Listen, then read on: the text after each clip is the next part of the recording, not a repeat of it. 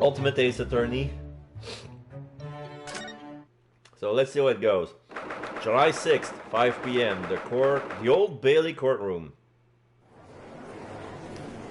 Alright. So it's Mikotoba versus Shulkums. The jury has reached a decision about the fourth charge of Ryunosuke Ranagoto. Does the defense wish to make a closing statement? Oh, it seems there was a very particular constraint when the title was decided. Senior Capcom staff were insistent that Ace Attorney should feature in the title somewhere. Yes, that's right, which is why the creative team came up with suggestions such as Ace Attorney Renaissance and Ace Attorney Democracy. There was also Ace Attorney Industrial Revolution and Ace Attorney in London. I also hear there was another candidate put forward. Sholmes and the Ace Attorney. Oh why was that not chosen?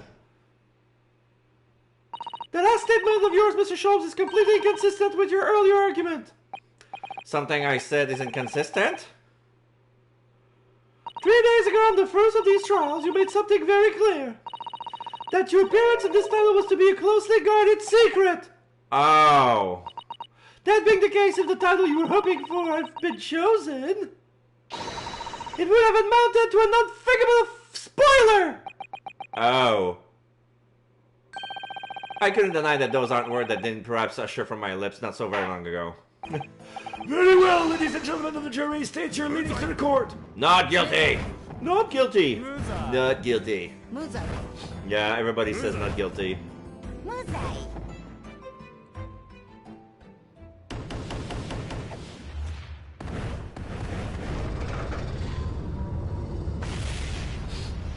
Yeah, there you go. It would appear that the jurors are unanimous in their decision. 7 days sinner Ryunosuke Naruto. On this occasion, the court finds you not guilty. Yeah, it's 3-1. Dear me, not the conclusion I would expect it from a logical and reasonable journey, I must say. Thank you very much. I hereby call an end to this, the fourth of the defendant's trial this week. I trust you shall all attend the next trial. Just 3 days now till the game goes on sale. I do hope you'll attend tomorrow. That is all. Court is adjourned until the fifth trial tomorrow evening. To be continued. So yeah, these movies were made to create hype 1 week before the release of the game, of the second game. So this is quite interesting. Of course, it's like, it's only in Japanese. There's no way, like, they would be able to translate this and send this in time. Especially when there were no plans at all to release these games in North America. That is, until last year. Alright, let's continue. The recurring return of Great Departed Soul, Investigation Part 2.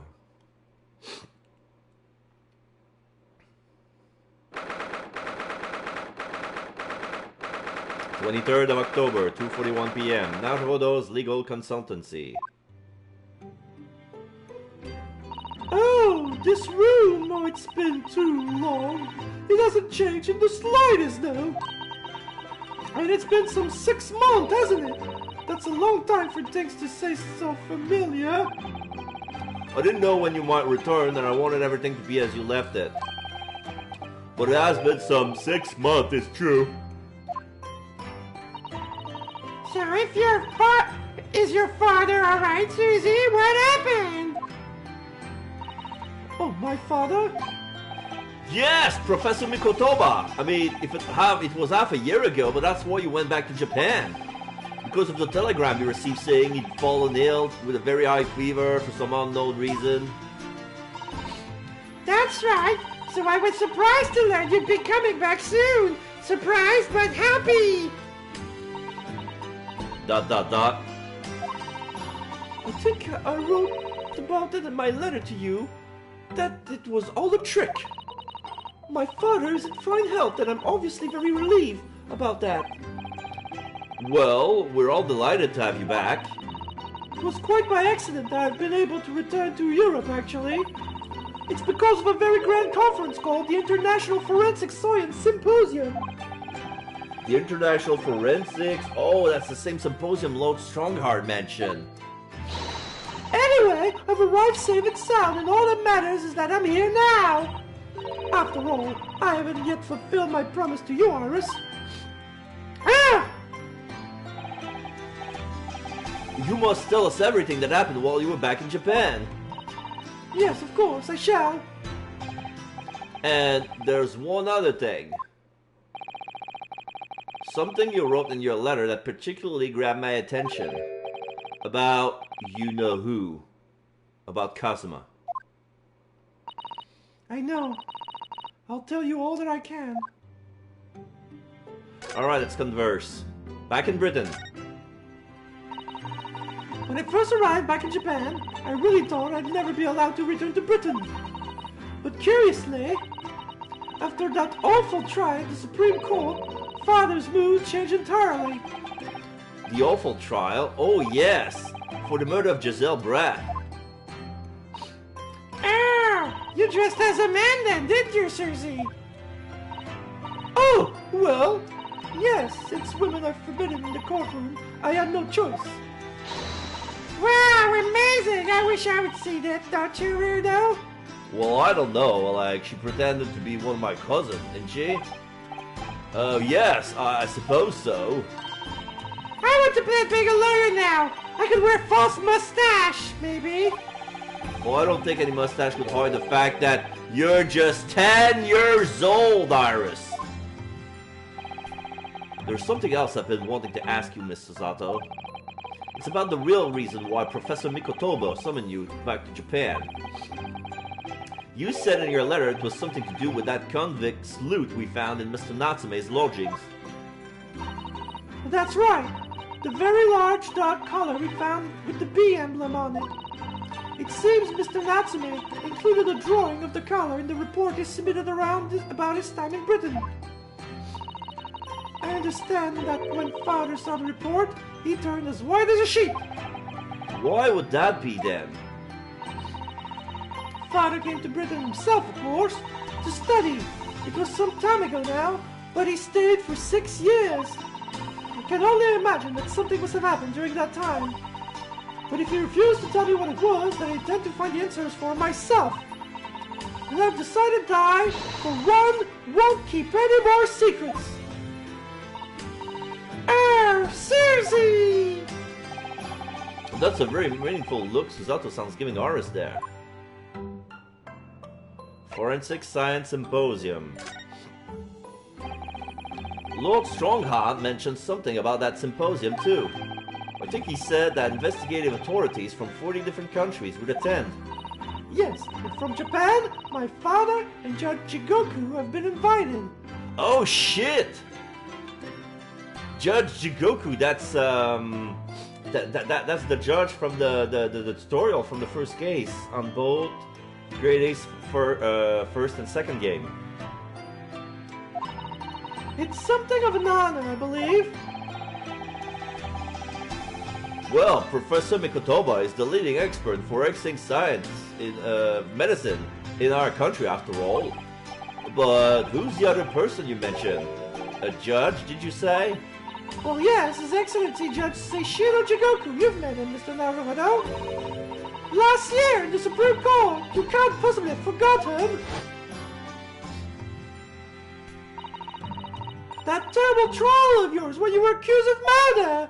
Oh, yes, I try to think of that as a positive turning point in my life these days. Well, it was Judge Jigoku who presided over that trial.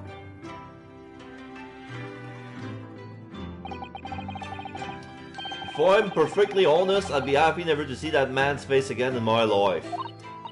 Oh, well, anyway, as Father was invited to the symposium, he agreed to me returning to Britain too. He won't actually arrive until next month, but, well, I couldn't wait. Oh, so I pleaded with him, and in the end, he agreed to me going on ahead. Yes, about the symposium. It seems as though Lord Strongheart has put in an awful lot of work to make it happen. It's obviously very important. I believe it is, yes, as I understand it. Lord Strongheart organized the entire event himself. I think he's hoping that by achieving exceptional result, he'll get the job of Attorney General. The most senior position in British justice system. He's hoping to use his power to create the world's finest police institution.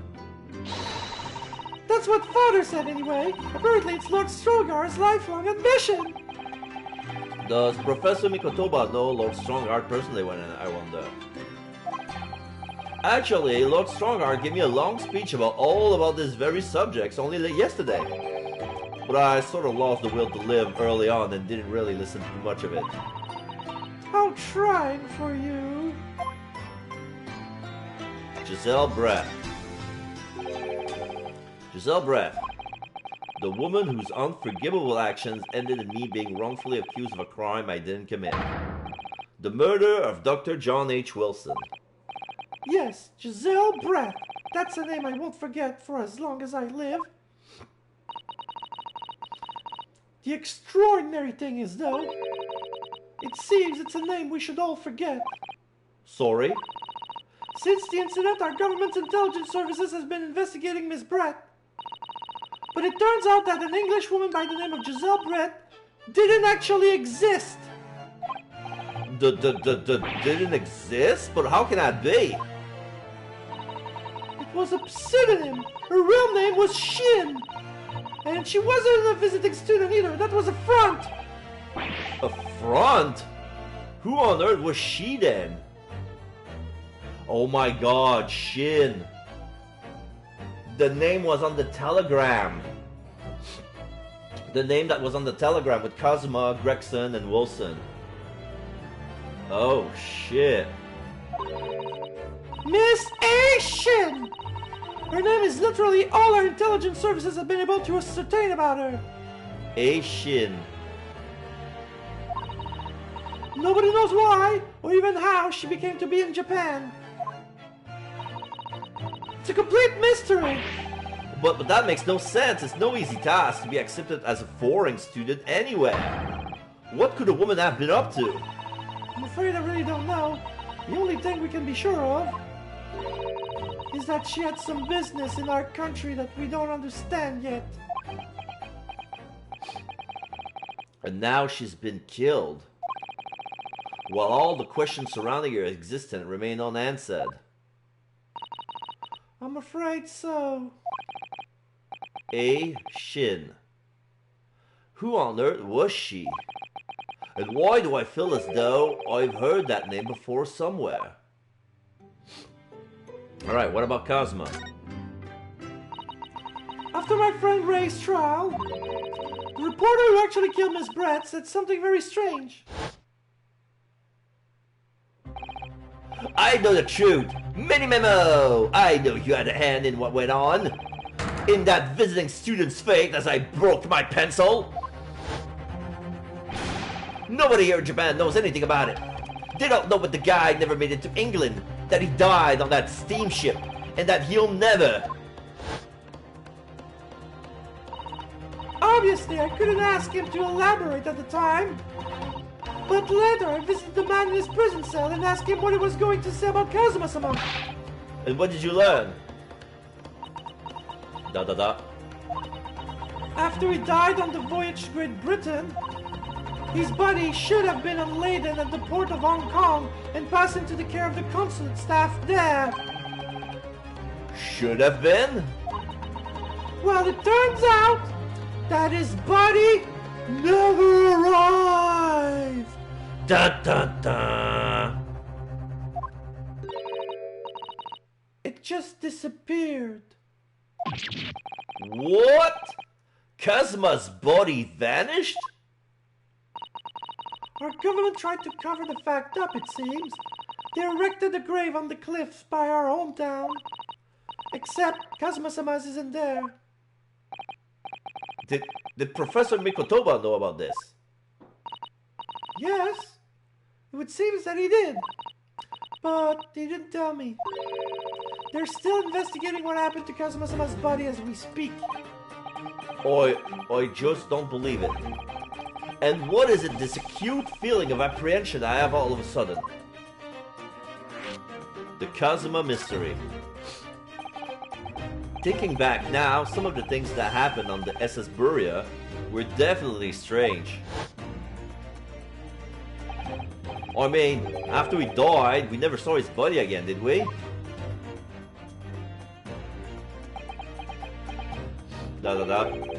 Could it be that he's actually still alive? Stop it, Mr. Naruto! It's too much to bear. Oh, I'm sorry, I didn't mean to. Just thinking about the possibility pains me so very much. Cast your mind back for a moment, Mr. Naruto. When Kazuma-sama was discovered, Mr. Sholmes was there, wasn't he? Yeah, he was. And he definitely examined the body. I remember it clearly. Oh, he said that he was dead. Oh, fuck. Did Herlock Sholmes did something with the body? Oh, you're right. So if Kazuma hadn't actually been dead at all, it would mean that Mr. Sholmes had lied to us. There's no reason why he would possibly have done such a thing. Or I suppose that's true, yes?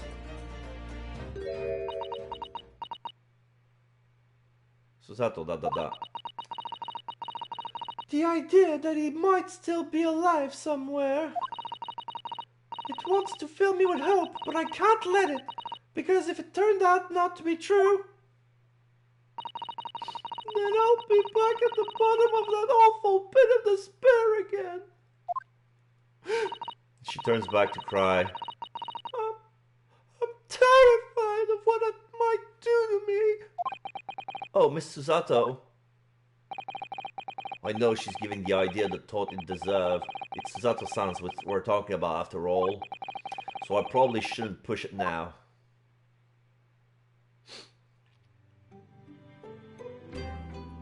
Alright, so... can we present something? Alright, let's present everything, see what it goes. Oh, you're still taking good care of that armband, I see. I'm so pleased. Well, yes, it feels like I wouldn't be me without it now, to be honest.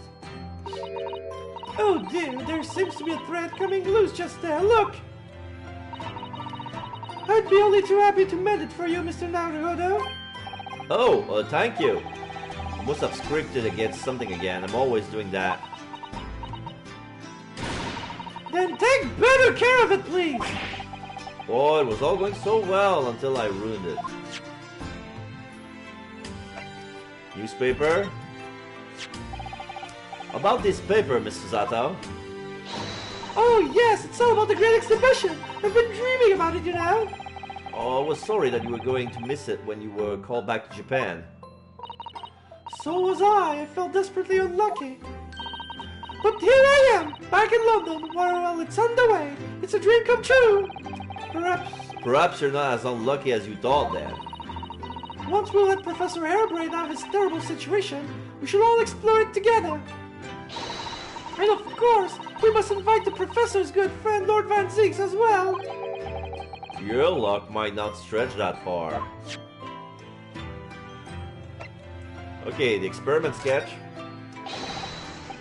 Oh, Miss Susato, do you see this? You have such great expectation in your eyes, Mr. Naruto, but I'm afraid nothing particularly useful comes to mind at all. Oh, sorry.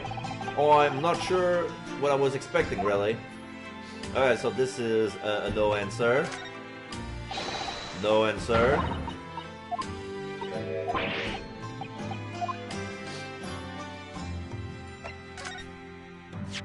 Oh, the crossbow.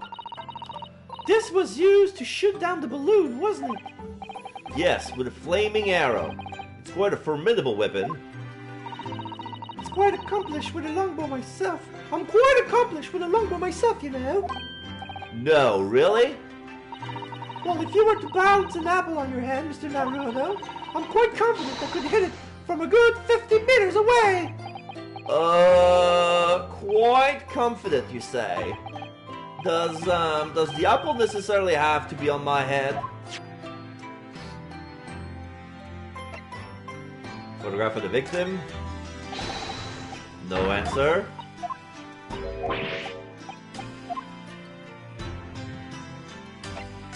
Autopsy report. No answer.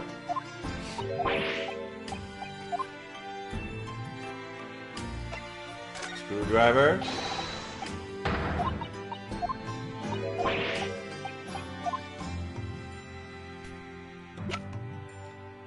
Balloon.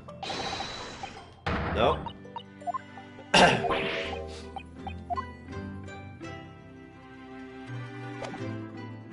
Did that produce any new conversation? No. You cannot move anywhere.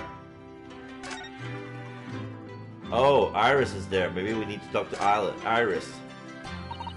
Ah, it must be about a year ago now. I wrote a really long story based on some of my father's own notes. It's about one of Hurley's greatest exploits. I call it The Hound of the Baskervilles. But then Mr. Sholmes forbade you from publishing it and put the manuscript somewhere nobody could get their hands on it. So nobody knows anything about it apart from Hurley and I. But for some reason, you know the title of it, didn't you, Susie? Oh, it sounds so exciting! The Hound of the Baskervilles! I should love to read it. Yes, she does. And you wouldn't tell me how you come to know it. Oh yes, but I made you a promise that I would explain one day, didn't I? I think it's time. Oh! She bows. I'm only sorry I have to keep it from you for so long, Iris. The Hound of the Baskervilles. It was completely by accident that I came to know the title of your manuscript, Iris. It was a short while before we left Japan. I was cleaning Father's study and I saw something on his writing desk. A large box of paper. There was a label affixed to the box that was written in English. It read, The Hound of the Baskervilles. What? My Baskerville story! Of course, I had no idea what it was at the time. But Father came in and... Susato, what are you doing? Oh, Father! Did you look at those papers? No, I simply read the label, that's all. Well, put it out of your mind. Sorry? Forget that you ever saw it, and certainly don't tell anybody else about this. Do you understand?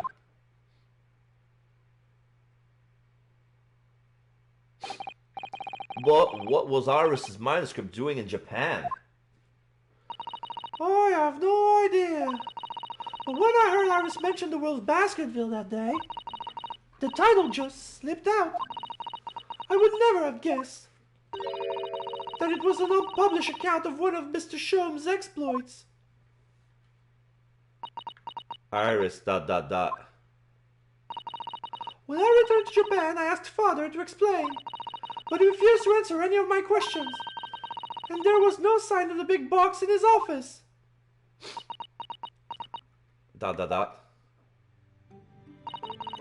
That's really all I know about it. I've no doubt that Father was a very good reason for being so secretive about it, but still. Okay, now I need to drink.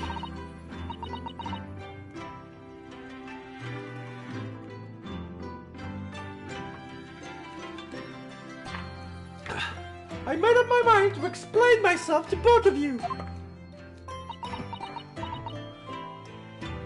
Iris, ... Well, thank you for being so honest, Susie.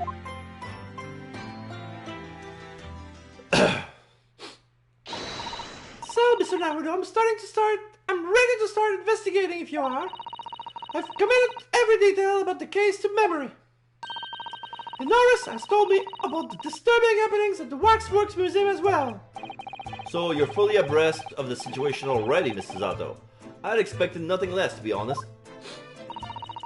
I would think our first port of call should be to investigate this Mr. Drebber. The engineer responsible for building the elaborate machine that was used to effect this extraordinary trick. Yes, a conjurer of sort, but that's, by the sound of it, well known in the field of science and magic. Then we need to go and arrest him! Well, yes. You must know the truth behind this case, so I agree we really no need to find the man. We really do need to find the man. Sounds like it's a case of tracking someone down. Which is a job for the police, or a great detective. Are we supposed to guess who she might be thinking of? We don't have much time, so we need to get started straight away, I think. Good idea. Well, best of luck then. Oh, you're not coming today? I'm going to Brixton Road shortly for the air market. But let me know later how you got on, won't you? That was a little abrupt. The pull of the herb market must be strong. Alright, so let's go to a new location has been added. Shome Suite, Lord Chief Justice Office, Prison, Prosecutor Office, we cannot go there yet. Experimentation Stage, Madame Taspels. What's been added? Oh, let's visit everything just to be sure. Fuck that.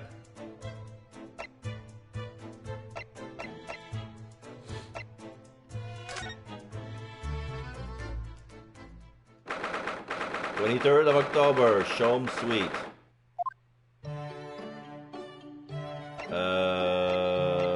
Nothing.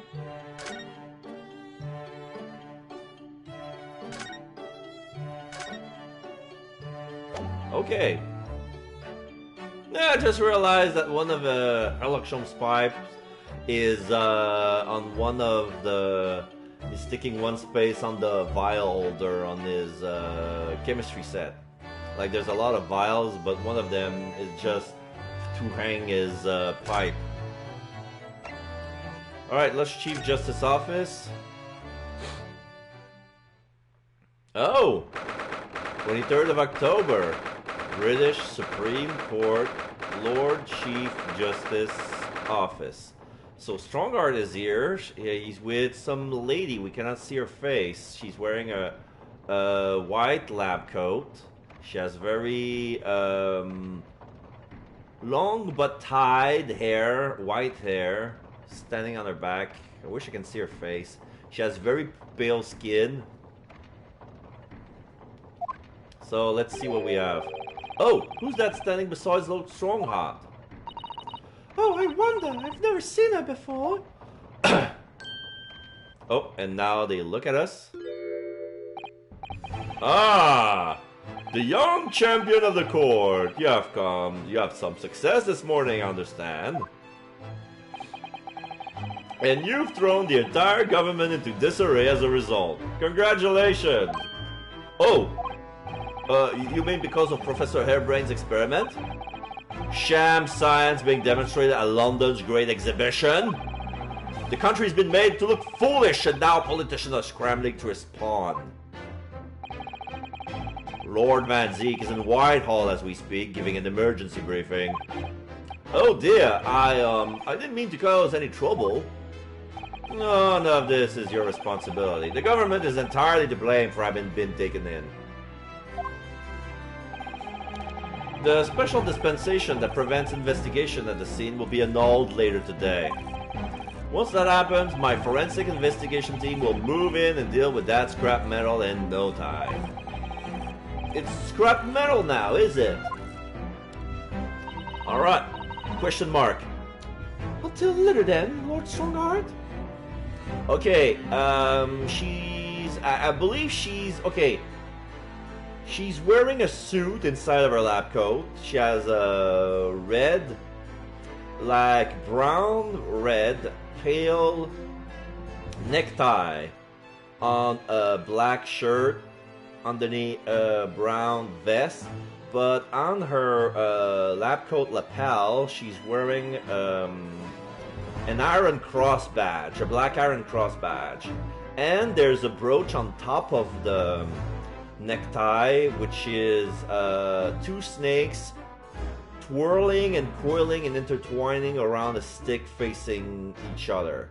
So it looks like one of those symbols for medicine. So I believe from the look that she is a German forensics doctor or professor of some sort. She has a very stern look on her face. She has white eyes with nice strong eyelashes, and yeah, her tied hair are weighted down by some studs. I never seen that. It's like, it's as if they were hair needles. They were like, it's like one big hairpin that has a stud at the end, and the hair is wrapped around that and put it in to tie together the bun that she has on the top of her head. She has a little bit of a bang, a toupee. It's very stylish. She looks like a dangerous swan. Danger Swan. We're gonna call her Danger Swan until she has a better name. But yeah, she has a very white skin.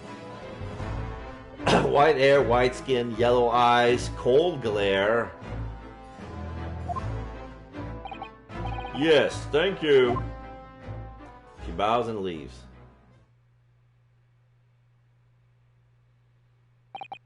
Who was that?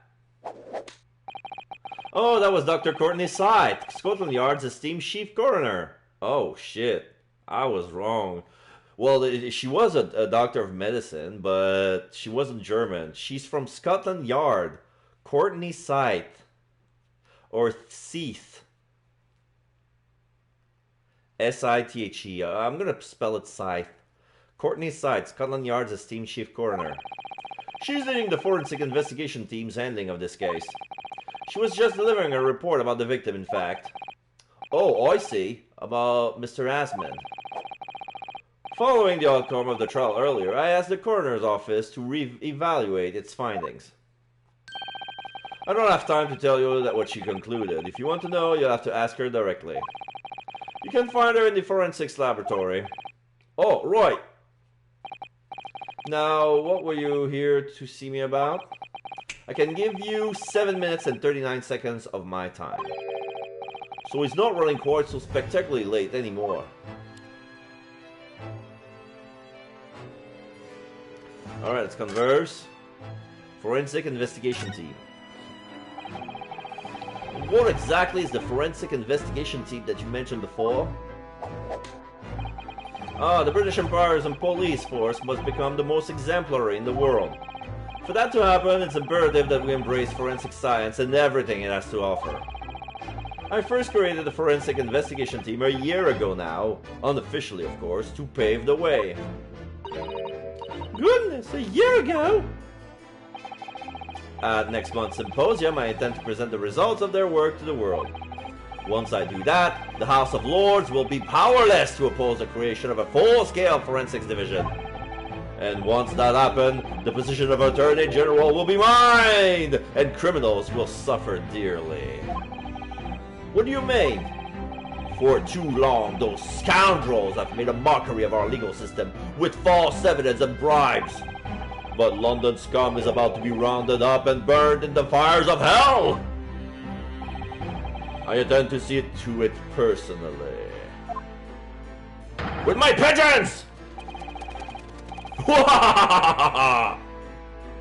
I mean, by creating the finest police force the world has ever known to protect our honor and our future. Look at those eyes. He means every word. Dr. Sythe is an extremely reliable coroner. When I officially establish the forensics division at Scotland Yard, she will run it as my right-hand woman. Now then, speaking of the symposium, Miss Mikotoba... Oh, yes, my lord? Your father should be on the high seas as we speak, making his way here to represent the Empire of Japan. Yes, that's right. I understand he will arrive at the beginning of next month. Are you acquainted, Strongheart? With Professor Mikotoba, I mean. Strongheart, It was many years ago now, but yes. I remember Dr. Mikotoba really well. Dr. Mikotoba. If my memory serves, it was some 15 years ago now that your father came to Britain as a visiting student. It was the year I was born, so yes, 16 years ago in fact. Mikotoba was a young practitioner of forensic science, and Jigoku accompanied him as a young, promising judge. The punctiliousness and politeness of the Japanese at the time impressed us greatly. ... Not that I wish to imply impoliteness or carelessness on your part in any way. Oh, I didn't think that you were. Dr. Mikotoba studied forensics at one of London's large hospitals. St. Sinners, if I'm not mistaken. Dr. Said was also there then, as it happened. Then, Dr. Sides knows my father, does she? She was a young medical assistant at the time, so I doubt their paths crossed regularly. But I have no doubt they knew each other superficially. After all, Dr. Mikotoba was here studying his subject for some 6 years in total. 6 years? That's a long time to be studying abroad, isn't it? Oh, I lived with my grandmother in those years. So he left his newly born daughter behind and went overseas for 6 whole years? It was a rather turbulent time at home. Oh. Perhaps father wanted the reason to get away. What do you mean, why? Why? Susato ... Well, clearly something was going on at the time. Lord Van Zieks? I wanted to ask you about Lord Van Zieks, actually. I heard that his older brother was killed some years ago by a mass murderer known as the Professor, who targeted nobles and royalty. Is that right? Your Japanese are a thorough lot. You've done your research well. Yes. And you could say it was that very incident that gave rise to the Reaper. What? Why? When his brother, Clint Van Ziek, was murdered, it was just after young Barak has graduated from the University of London and begun a prosecutor. When obvious criminal who managed to evade conviction in court started disappearing, rumors quickly spread throughout the capital.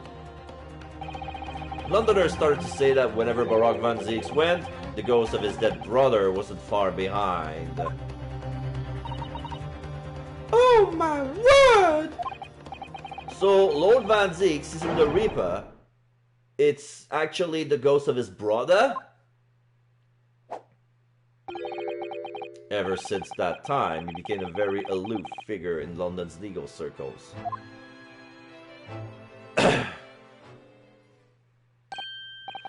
Oh yes, Lord Strongheart. Go ahead. It's about Professor Harebrain's experimental machine. We'd like your permission to examine the remains, if possible.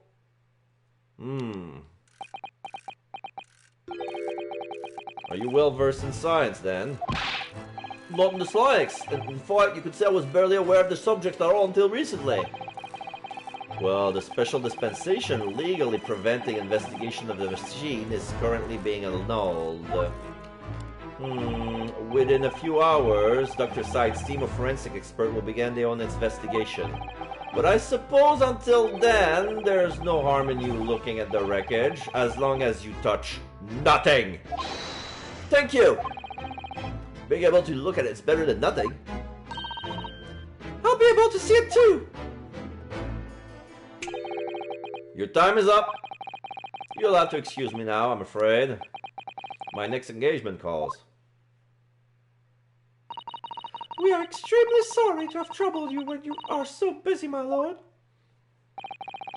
I have important matters to attend to in preparation for the symposium, you understand. Alright, we have permission to go to the experimentation site. New location has been added. Forensics lab.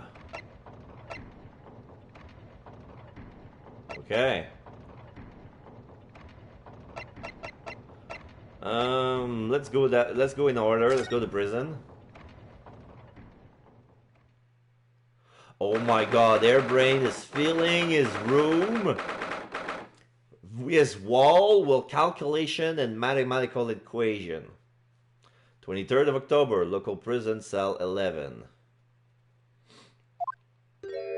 I cannot understand left from right from these formulas. What's he doing? Please. Oh my! The whole wall of the cell is covered in mathematical equations. And he's still writing more now. Professor?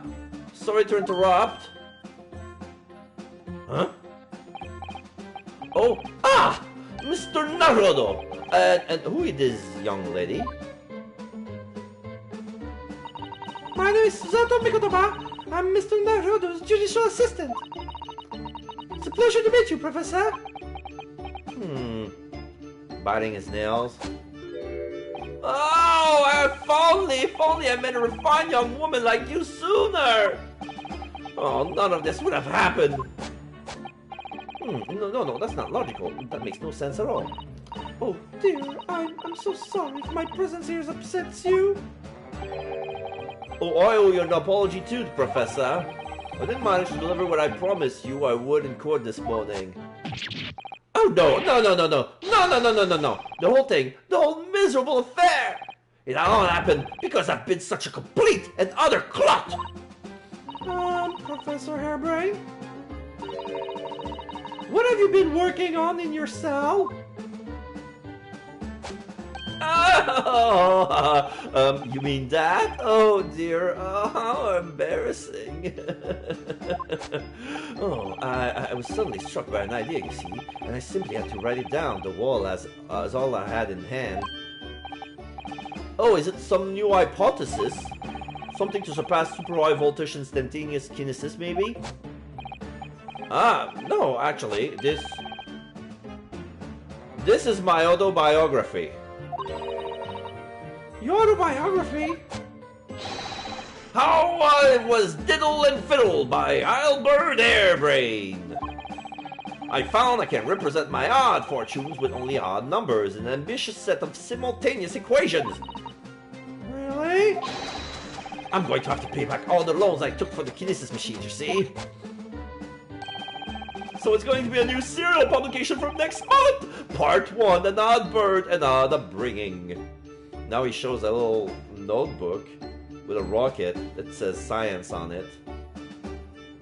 Like it's supposed to be a publication. The book is smaller than his hand. Are we supposed to read that? This is worse than a pocket novel. Oh, you can't beat the man's optimism, that's for sure. Oh, I see. Well, for now, would you mind if we talked a little more about the case? Oh, yes, of course! I've been working through the numbers. I was fiddled by the pair of them! By Asman and by that aloof engineer Drebber!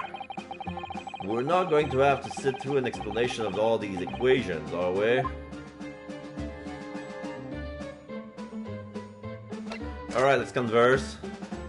This morning's trial. Everything I believe has been turned on its head. My research, Mr. Asman, the kinesis machine, my hypothesis even! I'm sorry it comes to this. There was really no other way. No, it's not your fault. I wanted to protect my work, but in the end there was nothing worth protecting. It was never my intention to deceive anyone. I didn't want to trick the public. No, of course you didn't. But in court this morning I realized something. Oh? If you have done something wrong without knowing it, you've still done something wrong! Logically it makes no difference if you were aware of it or not. Ignorance is a poor excuse! The blame still lies with me. Oh, Professor! He believed in me this morning, you know. Barack did. He believed in my hypothesis. Well, I think that was just a necessary factor in the prosecution establishing its case. No. Barack wouldn't do something like that. I'm sure he's genuinely believed it. Did he? I think I understand now. Why it was that he decided to take on the prosecution in my trial, I mean. Van Ziek's motivation. After the terrible accident happened, nobody would believe in my hypothesis anymore. Not the police, not the prosecution service, not any lawyers even. Oh, I feel like I dealt some kind of finishing blow there. So if any other prosecutor had taken the case, if it was anyone other than Barack, I'm sure the prosecution would have declared my hypothesis a complete and utter nonsense. And in that case, you would have been declared a fraud yourself, Professor. Exactly, which would have been a fate worse than death for me. But Barack insisted that I was a proper man of science from start to finish. You think that's why he... I know him very well indeed. He's an extremely kind-hearted soul. But that extremely kind-hearted soul spent all morning trying to paint you as a murderer, didn't he?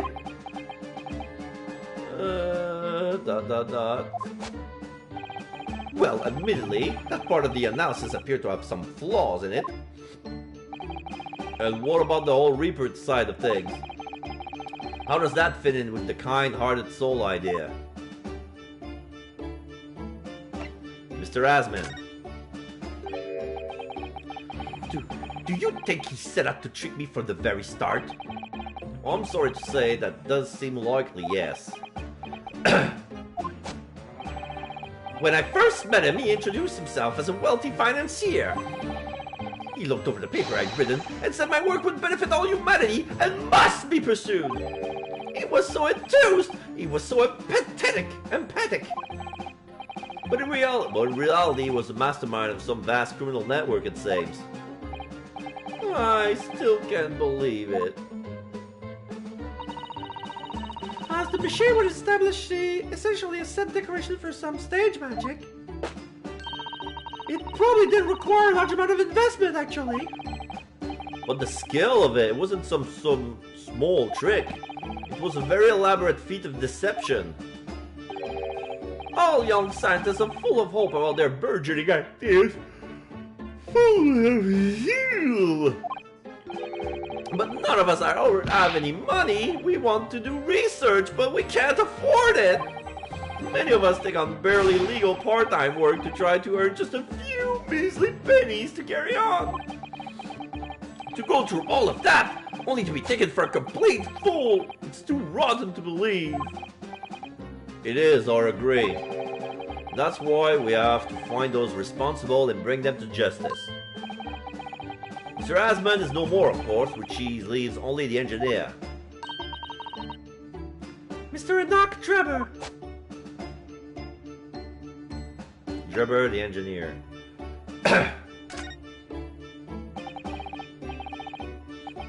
Is he an engineer, or a magician, or a swindler? It was about a year ago when Mr. Asman first brought Drebber to meet me at my laboratory. Since then, I've met him many times to discuss details about the kinesis machines. But at no point did you have any inkling that he was just an illusionist? Oh, he definitely wasn't just an illusionist. What do you mean? He was a wealth of deep scientific knowledge. There's no question that the man's genuine scientist is instantly apparent in conversation. Oh, I see. But the wretched man deceived you, Professor. It's unforgivable. We must do everything we can to find him and bring him to justice. Are there no more clues we can give us as to his whereabouts?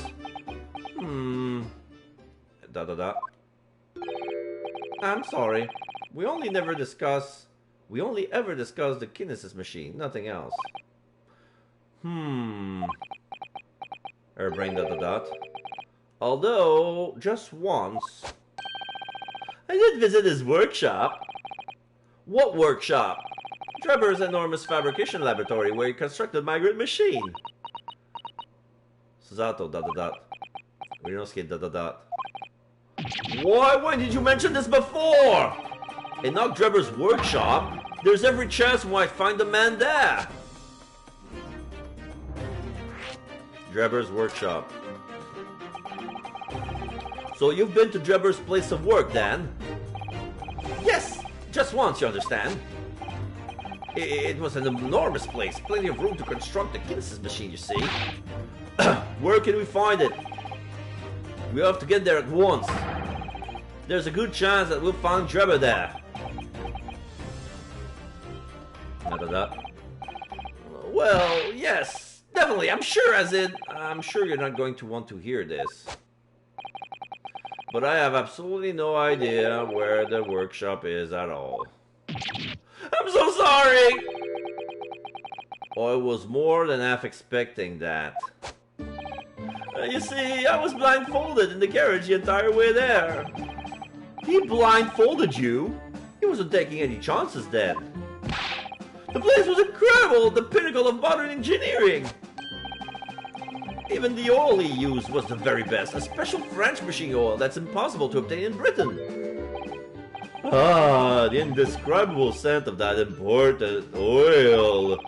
Perfumers across the world should forget their secret formula and use that instead.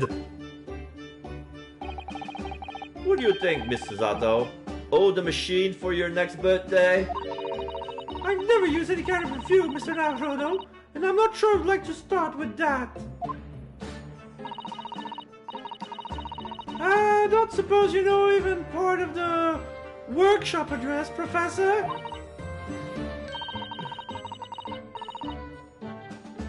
You don't have a business card from Mr. Drebber, for example?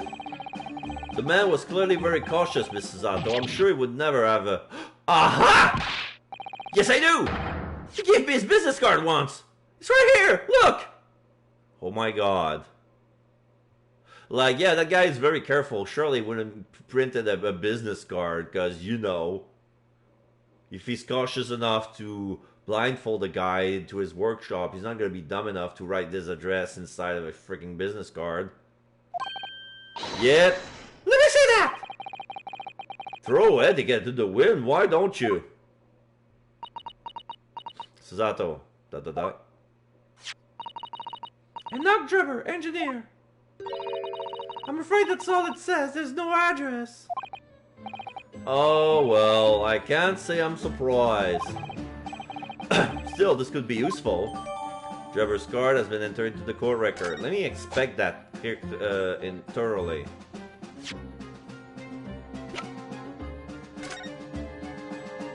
Oh, okay. There's a little rectangle with a circle on the top left corner. And there's a cross with another circle in the middle in the top right corner of the... And on the back there's some sort of stain, looks like smoke stain or ash. This dark smudge here. I think perhaps it's machine oil. Oh yes, possibly. Professor Airbrain mentioned something about the oil Mr. Drebber uses, didn't he? He said it was specially important with very high quality that's impossible to obtain in Britain. Yeah, that's right. But more importantly, that is more fragrant than the finest perfume. So excuse me a moment. Da. Oh, it doesn't appear to have any scent at all. Don't worry, I expect that's just because there's such a tiny amount on here. The details of Drebber's card has been updated in the court record. So Drebber's card, Mr. Enoch Drebber's business card, which lists no address for the man. There is a smear of machine oil on the reserve. Yeah, that's all that the card has for itself.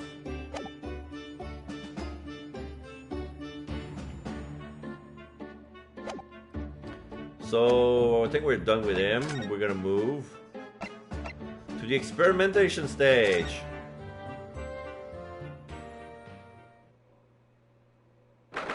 Yeah, the cops are still there. 23rd of October, the Great Exhibition grounds, foot of the Crystal Tower. Oh, Gina is fighting with a dog. It's a little Irish setter, I think. I had no idea there were so many people in the world. I know what you mean. It's really packed here today.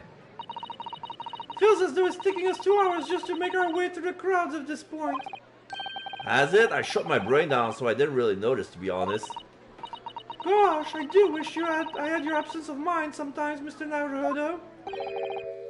There you are! I have a feeling you lot would show your mugs before long. Oh, that's Gregson, sorry. Oh, Inspector Gregson! I see you're hard at work again, as usual.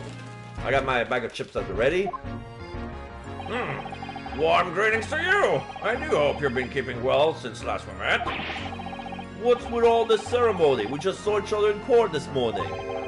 Not you, Sunshine, the gentlewoman so loyally at your side. Oh! Why, thank you, Inspector. How good of you to notice. He might be a bit rough around the edges, but he's still a proper English gentleman at heart, I suppose. As you probably have guessed, we were hoping to investigate this scene some more. Alright, White. Well, that's the young trainee's domain. Oi! Get over here, Gina!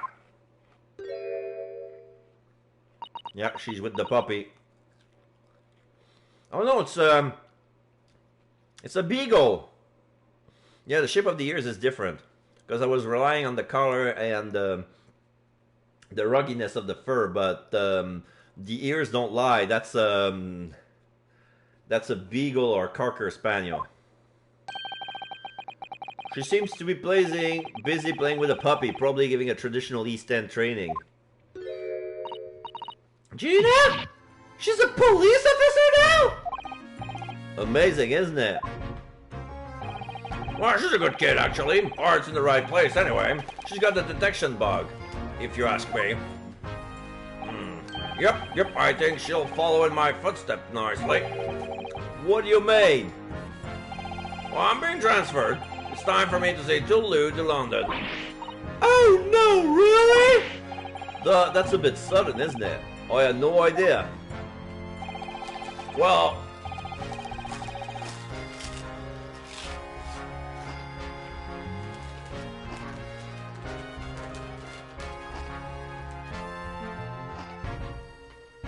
Where are you going to be posted then? We'll come to see you how you're getting along. Not likely, but you're welcome to try. If you don't mind a trip to France, that is. To France? Yeah, I'll be working in the Paris Police Prefecture. Should be right up my alley. But France? It's an entirely different country. I don't understand. Why would you be sent there? That's the way the adult works, Sunshine. Now, don't go poking your nose in where it's not wanted. Gregson, I'm intending to take the kid with me when I go. What? You're taking Gina to Paris? Well, I can't leave her in London. Who knows what would become of her? Well, I suppose he's worried she slipped back into slipping her hands into people's pockets and purses. I don't think he's worried about her pickpocketing, Mr. Naruto. I think he's worried about the Reaper. Oh, of course. So that's playing on Inspector Gregson's mind too, is it?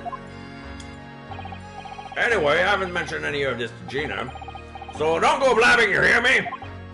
No, of course not. I've got to keep that diving diva safe and sound. Until that is over, at least. Oi! Did you just call me a bloomin' diving diva again? So you heard that, did ya? Right, well, any question about the scene, you can put them in my capable detective diva here. Alright. You are the boss. Inspector Lestrade, in charge here now. Well, I suppose I'd better keep my word and not mention anything about Paris. So, Gina, you've got a new dog, have you? Oh, look at the puppy. Isn't he great? Toby is his name. Toby! Toby is the name of Herlock Sholmes' dog, and he was, no wait, was he a bloodhound? No. I forgot the race of the dog, but It was one with the best nose in the world. Like Toby has London's biggest nose, greatest nose. And funny enough, when we were looking at the business card with the smudge of oil, like they were mentioning a perfume. If we have no idea about his address, in my mind, I was genuinely asking myself, and I do not lie, honest to God, I asked to myself, wouldn't it be great if we have Sherlock Holmes' dog to find the house for us?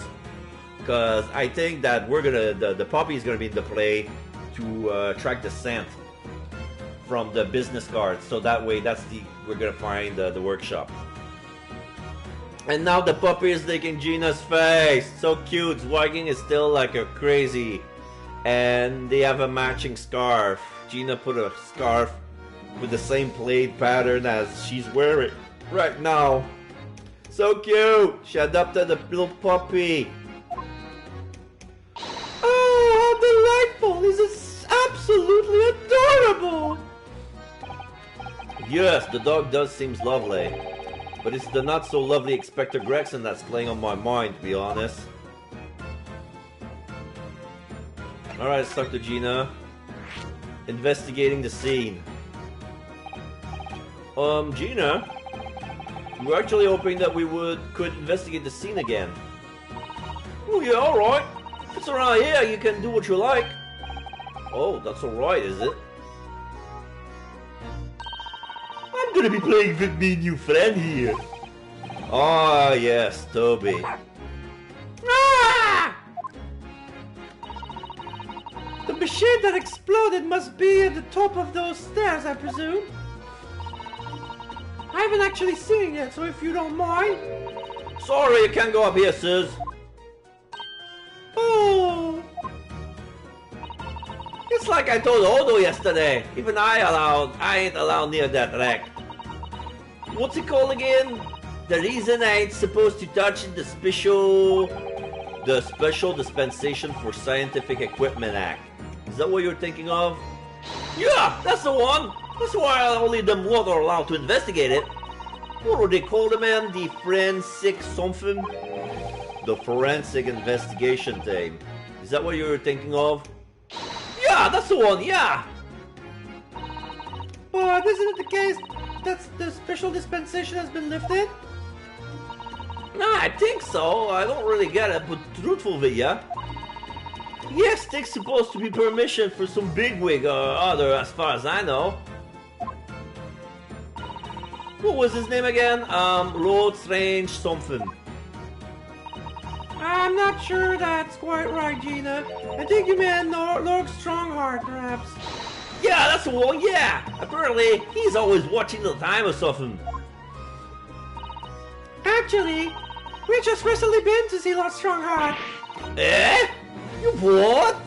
You've met him? Last time the boss was called to go and see him. He waited for 3 hours at the Covey's office and came back sniveling. Tragic. Well, Lord Strongheart has given us permission to examine the scene as long as we touch nothing. Oh yeah? Honestly. Alright then, go ahead. But if it turns out you're lying, I'll be the boss who gets it. You'll be the boss who gets it. He'll never get another chip again in his life. So, you're still saying all of this is above board, are ya? I'm sure everything will be fine. That really would be tragic. Alright then, them's the stairs. Off you go. Oh, thank you, Gina! Today's trial. That was great, wasn't it? I had a very right laugh. It was a new one on me on that. You know, being in court and not spending the whole time worrying I'm about to be found out. You did keep an awful lot of secrets in all your previous court's appearances, didn't you? Yeah, I know those made things hard for me every single time and all. Just doing my job, Gina. But watching someone else get in the neck is a lot of fun, actually. It was amazing when you showed that dodgy professor's dodgy experiment was a total fix. Ah, the dodgy professor, as you put it, Gina, is Mr. Naruto's client. Yes, I'm starting to wish he wasn't, though. It's the boss I feel sorry for. Sent off to do the impossible. What do you mean? Oi! It's supposed to arrest that other cove, ain't he? And in time for tomorrow and all. You know, the dodgy engineer. What's his name again? Mr. Drebber, you mean? Enoch Drebber? Oh, that's the one, yeah! So the police are looking for this mysterious man with the black monocle. I guess they would be. It's putting too much in the boss if you ask me. He says he's giving him gut-ache. Oh dear, but I do wonder if that season actually from all the fried food. The engineer's whereabouts. So Scotland Yard's trying to track down Mr. Enoch Drebber. I wonder if they have any luck. He's really funny looking, got the two eyes who don't watch. Oh, got two eyes what don't match. Stole a glimpse of a picture of Emilia. I mean, I didn't actually picture of him of nothing. The old devil's got it. Sorry, who? You know, that scowling reaper who's always glugging down glasses of that blood-red punk. Ah, Lord Van Ziegs! He's always at it in for me, that cob. Don't know what he's always scowling about mine. Probably would have been a pretty good boss as it goes. She's worried to be the Reaper's apprentice detective's trainee. The way I see it, if the choice is between a chip-guzzling detective and a chalice-glugging demigod, you equally badly off with both. I suppose you're right. I hadn't thought of it like that. Glad we put that one to bed. Anyway, the point is, everyone at the yard's dead set on finding the fishing engineer. But there don't seem to be any no clues to go on, so they're stuck. There's nothing that can lead us to Drebber at all. Toby the dog. Where did you find that little mutt then, Gina? Oi! Don't be so flaming rude, Hodo! Slight overreaction, don't you think? He ain't no mutt, alright? Toby's... How did they put it? Grab the dog. Oh yeah, a bona fide detective. Sorry. I've given him a proper title and everything. It's Chief Inspector Toby to you. More senior than Inspector Gregson, is he? Oh, so he's a police dog, is he? The police recruits dogs now? I've heard they already been used officially in Germany as part of their city policing. They're used for chasing criminals and such like. They have a wonderful sense of smell after all. I have a fairly good sense of smell myself as it happens. I can tell undergarments that have been freshly laundered from undergarments that haven't. And Zatos look at us with disappointment. Mr. Naruto, are you a panty sniffer? No, why I never. Ah, that's nothing compared to this little fella, Hodo. Oh, really? Ah, according to what the boss said. Once Toby's ears got a good whiff of your drawers, he could chase that scent to the other side of the world. What? To the other side of the world, you mean? He can't swim? Mr. Naruto, I think you may have missed the point by rather wide margin. Oh, I just can't believe this little dog has such an incredible skill. I'm telling you, though, there's gonna be more and more dogs doing their bit for the police in the future. Yes, I agree! Right. One of these days, they'll be barking orders at us lot, not the other way around. Oh dear, sorry Gina, I don't think I agree with your vision quite that much. Well anyway, whatever you think about that, Toby's here with Britain's finest police dog. I found him down in the East End the other day. Somebody had just chucked him out on the street. There you go. I knew she'd lifted him from somewhere. Oh, Gina, you're such a kind-hearted soul, aren't you? 2 children and 2 animals. Alright. Now, to do the thing I wanted to do. Give him the card. About this, Gina. Yeah, I'm still learning for me letters at the moment. I only know A to E, so if it ain't too much bleeding trouble. Actually, Gina, it's the back of the card that's important. Eh? How come? It's just a dirty old smudge on the back, that's all. It turns out that this is very high-quality French machine oil. It has a very particular scent, apparently. You don't say. Let's have a whiff then.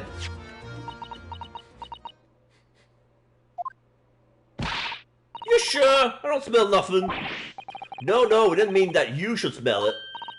Alright! You mean Toby! Come here, Toby! Toby, we have something for you. Woof! His sense of smell is so good he can track people over the oceans, can he?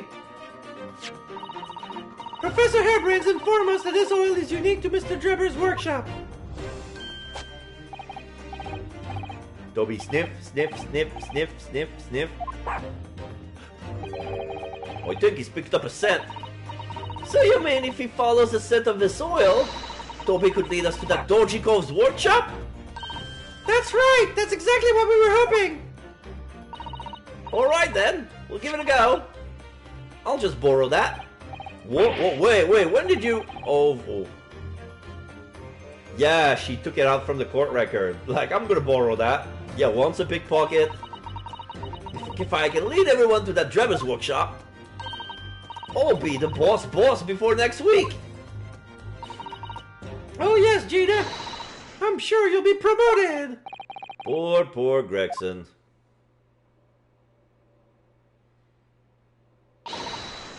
Right then, Odo, leave it to me! Sorry. We're gonna get going after that dodgy engineer cove right this minute. Oh, but hang on, someone's supposed to be on guard duty here all the time. I'm afraid we can't help. We need to get going with our investigation as well, Gina. Oh, right. Oh well, never mind. It ain't gonna be me who gets it in the neck. It'll be the boss. Poor Gregson again. Ready, Toby? Got that oil scent, have you? Come on there, boy. See you later. I do hope the scent of that oil lives to that swindler's workshop. Yes, I hope so too. Ideally before the dog swims across the Channel to France.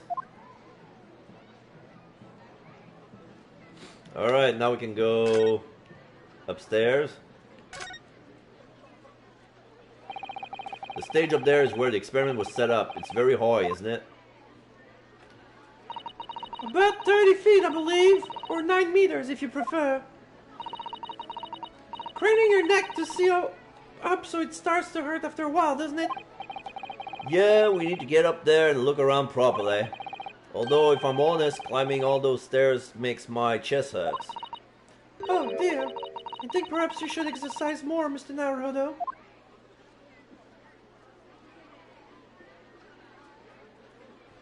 Oh wait, am I supposed to go up? These stairs lead up to the experimentation stage. Let's go and see what we can find out. Okay, I have to click on the stairs. Not the staircase. Alright, 23rd of October. Great Exhibition Grounds. Experimentation stage. Oh my! So this is the machine that was used to deceive people into thinking instantaneous kinesis has taken place. Yes, that's right. Or rather, it was the machine. It's a little worse for wear at the moment. What extraordinary lengths Professor Hairbrain went in order to obtain the research grant. No, the professor was strict as well. He didn't know anything about it. Yes, of course. It is amazing though, isn't it? The scale of the whole affair is so very British. You're right about that. You've never seen such a grand deception in Japan, that's for sure.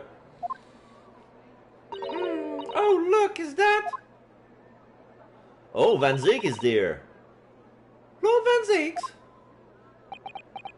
Yunosuke da. So, I think we've more or less done here, aren't we? Shall we, Mr. Zato? Already? He is the Reaper, remember? We'll do well to keep our distance, I think. We have permission to be here! From the top! We're perfectly well allowed to investigate this machine, as long as we don't touch anything. From the top, you mean Lord Strongheart? Exactly! So we can stay here and stare at this wreckage for as long as we like. We could have been at the center of the explosion here, it wouldn't have been... She could have been at the center of the explosion here, and it would have bent her steel wheel. Okay, so let's examine. There's a microphone. Oh, that selected the machine. What a terrible explosion it must have been! Even the steel girders have buckled and twisted in the blast. And what they called the birdcage was right in the middle of it all, just here. But look, Mr. Naruto, the metal grill on the floor! Looks as though it's designed to open! It does, doesn't it? Yeah, I see little joints. Like, the bottom of the birdcage is made of 6 triangular door, because the inside of the birdcage is hexagonal. So the inside is made of 6 triangular doll with pivots. So I see them. This is meant to be articulated so they can move. If the floor had opened at the precise moment the explosion occurred, the birdcage could have dropped through and disappeared from sight. I don't think there's any doubt that this was a very elaborate hoax, is there?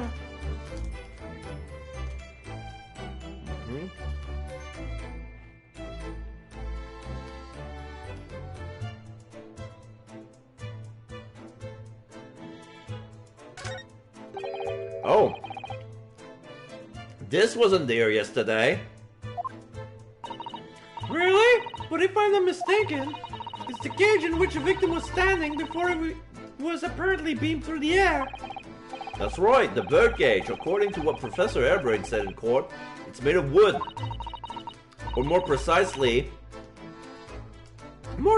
Japanese cypress, I think. and despite Despite having been in an explosion and then falling from a great height, it's relatively unharmed.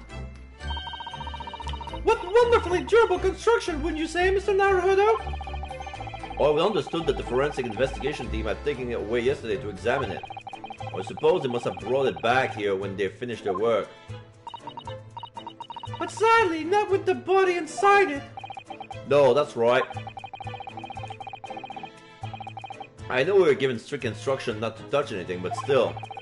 This is too important a piece of evidence to overlook. We might need it for a trial.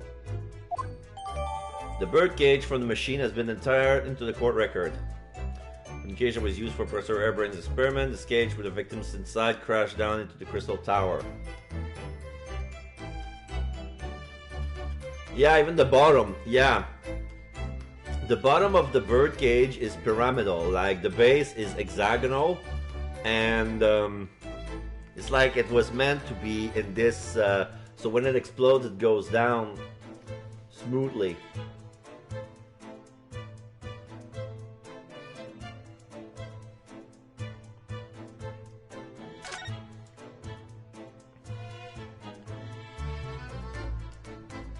Okay, I can check at the background, at the Ferris wheel, and the big gun.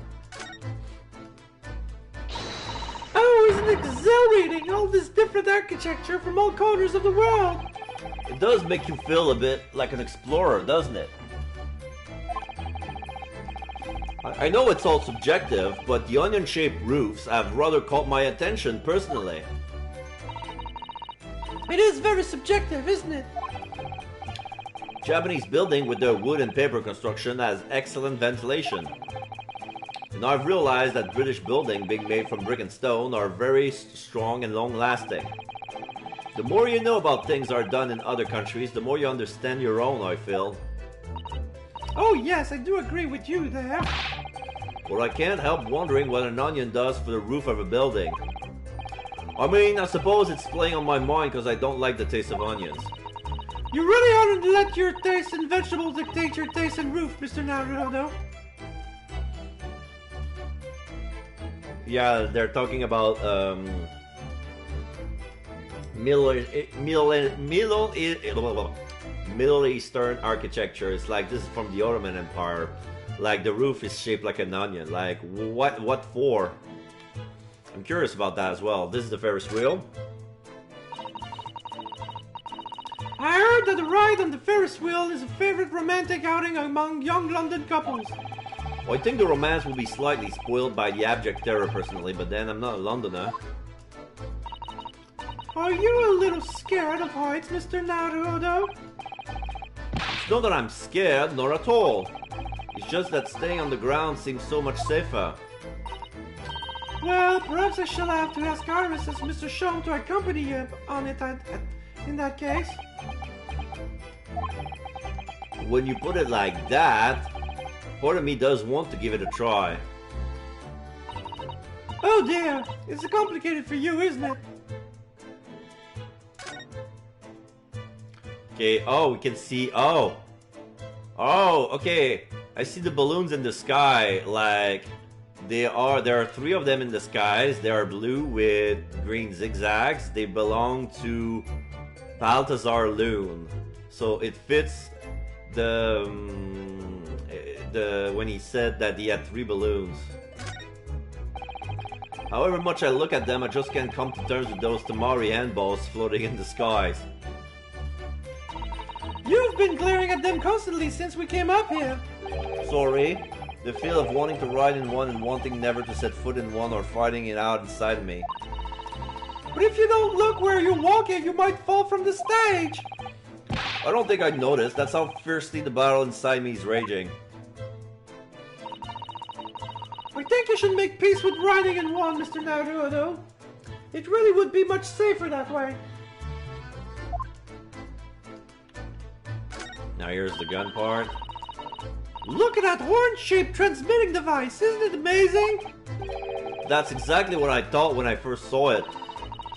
Makes you think, doesn't it? If only it had just been a normal horn, none of this would have happened. That's almost exactly what I thought as well. I bet I can predict what you're going to say next in that case. You're about to say nothing ever goes to plan, aren't you? Oh no, I would never say something like that.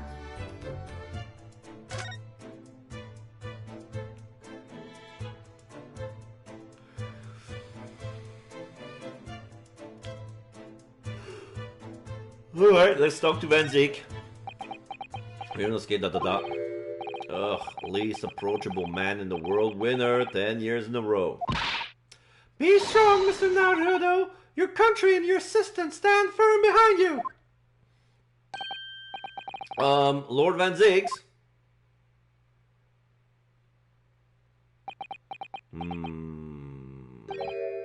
What? Well... Beautiful weather we're having, isn't it?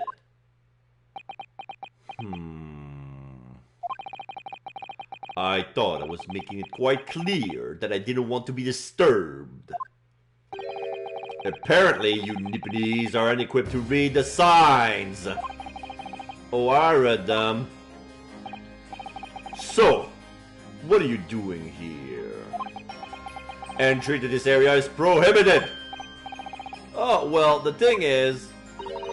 Lord Chief Justice Strongheart granted us permission to investigate, on the condition that we didn't disturb anything. And yet you've managed to disturb me! Oh! Never mind. State your business then. Come to think of it, there are quite a few things I'd like to ask Lord Van Ziggs about. Not least of which that awful case, even though it's nothing to do with this.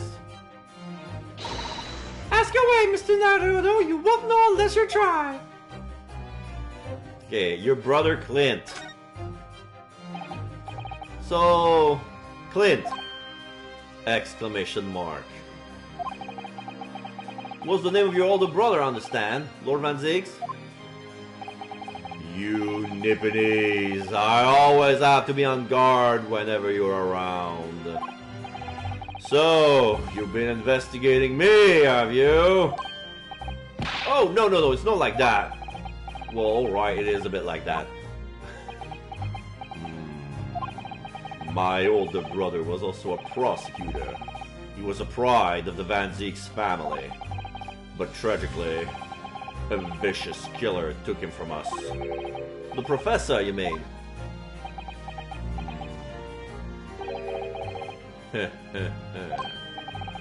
Is something funny? That's the extent of what you've discovered, is it? I shouldn't be surprised. Sorry? There's more to it then. Lackluster work is very much a trademark, isn't it? Oh, you're too kind. Are you going to tar all Nipponese with the same brush next? So tell me, what's your interest in that historic incident? As it happens, Lord Van Zieks, there's a rather curious case that's come to our attention. Are you aware of the Madame Taspel's Museum of Waxworks by any chance? I am, naturally. I believe that last month I featured one of the displays there for public scorn. Of course, the infamous sweeper of the Bailey would have to be exhibit, wouldn't he? Well, a particular waxwork had been stolen from the place and held for ransom. A particular waxwork? Which? Wait, you mean... Yes, it's the professor. Mr. Sholmes is investigating the case as we speak. I was unaware of that. He's turned as white as a sheet. Enoch Drebber. Are the police trying to locate the engineer, Mr. Drebber, already? Surely that goes without saying. We're very keen to see him found as well. The trouble is, we don't have much to go on aside from the description on the man we heard in court earlier. Which, according to Professor Hairbrain, was of a tall, thin gentleman who has straight white hair and wears a black monocle. So, I was just wondering, I mean, I realize it's probably not possible, but... We'd very much appreciate any more clues you can give us. Wow, Susato-san really knows how to take the bull by the horns.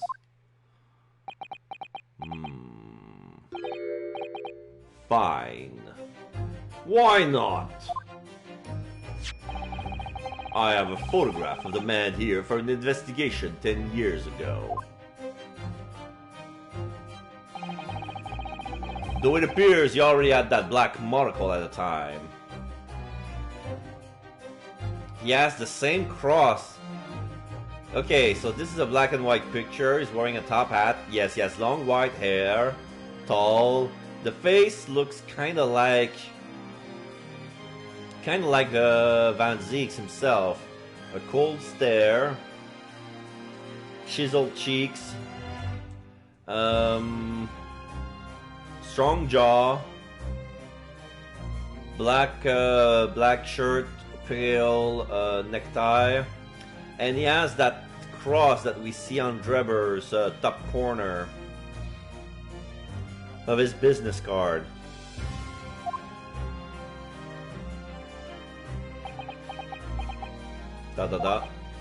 What? Oh no, nothing. Oh, I was just surprised that you shared that with us. We all need the man's testimony in court tomorrow. Which means we have to do everything we possibly can to track him down the short time available. So why wouldn't I show you the photograph? What is it about Lord Van Zieks? Sometimes I just can't work him out at all. The photograph of Drebber has been entered into the court record. A photographic print of the engineer, Mr. Enoch Drebber. It's hard to make out, but he appears to be wearing a monocle with black glass. It's like he lost a right eye and is trying to hide it with a monocle. Oh shit, this is the apprentice. You know what? Ever since they talk, like the more I look at him, the lower part of his chin kind of looks like Kazuma. Ever since, like they mentioned, the body was never found, it disappeared. I have a hunch, like if he's still alive, what would he be? And then, could it be the Masked Apprentice? So, is he gonna be a prosecutor? So, it's probably Kazuma. We're not sure yet, but yeah, this is the apprentice with his mask and his hood. But the lower part of his face looks like Kazuma. Even the color of his skin. Ah, the file requested for the trial tomorrow. Thank you. Susato ... Are you alright? Who is this man, Mr. Naruhodo? Lord Van Ziek's apprentice, apparently. So I'm not the only one. Susato-san can see it too.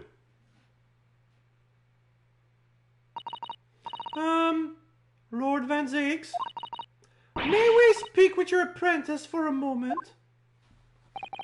With him? Why? Apprentice ... He bows. And he leaves. Kazuma-sama!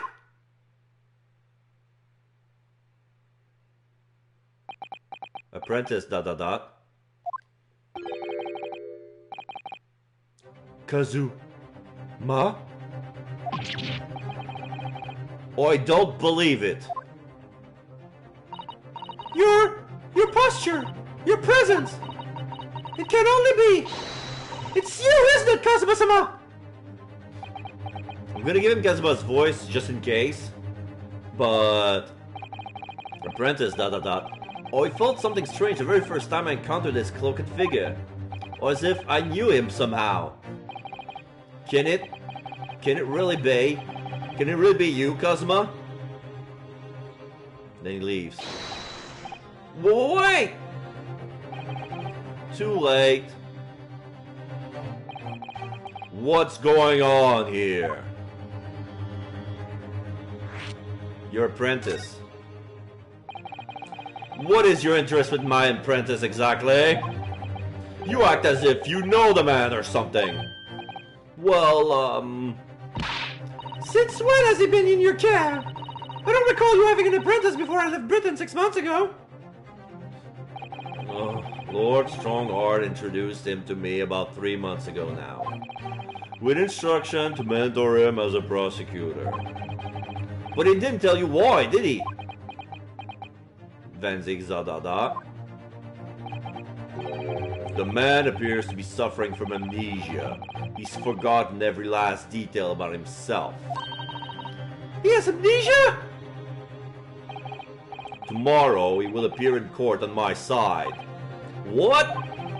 He's to serve as my judicial assistant or Lord Strongheart's orders. He'll be in court with us? Now then, unless I'm much mistaken, I believe this conversation has run its course. Oh, yes, thank you. I definitely saw a reaction there. Oh, Susato is crying. When Susato-san called it out like that, it really seems to hit a nerve. When she called out Kazuma-sama.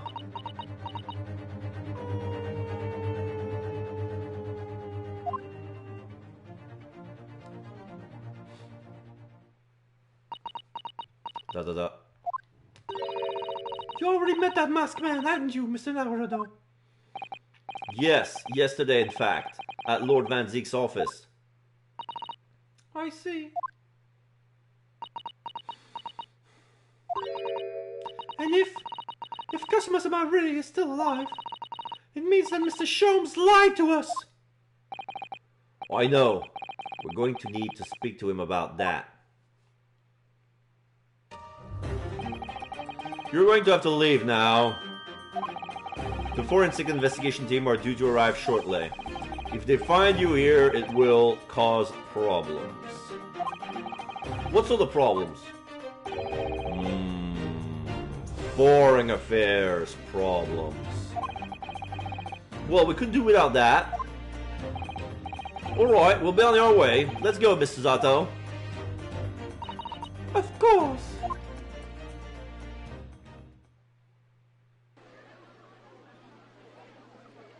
Okay, so now you can always go back to Sholmes.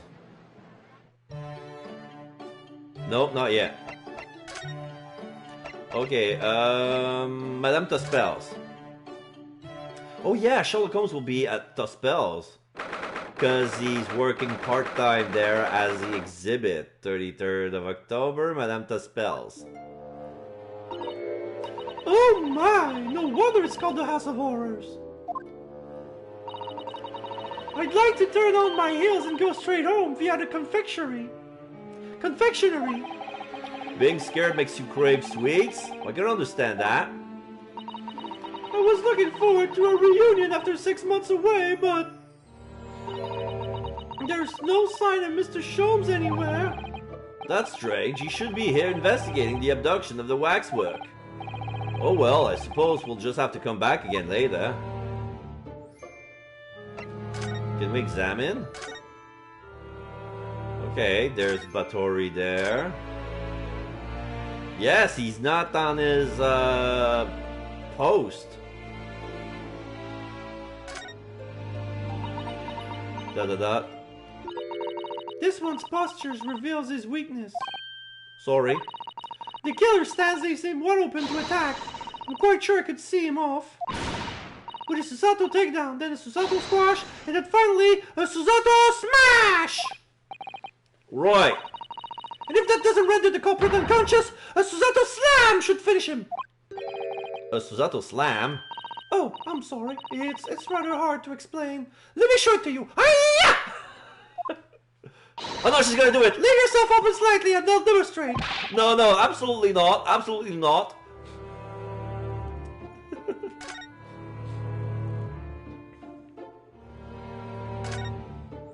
Okay, oh yes, the heavy curtains in the middle of the House of Horrors. Whatever's on the other side of them, you just know it's going to be terrifying, don't you? The sign says it's the Madame Tuspel special exhibit. It seems you have to pay extra to go inside. Oh, I know, can you believe that? Pay more money as if we haven't been scared enough already. It's not my doing, Mr. Naruhodo. Alright, so we really have to go to the forensics laboratory. We've stalled enough. Let's go there. That will give plenty of time for Gina to find the workshop and for Sherlock Holmes to be back. Alright, 23rd of October, forensics laboratory. Alright, so this is a bit dark and gloomy. There are some tools sticking out of a suitcase next to a counter where there is bed on wheels, which there's blood on it with some used bandages. On the shelves we see in formal solution many heads of animals and body parts, spines. I see a skull, different there's there's a cabinet with glass doors, frame doors. We can see the insides. There's some varied bottles with labels on it, different kind of liquids of different colors. And we see next to the cabinet, oh, I see a mortar and a microscope on the cabinet. Next to it we have a study. We have an open book with a quill and an inkwell next to the book, with a nice lamp with a glass vitriol ornament glass, which stands as a lamp stand. Anyway, and then we have a skeleton, a full size, a real skeleton with all them bones encased in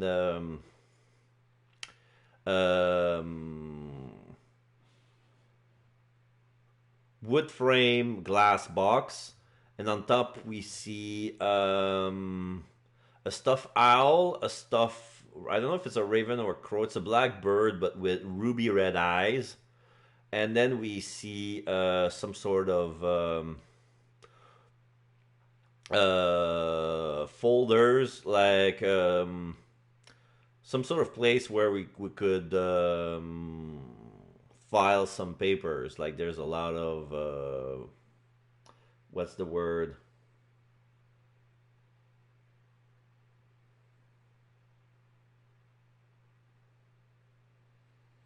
I have a brain fart. Anyway, there's a lot of books, a lot of documents. It's quite neat, but there's also a lot of weird tools. Like it's a study, it's a laboratory, and it looks like creepy as well. And we also see in the back some pipe work, like I don't know if it's a gas stove of some sort. It shapes weird. There's a sink, and there's something that looks like a typewriter, but I think it's a box full of syringes, old syringes, with scalpels and stuff like that. Probably some anesthetics or iodine formulas and stuff like that. And in the middle of it all, that crowns the room like a cherry on top, is a big velvety rolling chair with precious wood frames on the sides and on the handles and on the wheels. Well, I believe this is it. Dr. Side's laboratory. That chemical smell really assaults the nose, and there's plenty to assault the eyes in here too. It looks as though the doctor isn't here. But we're here now, so we may as well do some sightseeing, don't you think? What a seasoned tourist you've become, Mr. Zato. You could just have a little look around, being careful not to upset any restless souls.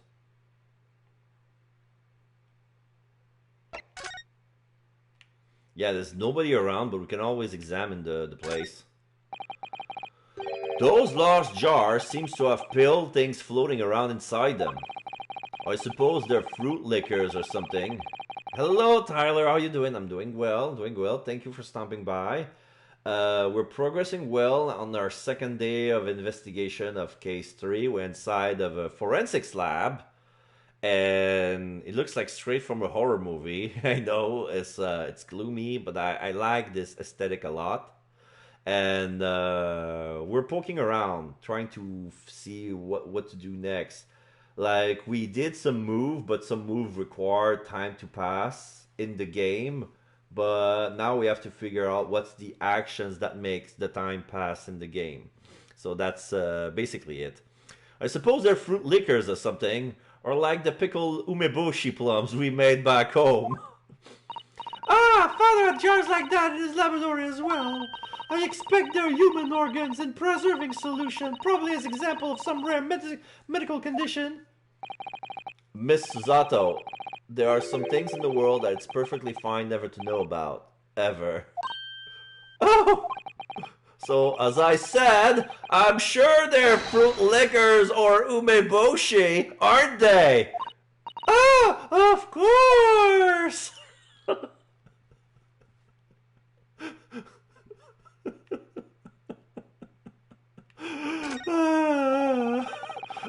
A table and a set of sharp tools. When you consider each in isolation, it all looks quite innocent. So why is it that when you put them side by side, they seem so horribly disturbing? It might be best not to ponder it too deeply. Seeing the large stove that's open on the desk does make me wonder, though. How can anybody concentrate on bookwork with this acrid odor of chemicals in the air? You either have to have a cast iron constitution or a really terrible sense of smell. Okay, let's check. Okay. The cabinet.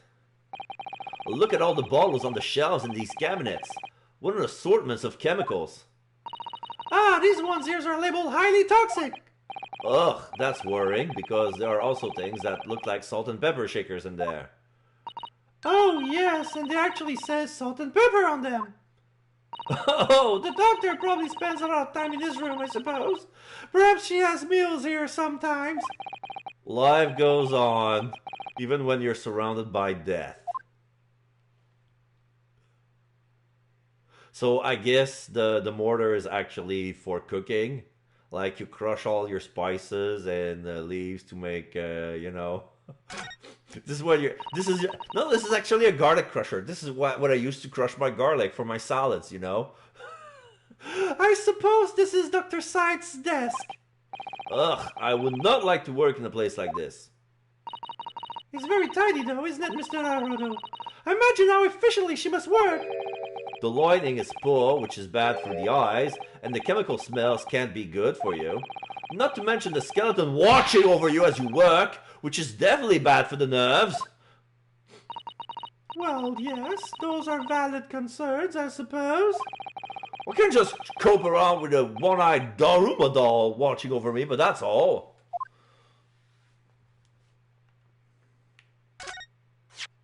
Oh, look at that, this big, thick book here. Ah, it appears to be an accounting ledger. It's a record of the forensic investigation team spending, I think. Oh? What is it? It's clear that the team purchases various equipment and supplies on a monthly basis, but... Well, one entry seems rather strange. Really? In what way? They're buying 500 scalpels every month! 500? Are they disposable scalpels? I mean, usually they wash them, right? But they have to be highly sterilized. They must be, they must boil, I believe for them to sterilize,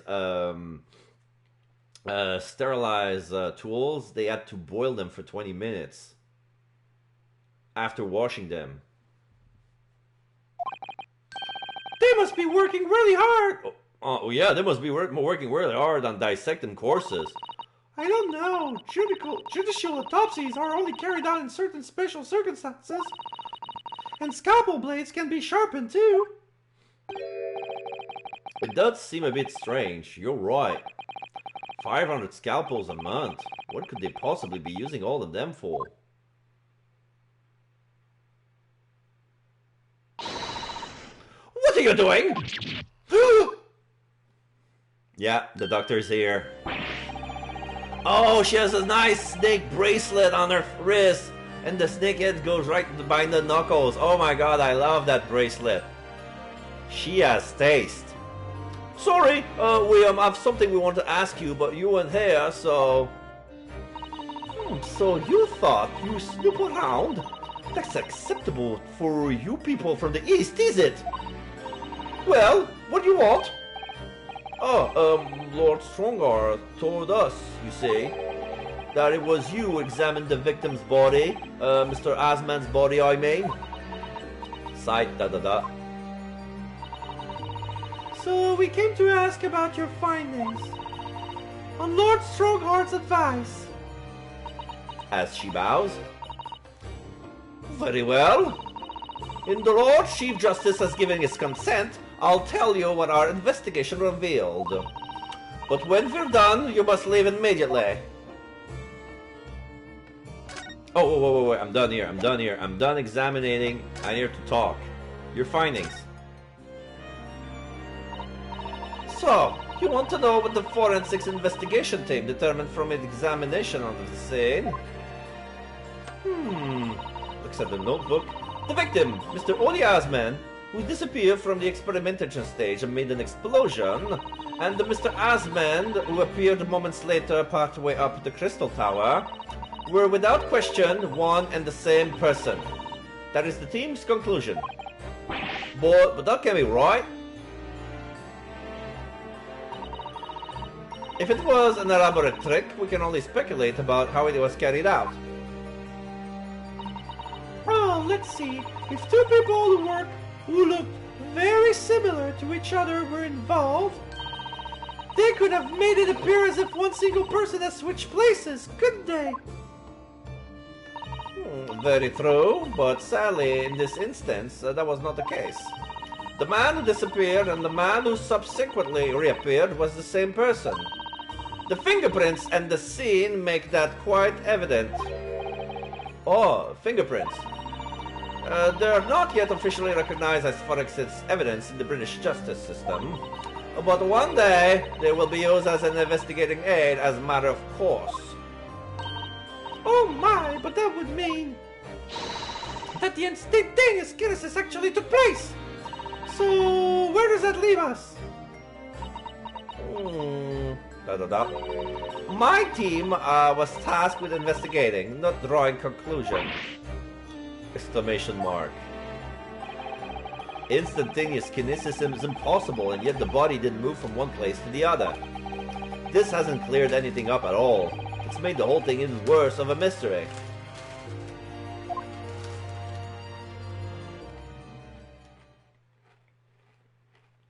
Oh, now she's wearing a plague doctor mask with tiny ribbons behind. Oh, she looks so cute. Oh, wait.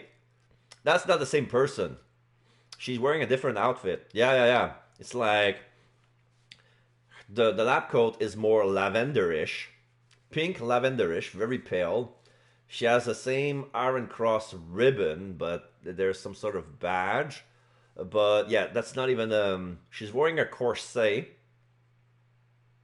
She's wearing a girdle, and she has some sort of cravache made of green, olive green, with a brooch of the same medicine symbol, like the two snake intertwining on top of a stick.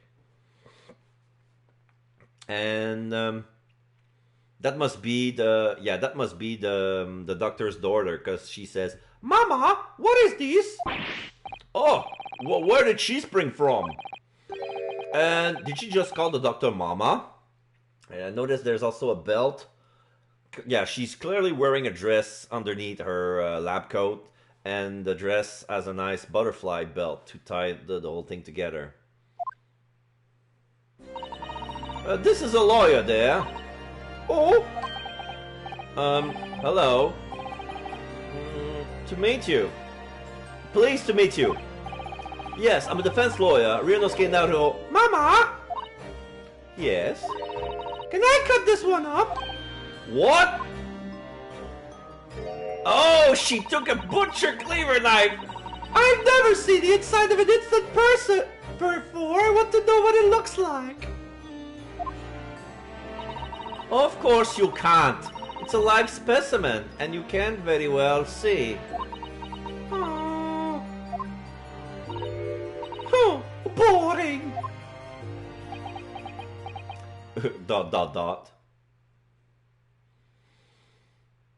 Yeah, they have the same.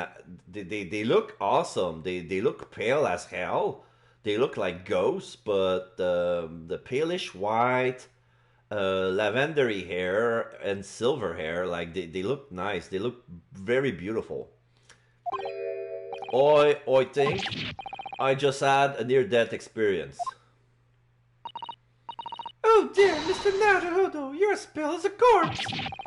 Then let's leave before I'm mistaken for one. Well, I think we've done all the investigating we can here for now. If we could just determine the whereabouts of Mr. Dreba. I'm sure Gina and little Toby would let us down. Now then, do you think we ought to try to speak with Mr. Sholmes at this point? We have things to discuss, and I'm dying to meet him again after all these months. Yes, it's quite possible he might know something useful, you're right. We ought to find him in Madame Tuspel's. He's supposed to be working there as a temporary waxwork exhibit. Yes, Iris told me all about his latest unusual venture. Oh, and she's here too. Can we talk to her? So, what are you doing at the moment, Doctor? keeping a close eye on things not so impertinent Easterners think they can look around my office. Are there such impertinent Easterners around? How terrible! Yes, you! She doesn't mince her words, Miss... No. Because they show her the model, they show us the model of Susato, but they make Ryunosuke speak. She doesn't mince a word, Miss Susato. I think perhaps it's time we left. Alright, we're gonna leave.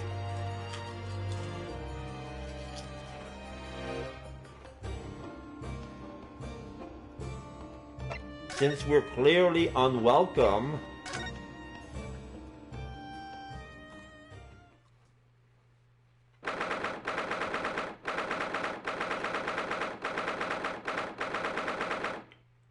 Alright, Madame Tospel's Museum of Waxworks. Here we are again at the House of Horrors. I'm afraid I haven't got used to the place yet. Oh, I'd still like to turn on my heels and go straight home. Via the confectionery, of course. Susato-san really is after something sweet today, isn't it, she? What's the matter? Look, Mr. Naruto! Look at that waxwork! I'm quite sure it wasn't there before. Yeah, Sholmes is back. It looks exactly like Mr. Sholmes, down to the very last detail. Aha! What is it? Oh, sorry. I think you'll find that the temporary waxwork himself... Oh, Tospel is here. Ah, the friend of my dedicated employee. Oh yeah, hello again, it's Ryunosuke. Ryunosuke Naruhodo. I must say I'm quite spellbound by the great detective. He is a marvel. No, actually he's DC, but... whatever. Besides the point. My precious waxwork is very back where it belongs. You don't mean... but yes, the mystery is solved already. Wow, Mr. Sholmes can really engage his brain when he's hungry enough. So as you can see, he has returned to his habitual duties. Yes. His habitual duties? Alors, do not disturb, hein?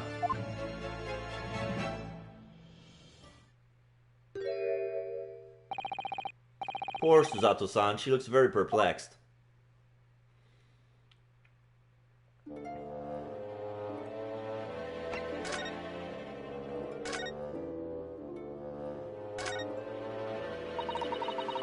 We really do need to speak with Mr. Sholmes, and I'm longing to say hello again. But where is he? He's moving behind her back, making punching moves, pugilistic, boxing. Ryunosuke da. I think you might find that he's quite nearby, actually. Oh? Where do you... He's gone. Ah, indeed, my dear fellows, it is I, Sherlock Sholmes, the world-famous great detective and waxwork, Sherlock Sholmes. Susato, ...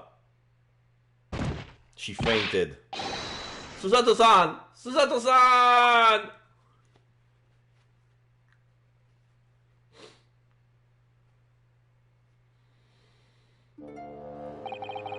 My most humble apologies. Oh, I thought I died and got to eternal paradise for a moment, via London. My dear madam, allow me to make amends by offering you a tasty free deduction at some point. As long as it's not out of questionable street food quality. I don't understand. Why are you working as a waxworks here, Mr. Sholmes? Merely a secret identity, you understand? Though the case is largely solved now. Largely solved? We're talking about the waxwork abduction, I presume. Indeed we are, my good fellow. As I predicted, it was as easy as proverbial pie. Though I confess I'm yet to partake of a pie, proverbial or otherwise, or any food so far today for that matter. Yeah, he's hungry as hell. That stomach rumble echoed around the whole museum. So how did you manage... So how did you manage to solve it quickly? Ah, well, do remember I said it was largely solved? Anyway, I simply negotiated with the culprit. Are you familiar with the so-called telephone? Oh, yes! It's the most modern invention, allowing you to hold conversation with people far away. In Japan? In Japan, only the imperial capital and a handful of other cities are connected as yet. This morning, a telephone call was received here from the perpetrator of the abduction. As such, I was able to negotiate terms, and in the end, the waxworks was returned. That's amazing! Just between you and I, it would appear the culprit has always intended to return the stolen waxwork in any event. Oh, but I thought whoever was responsible had demanded a ransom, no? Yes, I think perhaps. The ransom demand was necessarily to avoid unwanted suspicion regarding the true motive. But does that not mean your negotiating was entirely unnecessary?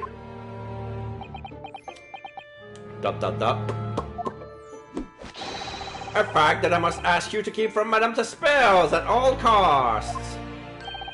Her hungry young Iris awaits my return to Baker Street, after all. Poor Iris. Now then, do I sense that you have some business with this great waxwork? Okay, we're gonna talk. Enoch Drebber. We're in the process of trying to track somebody down. Oh. Yes, a man by the name of Enoch Drebber.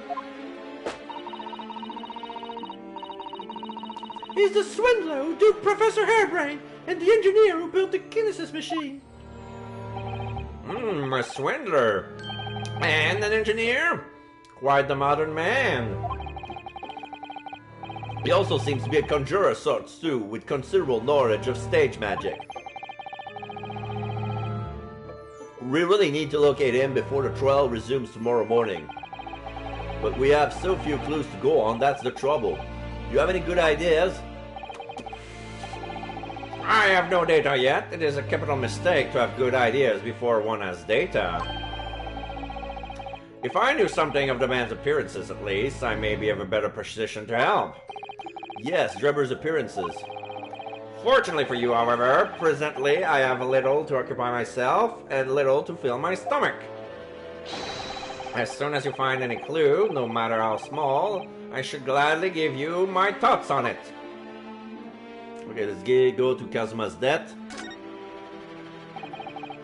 Mr. Sholmes, did you lie to us? My dear Mr. Naruto, stay that piercing stare. What is this about? Last winter, when we were first on our way to Britain aboard the steamship, your words were very clear. So then, let us unravel this mystery and discover what events led to this curious murder. You told us that it was murder! And you examined Kazuma-sama's body! Indeed. And wherein lies the problem? We met it earlier today, the victim, Kazuma Asogi. You're quite sure? He was wearing some sort of mask and was apparently suffering from amnesia. But yes, I'm quite sure it was Kazuma-sama.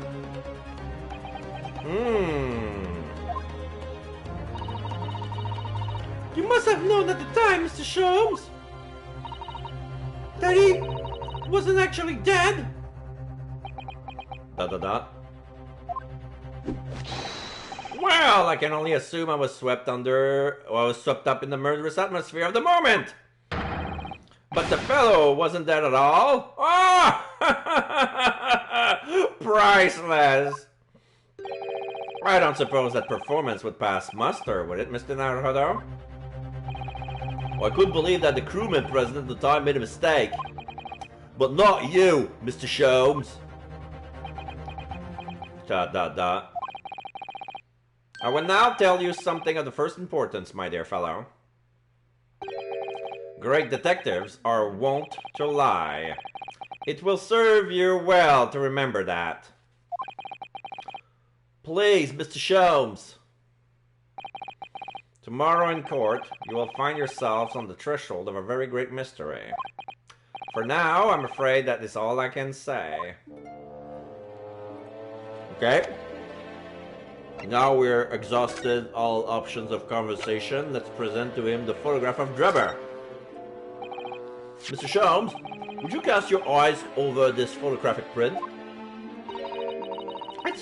It's of Mr. Enoch Drebber, the face of the engineer we seek. Wow. All Englishmen looks broadly the same, of course. So looking at the photograph won't be particularly instructive. Are you alright, Mr. Sholmes? Mr. Sholmes? Ah, yes, forgive me. Very interesting, this. Very interesting indeed.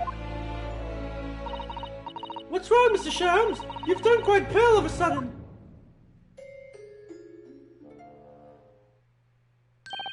I have a suggestion, Mr. Naruhodo. Will you indulge me?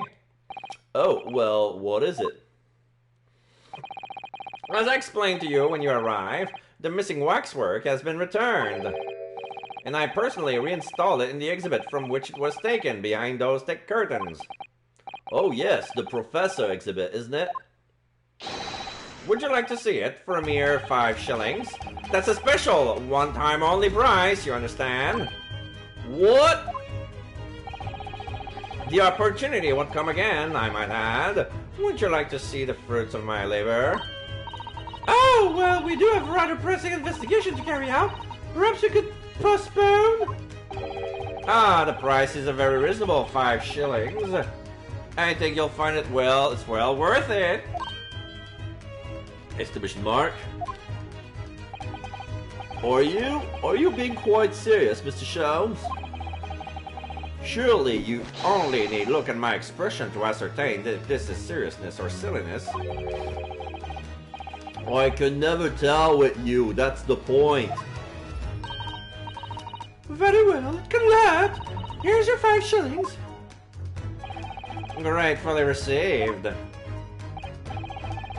So, the special exhibit awaits behind the curtain. I invite you to peruse it at your leisure.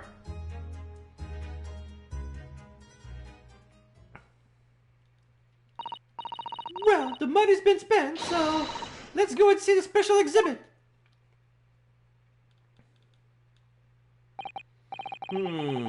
Through those heavy curtains at last.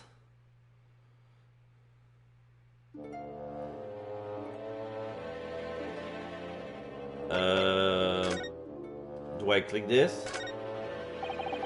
5 shillings we've had to pay. It doesn't seem right somehow that Mr. Sholmes slipped the money into his own pocket, does it? No. Ah, we could ask Gina to retrieve it for us, using her special skills. Pickpocketing police officers and diddling detectives. Is this what makes Britain great? Not to mention demigod prosecutors taking the law into their own hands or chip-loving inspectors. Inspector Gregson comes off rather well in that list, I think.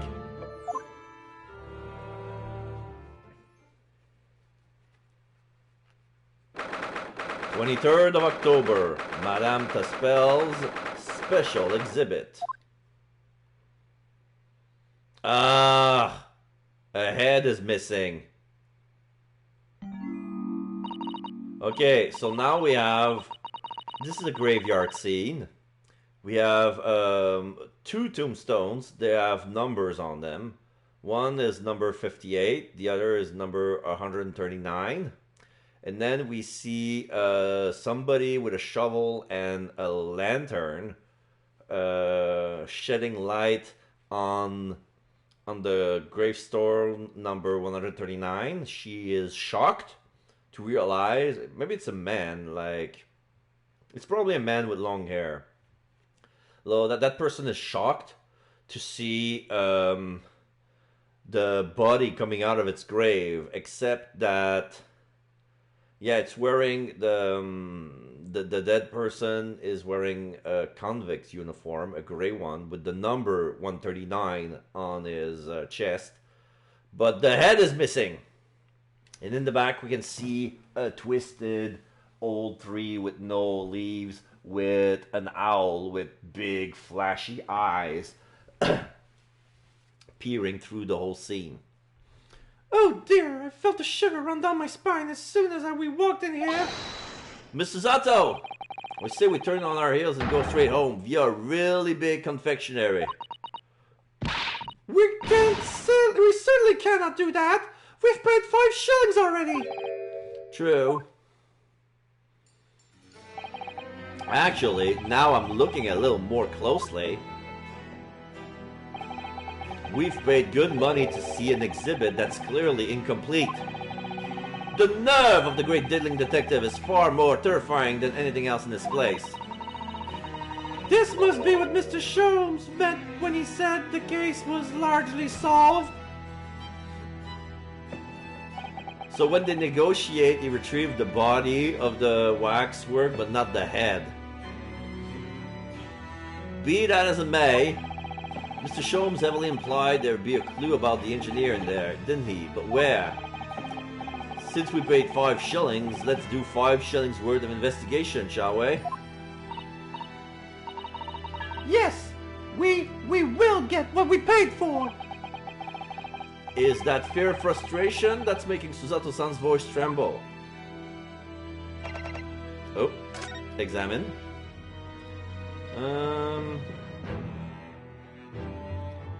Let's start with the gravedigger. This part of the exhibit is just as disturbing as the rest. He looks so real. Seems to be a young man with a white overcoat. And he has a large shovel in his hands too. Look. Perhaps we should investigate a little more detail. Okay, now we get closer to the person. Oh, we can spin in 3D. There's the person is holding a photograph, the photographic device around his neck. There, it looks like a scratch, but it's probably just a trick of the light.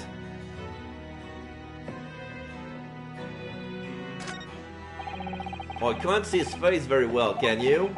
Perhaps if I just... Oh! Do you think you should be manhandling the exhibits, Mr. Naruto? I'll put it back exactly as it was, don't worry.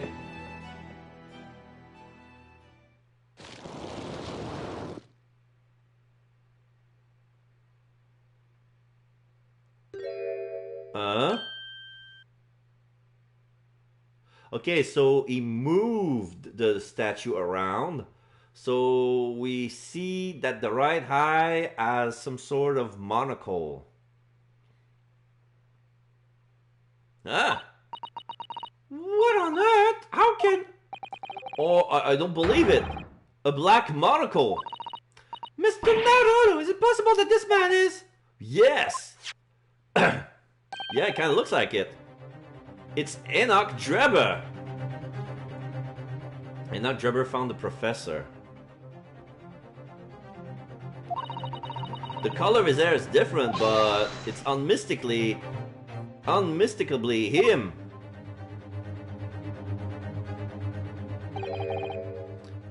Indeed it is. Oh, I thought it was the spell. It's actually Sholmes. Indeed it is. Mr. Sholmes! This man is the subject of your present hunt, I believe. Yes, that's right. Just who is this man? Why is he here in this exhibit?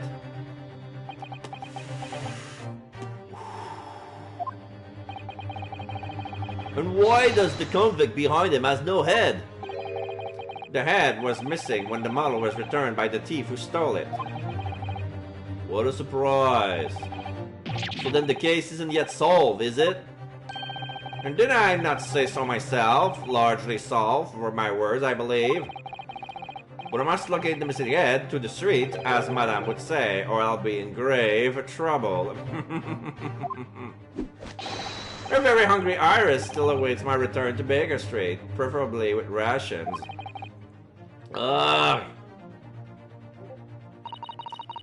Do you know, though, some things about this room is strange. Strange? What do you mean? Well, the display in the House of Horror is supposed to depict real events, are they not? Indeed they are, Mrs. Atto. Do go on. And as terrifying as they are, the scenes in the other exhibits are believable. But this one... This surely couldn't even really have happened, could it? Da. I think it's time I educate you a little about the nature of the incident involving the professor 10 years ago. Alright, converse. The resurrecting convict. I believe I told you a little about the professor yesterday, did I not? He took the lives of 5 victims, everyone being either a member of the aristocracy or royalty. All were attacked by an enormous hunting hound and had their throats ripped from their bodies. Wait, what? It's the Hound of the Baskervilles. Oh gosh, an enormous hound! How awful! After taking the life of his 5th victim, the killer was apprehended. It was a case of unprecedented magnitude in Britain, you understand? Accordingly, the professor was tried in a closed court. No members of the public were permitted. A close court? So you mean that the professor's identity... As you've surmised, my dear fellow, his identity was never made public. Naturally, he was found guilty and was summarily sentenced to death by hanging. He was buried in a large grave at Lowgate Cemetery, which adjoined the rear of the prison where he had been held. However, that was not the end of the affair. Oh! The very night that he was buried, the convicted man came back to life! Came back to life? He clawed his way off the ground and emerged into the moonlit graveyard. The exhibit here depicts that very scene as described by the sole witness to those chilling events. There was a witness? But of course, my dear fellow, it was none other than... young man in the white overcoat, Enoch Drubber. Enoch Drubber saw it happen?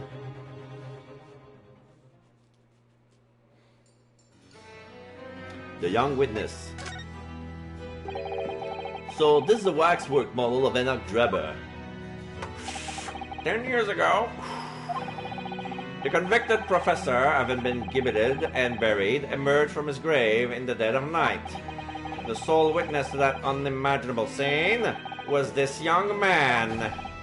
From appearances, I would say he was about 20 years old. It's so horrifying! Scared out of his wits, the young Drubber ran into a nearby police station to report the incident. And the sheer terror of what he's seen is said to have turned his hair white overnight. Yes, as shown as the photograph we have of him, his hair is completely white. For the following few days, the story of what he's seen was on every front page in the capital. The public was frantic for every last detail about the killer who'd come back to life. As you've seen, an exhibit was even created here at Madame Taspel's. I can quite understand why the man's hair turned white, certainly. But what I don't understand is what Mr. Drebber was doing in the first place. In a lonely graveyard in the middle of the night. Yes, what was he up to?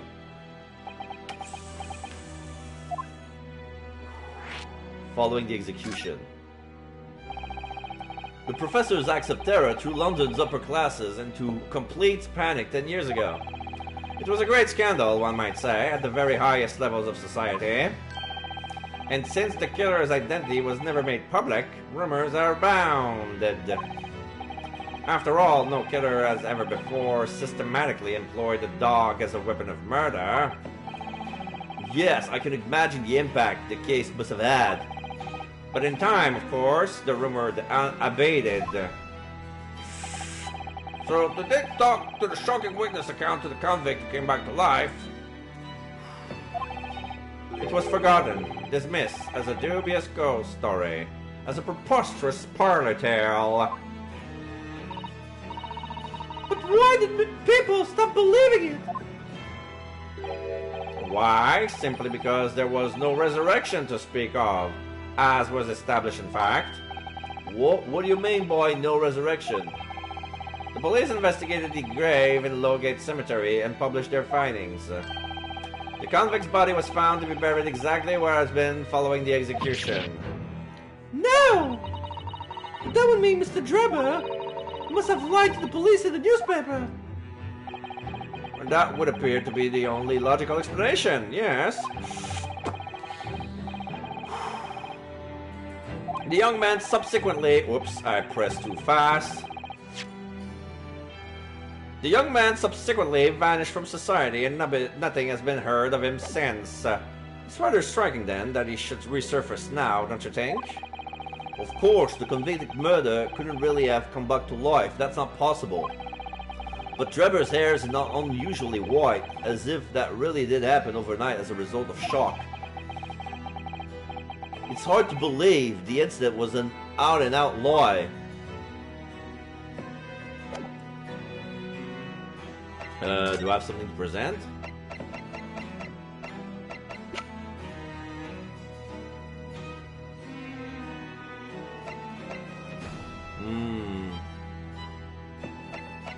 Oh, I don't have the business card, yeah.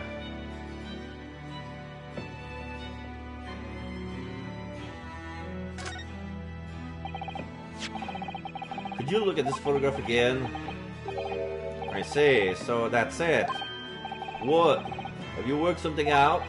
There is indeed one deduction to be made from this photograph, yes. Each time you show it to me, it will cost you 5 shillings! Otherwise, I have nothing to add. Wonderful, and nothing for me to take away either.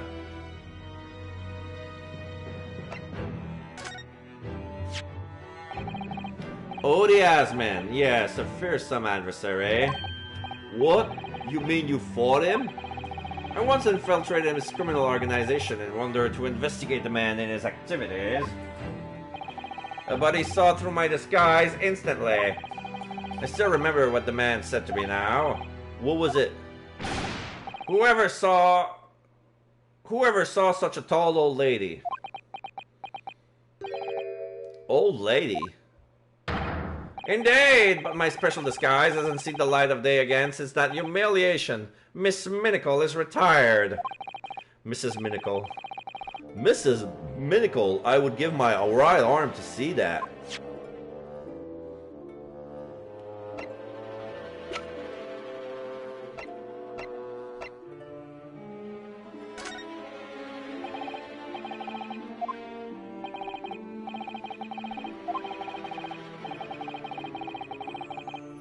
Yeah, this is annoying, sir.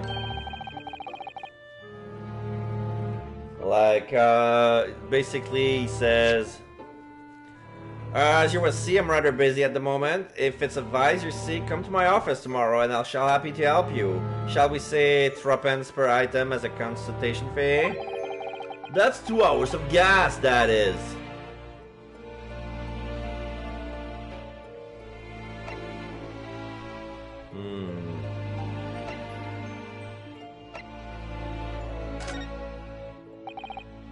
Same thing. What am I supposed to do here? Am I done with him?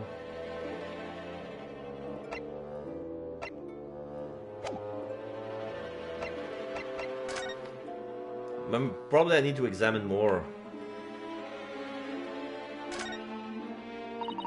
This part of the exhibit is just as disturbing as the rest. It looks so real.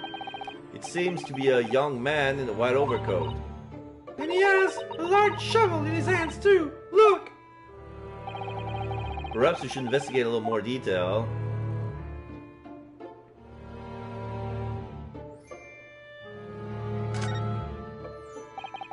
What's this here? Well, this would appear to be a lens in the middle, so I believe it's probably a camera. A camera, but it's so small. British technology is incredible, isn't it?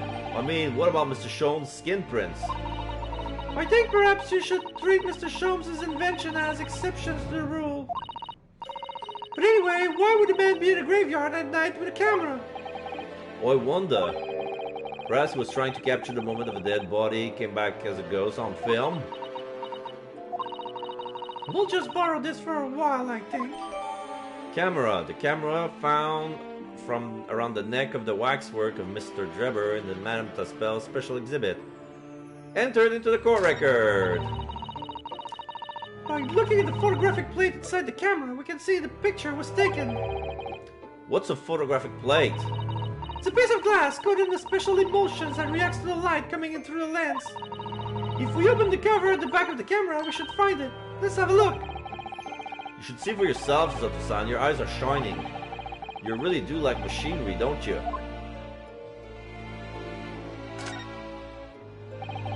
That's quite a large lamp the man's carrying. Or is it a lantern? It's not unlike a Japanese choching paper lantern, actually, is it?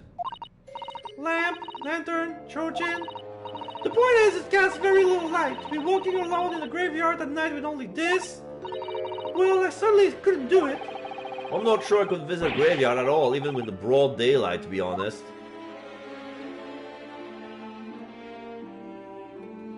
Okay, let's try the shovel. What a large shovel! He's holding rather ominously, isn't he? What on earth was the man doing with a shovel in the graveyard in the middle of the night? Miss Zato? Yes? That's a spade, isn't it? No! It's a shovel! No, shovels are for digging. That's for scooping out loose material. It's a spade. We've been over this, Mr. Naruto! It's a shovel! No. Although we haven't considered trowels. We're allowed ourselves to be distracted, I feel.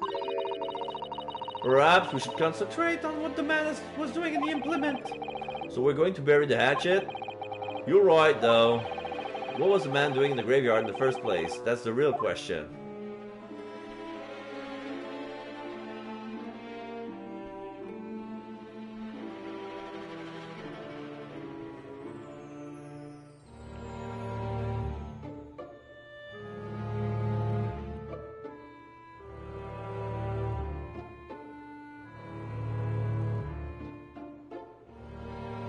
Okay, we check the face.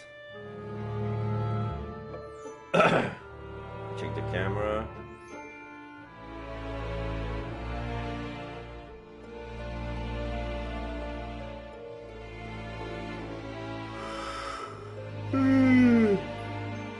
Sorry.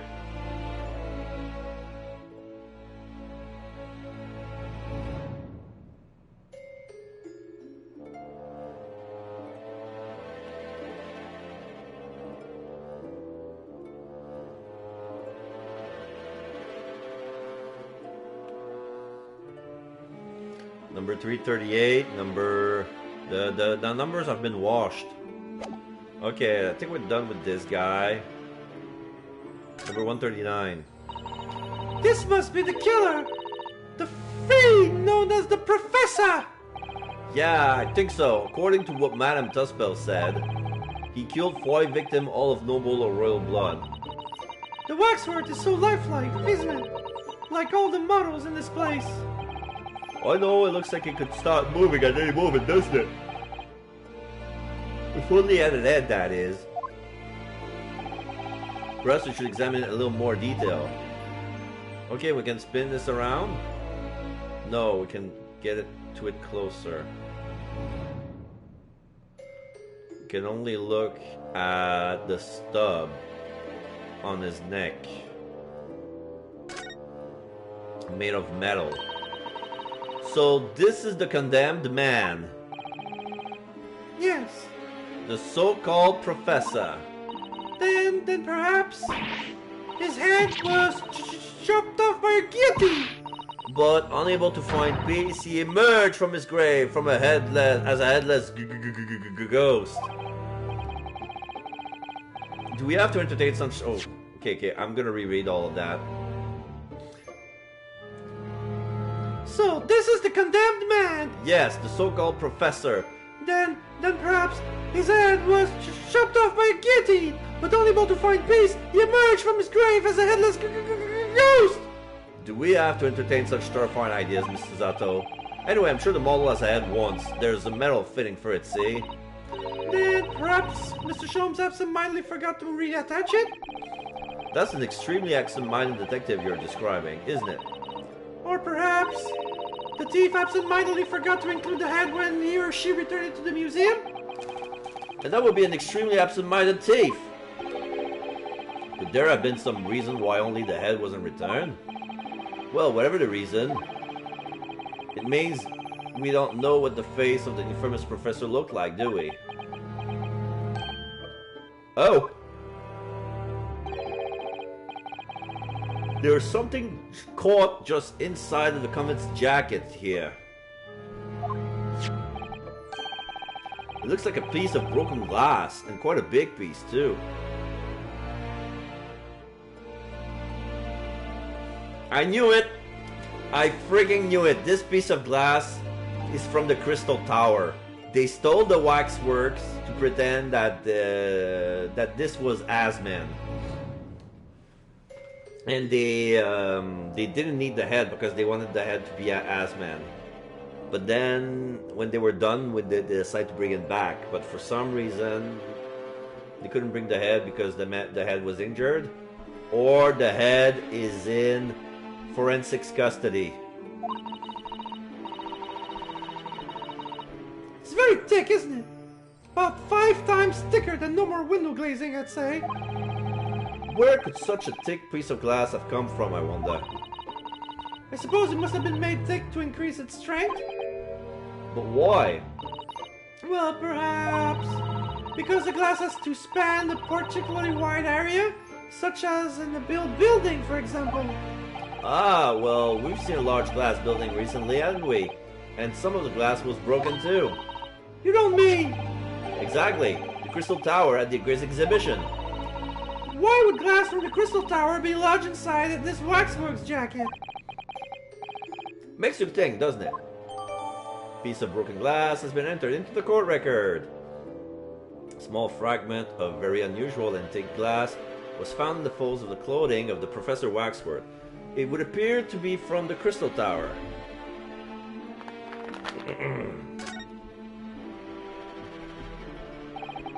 Earlier in court, we established that the Kinesis experiment was a trick. And now we discovered this fragment of glass here in this waxwork. Is it just a coincidence?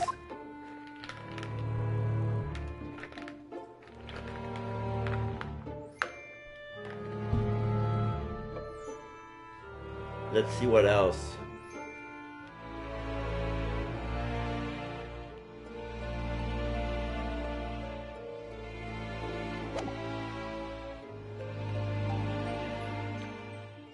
Oh, we're done? Ah! Oh, Gina. What the bleeding Norahodo? What have you gone and done? Gina, what are you doing here? Oh, bring in the gun. I asked Iris and she said this is where you be, so. Gina! Not so loud in the museum! Madame Taspels will have you take a position as a waxworth if you're not careful. I think there might be a more pressing concern. Oi! We still have some flesh powder left from 6 months ago, so... Alright, Gina, we understand, but please, put down the gun!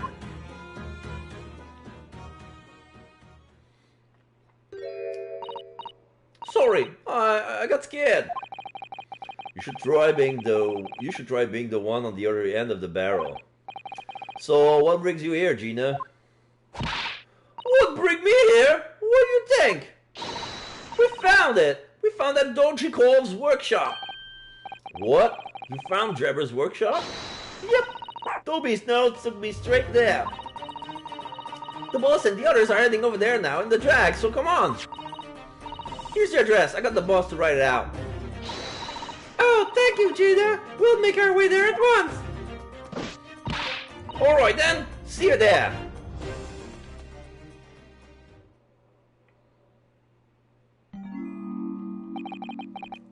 You go.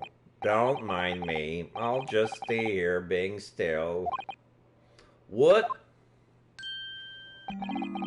I know my place in the exhibit over there. Oh dear, someone is feeling sorry for himself. Let's go, Mr. Sholmes. You're coming.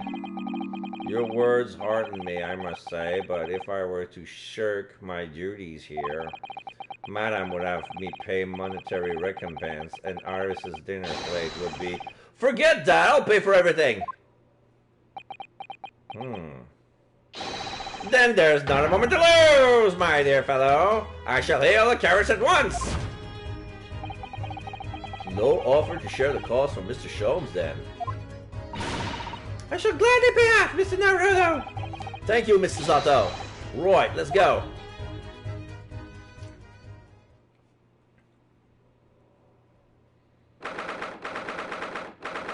23rd of October, Enoch Drebber's workshop.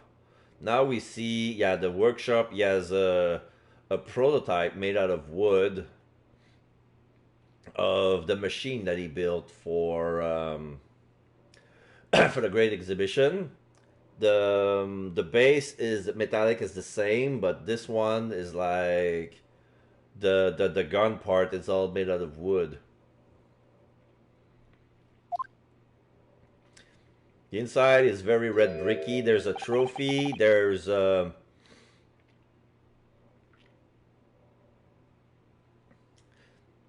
red quiver full of arrows on the floor. Very flashy, I must say. That looks like... Oh! It's another super high voltage instantaneous Kinesis machines! Indeed, it would appear so. Though only a prototype, naturally. Oh! So you got here then? Gina! Well done for finding this place! In such little time! You've really worked miracles! Oh, it's Toby here! It's a miracle worker! Oh, Gregson is here. I don't know. I thought you lot would show up before long. Hello, Inspector. What's one? That's one knitted brow. Yeah, for some reason his eyes are closed.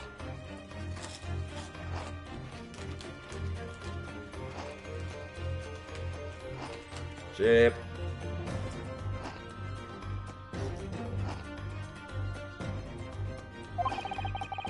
It looks like he's eating a lemon, not a bag of fish and chips. Nom, nom, nom. So, Inspector, is there any sign of the engineer? Sadly not. We didn't find a soul in here. Oh, what a shame! Well, thank you for letting us know about this place and giving us a chance to investigate. According to what Gina tells me, we only found it thanks to a clue that you lot turned up. I wouldn't want to say go to Paris without a debt of gratitude unpaid now, would I? Thank you. Anyway, if you're hoping to snoop around in here, I'll get cracking. Lord Van Ziggs and the forensic investigation teams are on their way here as we speak. Them again. Imagine you got the picture by now. They don't take too kindly to you lawyer types. Right. So then, my dear fellow, let's turn this place upside down while we have the chance. And you, Sholmes! Pardon? They take even less kindly to great detectives than they do to lawyers. Very droll, Gregson, very droll. But you may consider me nothing more than an inconspicuous waxwork model. Bing!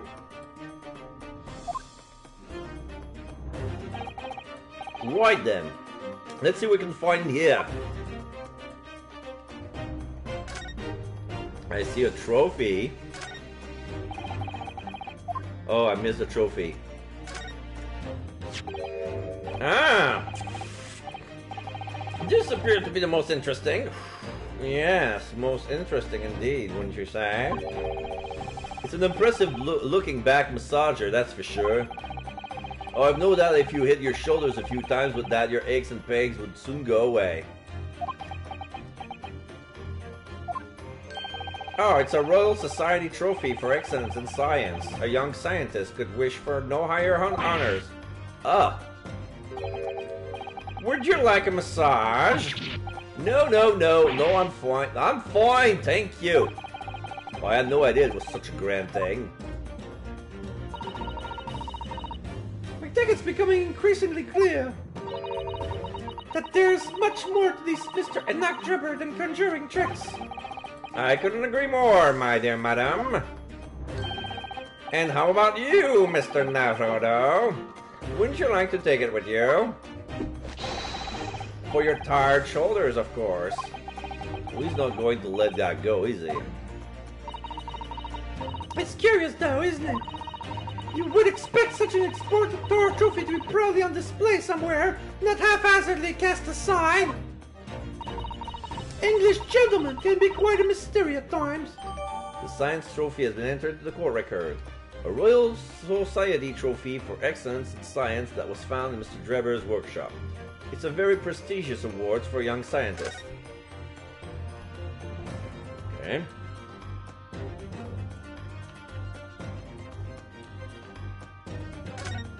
A ladder. Oh, I'm sorry, Mr. Naruto. That mission is covered by the Special Dispensation for Scientific Equipment Act. There would be serious repercussion if you were to examine it from the Crown and the government. And Gina and Chomes are looking at it.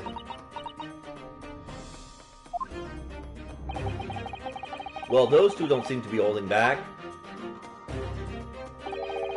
It's quite hollow inside. No working parts or device or deception to be seen, my dear fellow. No, those chains are up in the floor or nothing. Not even a bone for Toby here, my dear fella. British people are really much ruled by their own ideas, aren't they? I think that's just these two, Miss Susato. Okay, I thought it was for the ladder, but it was actually for the whole machine. Okay, let's check the quiver. This is... It's a European-style quiver of arrows with steel bolts inside. Oh, that matches with the crossbow. Oh, do you suppose? Crossbow bolts, these. And just the right size for the boat you lot turned up at the exhibition grounds. In other words... Yep, that's more evidence to support your theory. It all goes to show that Drebber was the one pulling the strings behind the scenes of the whole scam. The details of the crossbow have been updated in the court record. The crossbow found hidden behind a tree under the experimentation stage at the exhibition ground belongs to Mr. Enoch Drebber.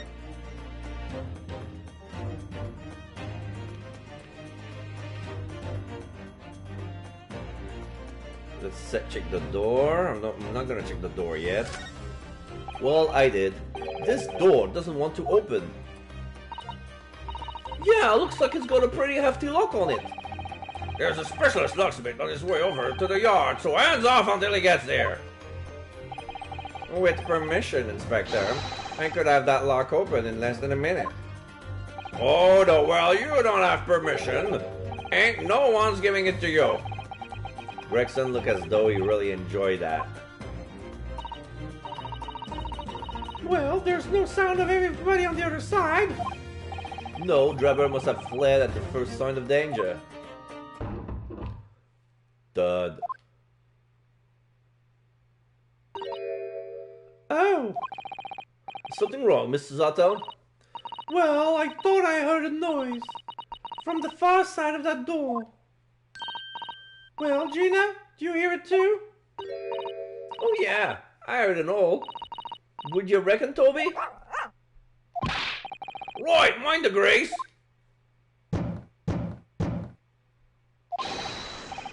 Whoever's in there, open up. This is Scotland Yard. Da da da.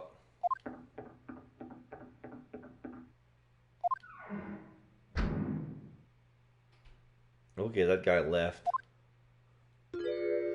Oh my. Someone is in there.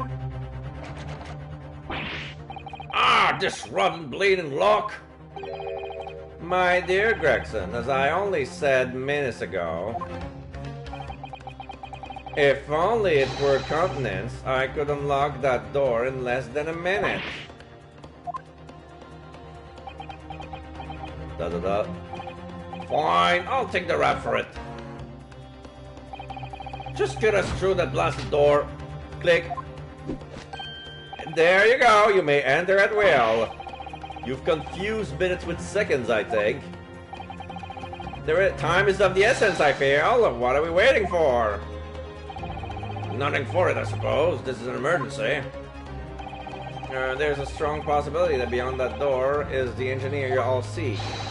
Be prepared for action, my dear fellow. Yes.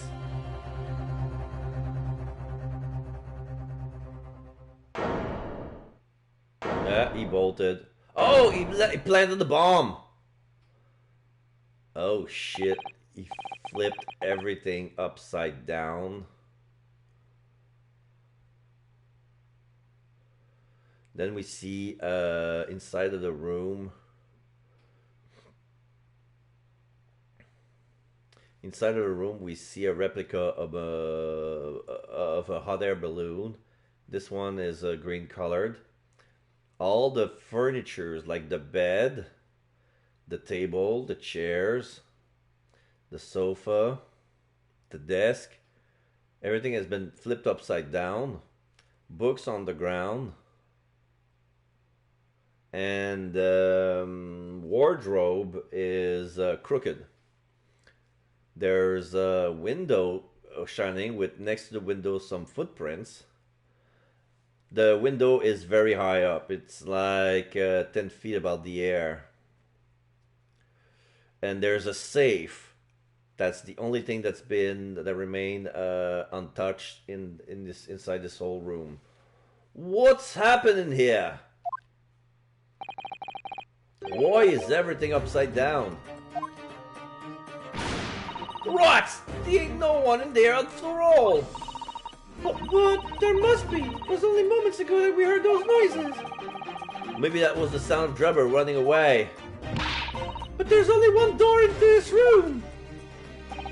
And no windows that could afford an escape route. Those skylights are too high.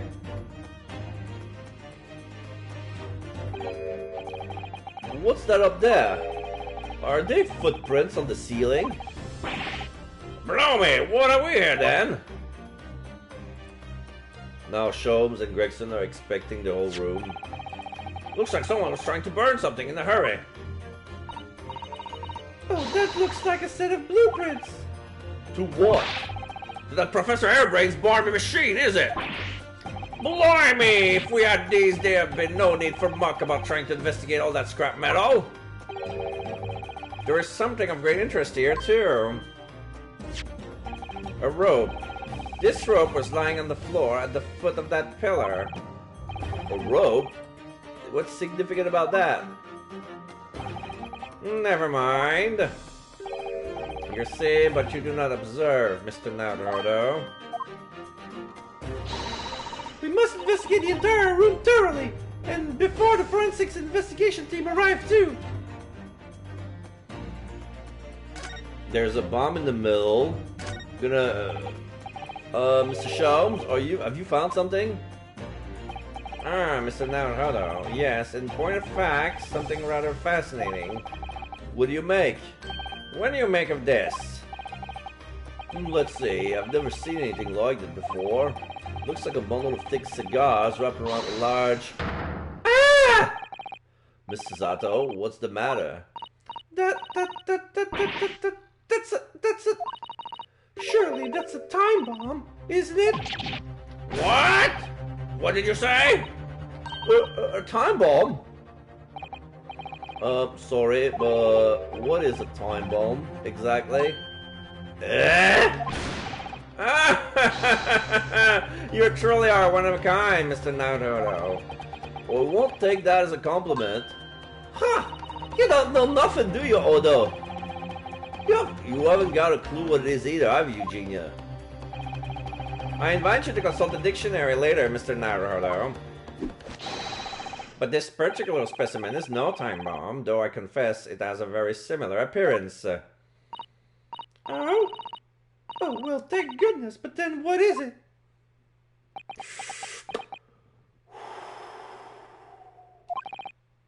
I see, so that's it. Goodness, Mr. Sholmes, have you seen to the heart of the matter? There are times when I consider my lot most unfair, for I'm fated never to know how it feels to flounder as you do when a puzzle presents itself. But I have learned to accept the hardship that come with being a detective. Great detective, Mr. Zato. Here we go, I feel great deduction coming. Once again, I can draw two conclusions from the scene we see before us. The first is that the inverted nature of the furniture in this room is the work of Drebber himself. Oh, but how could you? And the second conclusion is that the small device on the floor there is without question completely genuine. Please, Mr. Sholmes, you must explain everything. It would be a pleasure. After all, it is a great detective civic's duty to teach Scotland Yard the finer points of the trade. Gregson, sour face, ... Well, Inspector Gregson seems delighted with the idea anyway.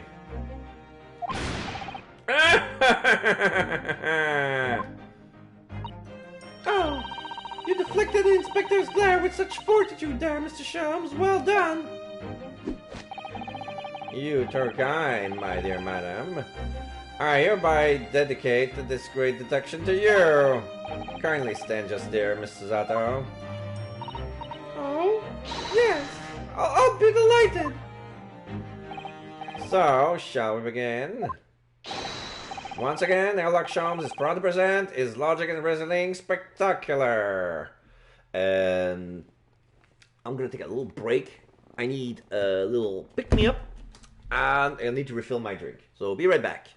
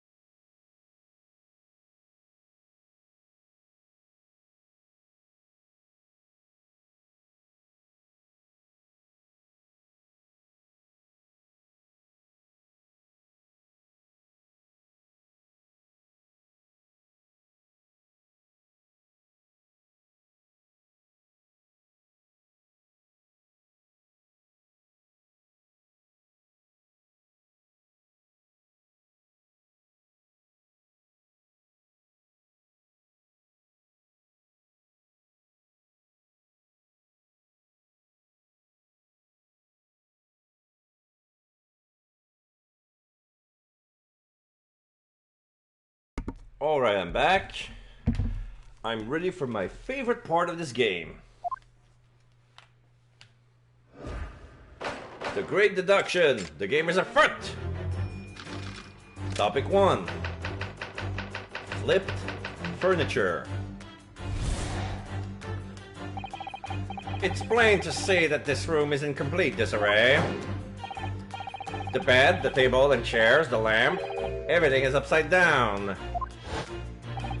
Almost as if every item in the room has until recently been happily positioned onto the ceiling before falling straight down on the floor! Exclamation mark. Every item in the room was on the ceiling. Are you suggesting that?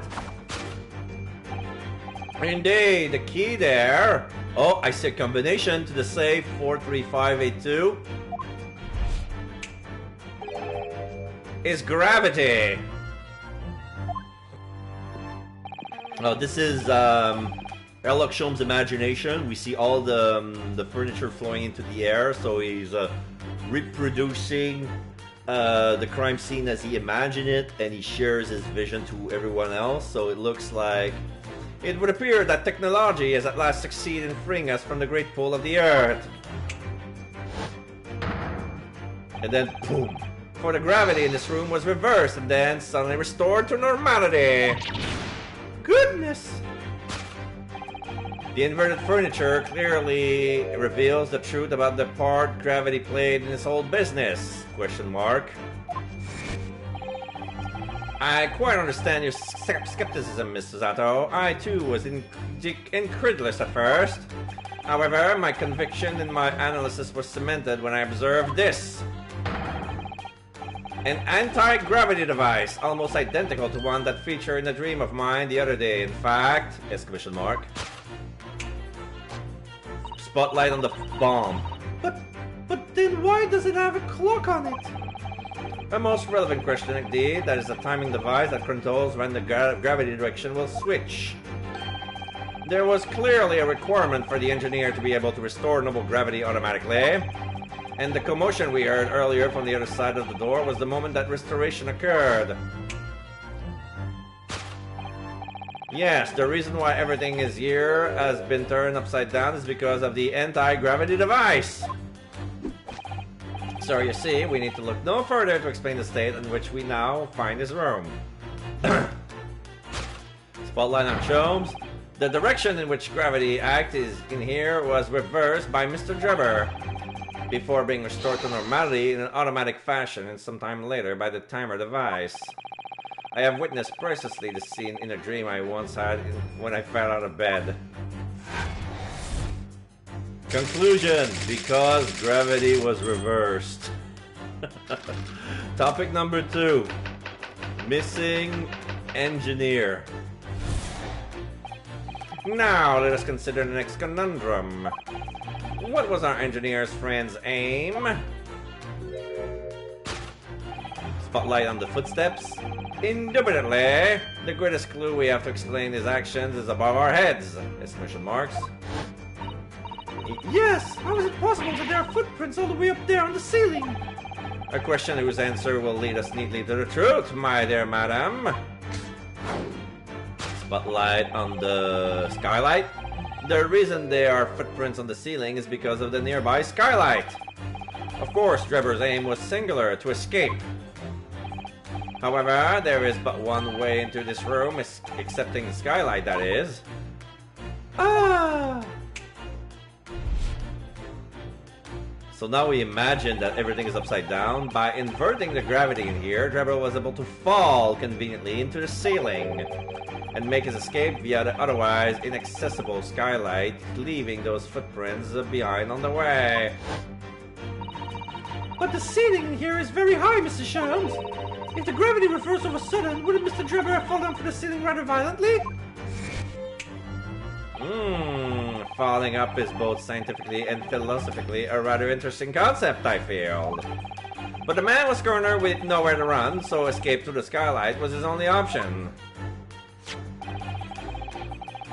You may recall that I found this in the room earlier, which I believe offers a solution. He shows us the rope! Exclamation mark. Oh, the rope! To reach the intended destination, what better tool than this rope? Question mark. By anchoring one end to the wall, the man was able to lower himself safely to the ceiling. Which explains how Drebber was able to escape this room before our arrival. Spotlight to Sholmes. He reversed the pull of gravity and fled via the skylight. And personally, I should very much like to reverse the pull of gravity again now, just for fun. Conclusion, escape via skylight.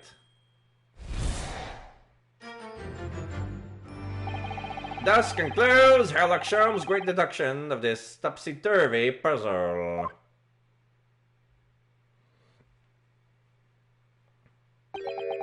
Gregson ...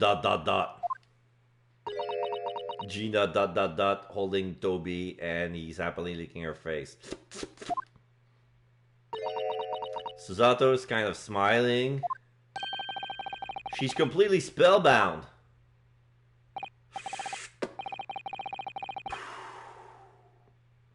Mr. Sholmes, there is just one thing that troubles me.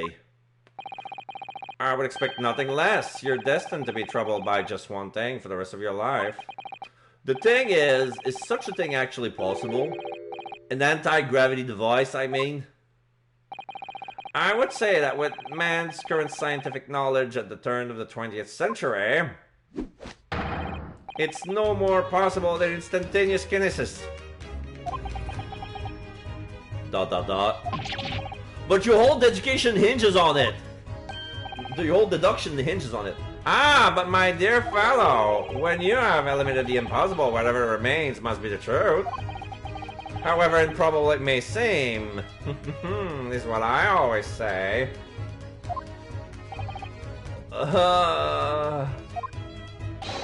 It's a marvelous line, wouldn't you agree? One of my most enduring pearls of wisdom. I had Iris come up with the exact phrasing. My original was clumsy. Yes, I have a feeling I read it something in that Mrs. Zato lent me once. Objection! Oh! Actually, there is one other thing, Mr. Shams. Oh, the spell's broken at last. The rope you found was on the floor, wasn't it? But it wasn't in this room. Indeed it was. In lonely coils near the wall. But if Mr. Drebber had used it to escape the way you described, wouldn't they still be tied to the wall?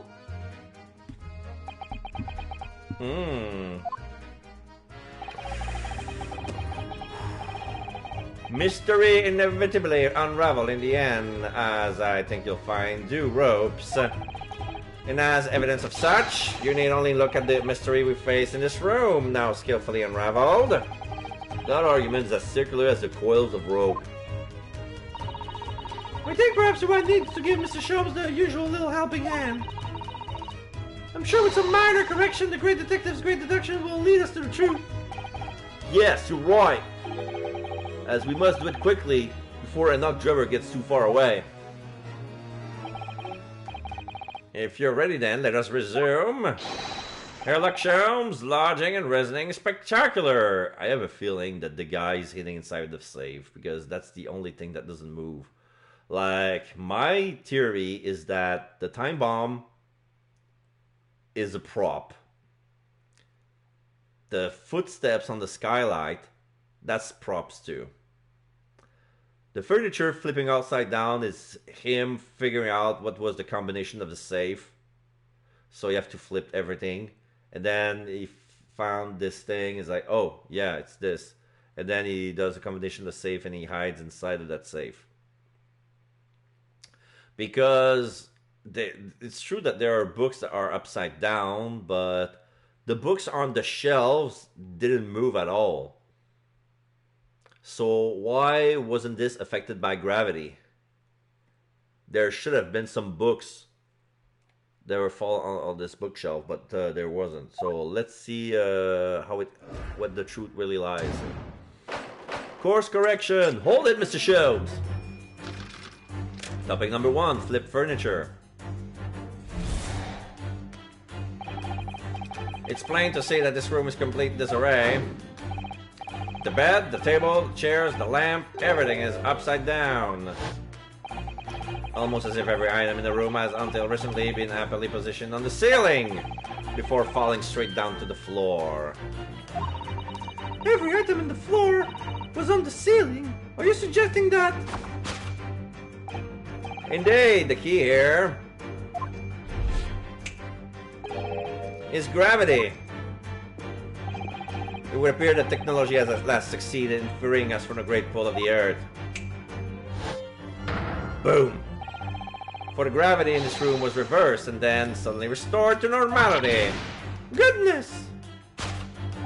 Spotlight on the bed.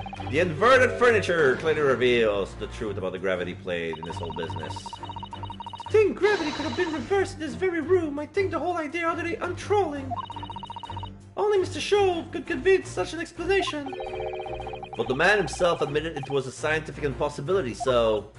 Yes, you're quite right. We must completely discount the idea at once. Oh, that's unusually merciless of you, Mr. Zato. When you have eliminated the impossible, whatever remains must be the truth. The great detective himself said so, didn't he?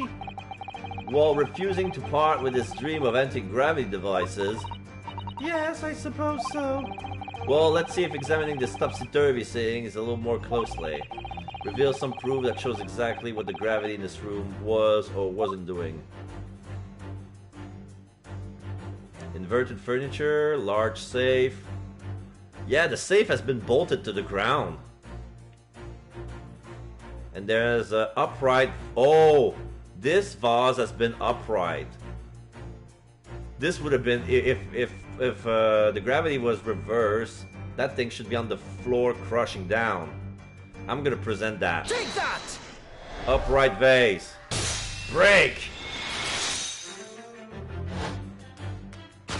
The upright vase clearly reveals the truth about the part gravity played in this whole business. Upon my word, Mr. Naruto, you've surprised yourself, but by completely turning my argument on its head. Trying to impress your assistant here, perhaps. No one is trying to steal your spotlight here, Mr. Sholmes. Trust me. As you rightly say, though it appears at first glance that all the furniture in the room is upside down. Spotlight on the vase. This unassuming slender vase is standing keenly to attention. And unlike the large safe, there is nothing affixing it to the floor. And it's the exception that breaks the rule. In short, much as explains me, the gravity in this room was never inverted at all. My deepest sympathies for your loss. Oh, poor Mr. Sholmes. But the show must go on, so let us continue with our deductions. The spotlight on the bomb. Now that we know this contrivance is not in fact an anti-gravity device, there remains but one other possibility. You don't say. Someone deliberately turned over every piece of furniture in here. Which might sound obvious, but leaves one mystery very much unsolved. Namely, why would anyone choose to do that? Quite! And naturally, there is an explanation. Spotlight on the bomb. The reason why everything has been turned upside down is because of the anti-gravity device. He's absolutely determined that this device must have something to do with it, isn't he? I'm afraid the lure of an exciting scientific explanation is too strong. Well, there's no doubt that somebody did this. Somebody turned all this furniture over. So whoever it was must have a reason.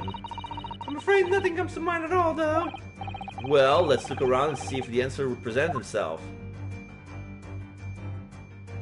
Save combination, present. Boom! Crash. Yes! The reason why everything in here has been turned upside down is because of the safe combination. 432582. Precisely, I believe, Mr. Naruto. That you have a very similar experience once, did you not? Yes, last year, when I bought a lottery ticket and noted the ticket number down on the inside cover of a book just in case. That's it! For people who are forgetful, stores are hard, and always make a written note of important information. Just keeping the ticket itself safe would be more sensible, I think. And what, pray, happened next, Mr. Naruto? When the day of the draw came around, I'd forgotten which book I had written the number in and I had to turn my room upside down to find it. That's it! For people who have forgetful souls at heart and always forget where they noted things down. Not if you always note things in the same place.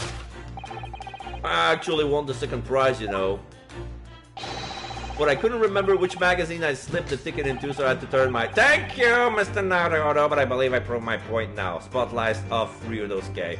Oh, he's been removed his spotlight. Oh. Bad Sherlock. Spotlight on the safe. On the safe combination that's underneath the sofa. Which is that a very similar scenario has clearly unfolded in this room. Finding himself requiring access to the safe, the occupant of this room needed a combination code. He remembered that he'd written on the underside of a piece of furniture but forgot which one, leading to the state of which we now find the room. Spotlight on Sholmes.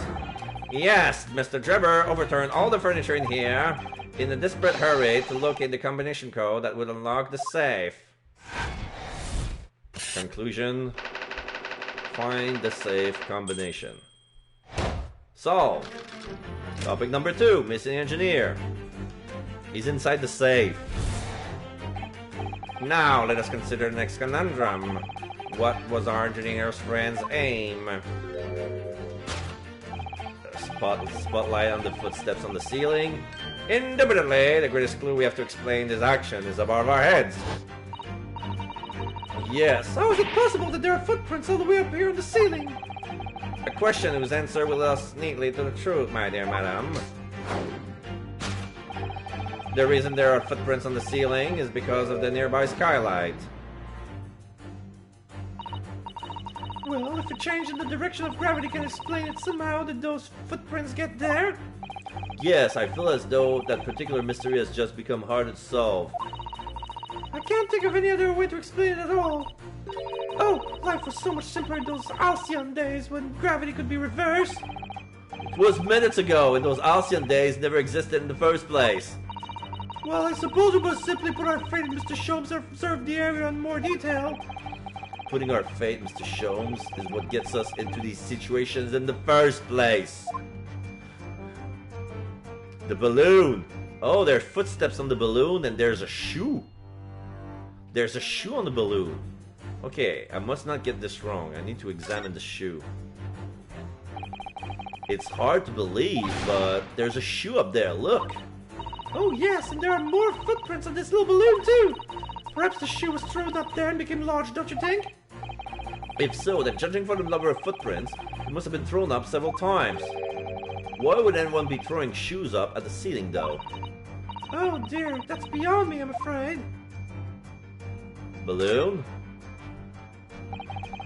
This is a gas balloon, isn't it? It's tiny, but it does seem to be a real balloon. Yes, I think you're right. I think it's helium that's keeping it up. A green gas balloon. Why does that seem to ring a bell with me? If you can see, there are footprints on this balloon too, look. Oh yes, surely that's a clue, isn't it? Though what it tells us, I'm not sure. The reason there are footprints on the ceiling is because of the nearby... I'm gonna go with shoe. Take that! Yep, break!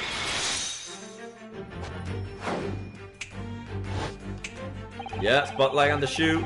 The reason there are footprints on the ceiling is because of the nearby shoe. And on closer inspection, there are clearly footprints all over the balloon as well. In other words, the aim was never the skylight at all, but the balloon. But for what purpose? A green balloon. That seems somewhat familiar, Data. Oh! It was a piece of a green balloon's envelope that was... That Mr. Naruto and Iris found at the scene! And inside the green balloon was Master God's claims he saw above the stage when the incident occurred. Was the second birdcage, the crux of the whole instantaneous kinesis deception. You mean to say? If we assume the balloon in here is a model of the one used on the day, there is a strong possibility something may be concealed inside of it. Something our absconder was desperate to retrieve before making a hasty getaway. But the balloon's out of reach. Hence why you restored to a projectile, namely the shoe. Most probably, Drebber intended to tear a hole in the envelope by sealing it with the shoe. However, his effort was thwarted when the shoe itself became a prisoner of those lofty heights. Oh dear, we desperately need to examine the balloon. If only there was some way we could see inside. Oh, you may recall that I found this in the room earlier, which I believe offers a solution. The rope. The rope! To reach the intended destination, what better tool than this rope? We need something else. Mr. Sholmes has managed to bring the deduction back to the rope. Alright, I have to admit, that was clever. So we just throw the rope to the balloon and then pull it down on us on the ground? Which is much easier said than done, I feel. And could take us a very long time as well. True. Perhaps we need a more surefire method. In fact, we already have one, of course, don't we? We have the crossbow. Take that! Crossbow! To reach the intended destination, what better tool than this crossbow? That was found at the scene, in fact. And in all likelihood belongs to Mr. Drebber. If the man had only brought it away with him that day, he could have avoided losing a shoe at such a critical time like this.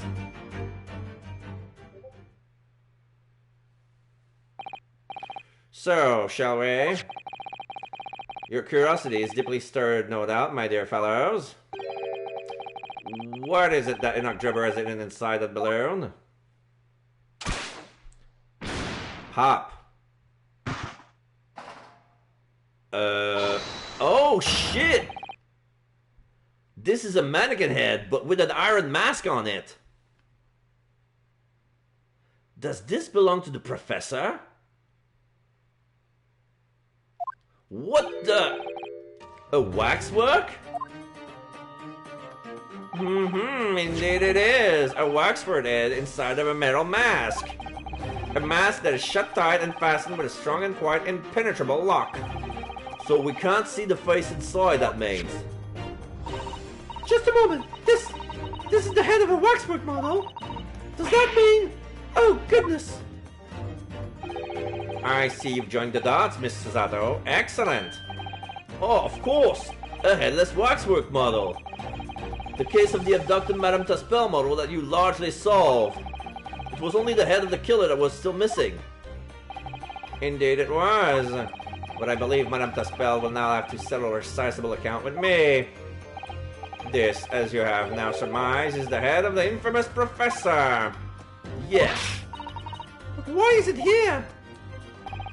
This conclusively confirms my suspicions. The man responsible for stealing the professor from Madame Taspel's and returning it sans tête earlier today was none other than Enoch Drebber. This is incredible. Professor Harebrain's case and the waxwork abductions are connected? Inextricably linked by Enoch Drebber's workshop. The waxwork head has been entered into the court record. The head of the Professor Waxwork that was stolen from Madame Taspel's special exhibit.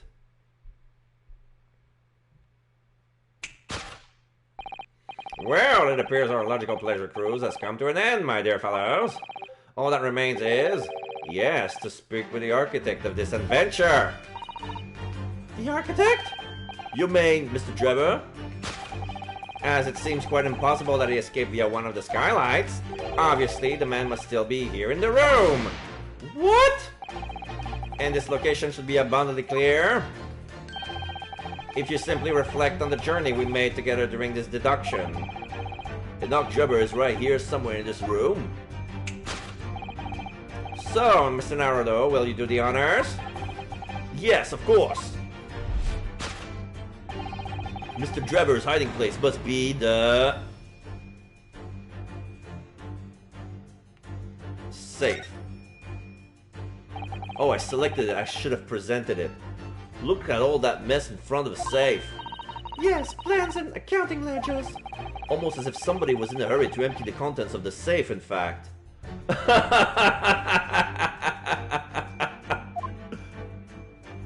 that! Large safe.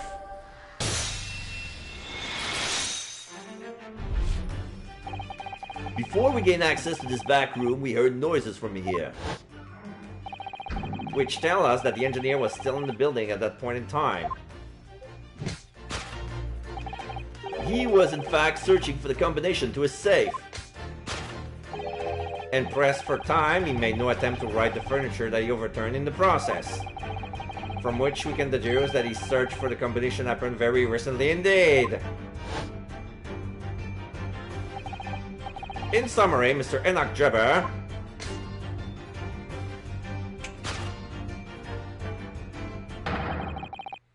is at this very moment inside the safe. Thus concludes Sherlock Sholmes' great deduction of this topsy-turvy puzzle. Correction. Inside the safe. I knew it. Fucking knew it. Solved. But the thing with the balloon was, like, there were two red herrings. Deduction complete. Elementary.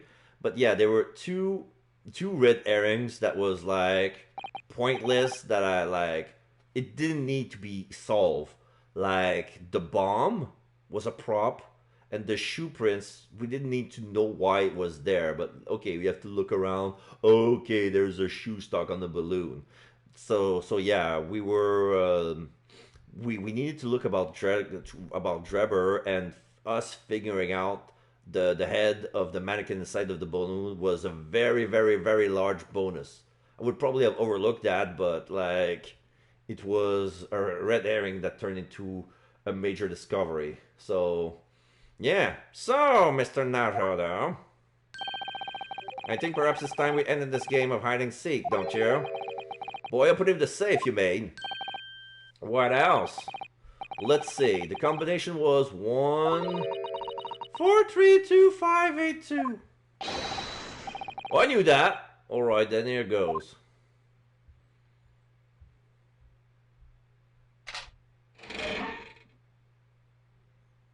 There he is. He has a golden hand. His left hand is mechanical. Okay, that guy is very, very steampunk. He has a black monocle in his right hand, but in his left hand he has a mechanical monocle. So he's like, you found me. And he rolls.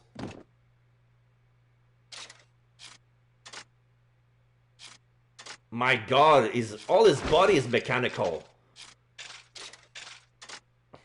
He's standing up. Articulation. He moves like a robot. Okay, so now the monocle is removed. Now we can see his white eye. Right then, sir. Mr. Enoch Drebber, I presume. Correct. Okay, I'm gonna give him a robot voice. Correct. So I'm gonna give him a RoboCop voice. His design is amazing. Like, he has all those small belts strapped on his sleeves, and the little plus sign that's like his trademark all around. Like, we can see like minus and plus. So yeah, what I thought was a dollar bill was actually a minus sign and a plus sign. Minus and plus. Yeah. So it's kind of a glove. It's like something that, it's like a mechanical glove with all sorts of girders that moves every time he moves his fingers. You better stop talking. You tricked Professor Airbraid with that bogus mission you built. And you shall have to explain the depth of Waxwork for Madame Despels as well. Whilst I would be delighted to answer your many question. Personally, I would advise that you deactivate my little parcel first. Deactivate? Your parcel? I refer, of course, shrug, to the time bomb I left it in the most prominent position. Ah! Ha ha ha, I see. Stunned silence. You all gearing up to die with me then. No! So yeah, he planted a bomb and hid himself beside the safe to destroy all the evidence. Mr. Sholmes, with only 7 seconds to spare! It was too close for comfort. I got 1 foot in the grave already. Are you trying to help us get a killer or get us killed? Mr. Sholmes' deductions can be completely life-altering, can they? Well, my dear fellows, that was a close shave. The resemblance to an anti-gravity device is really quite startling, I must say. Anti-gravity devices don't exist! Phew! I wouldn't push it, Mr. Sholmes. Okay, let's converse. What happened here? What on earth happened in here? You found me, haven't you? No need to screw me down any further. Shrugs. Everything in here is precisely what it seems. Yeah, well, we're beginning to get a thorough going over, don't you worry, Drebber. Adjusting his monocle. The mechanical one on his left eye. What fails to click with me is how you were able to locate my workshop. I was not expecting. Shrugs. When I heard whistling from the other room, I knew it was time to bolt. Whistling? Ah, that would have been me. Oh! For some reason, I work and find fiddle today. Gregson crunching his fish and chips. No words, just slightly squeezed chips. Clearly, I must have a screw loose, though, as I couldn't remember the combination for the safe. And another one loose, as I couldn't remember on which piece of furniture I'd written it down. We also found a rope over by the wall. Yes, I have hoped to exit through the skylight, but sadly, the rope was too short. So I then set about searching for the combination code to open the safe. And burning the incriminating blueprints, don't forget. Regrettably, though, you failed to retrieve the head from the balloon among the rafters. And after that, you hid yourself inside the safe? Having first set this parcel ticking. Well, I had no intention of being nailed by the police. The time bomb. Got a death wish, have you? Hiding right beside the ticking time bomb. Please, why do you suppose I chose to hide inside the safe?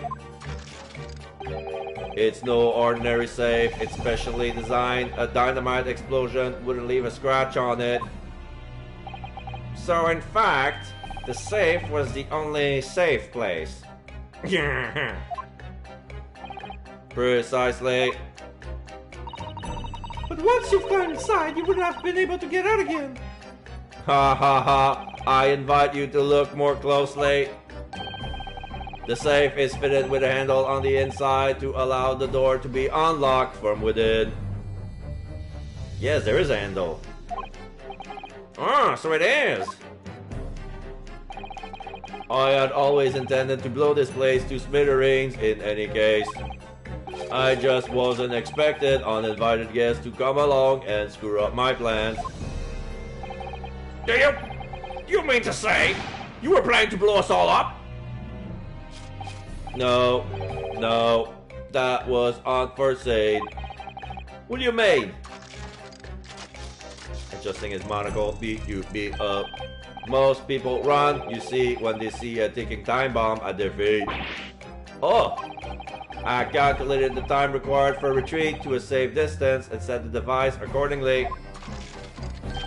But you're seemingly endless discord in there threw a spanner in the works. ... Gregson. Is something wrong, Gregson? Do I have something on my face beside the usual eyes, ears, nose, and mouth?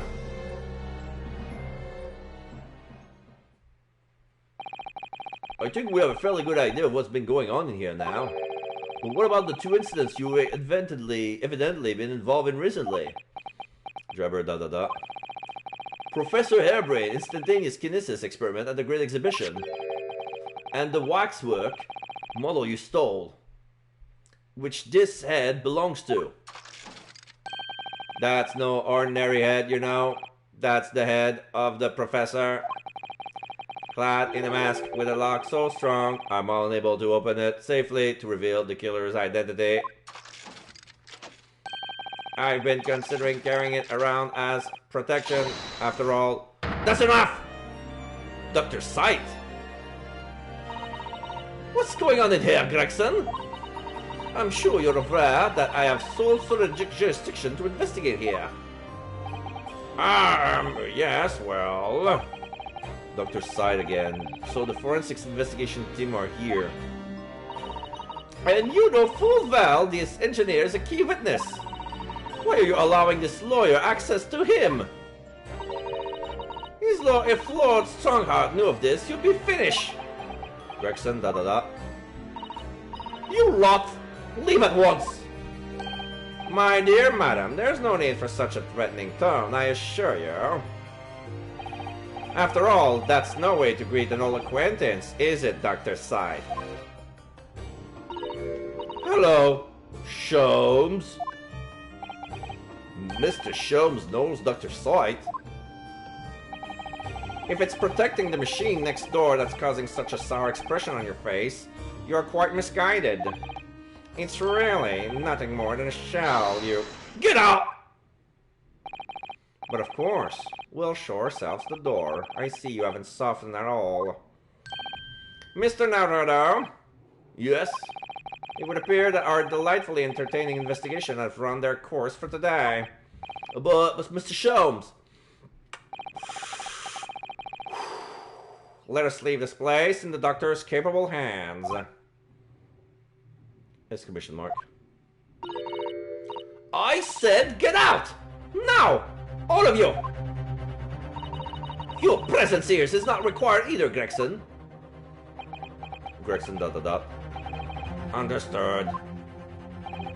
But I'll just say one thing before I head off. If it wasn't for this lawyer and his companions, I found this place, and the whole workshop would have been blown to bits.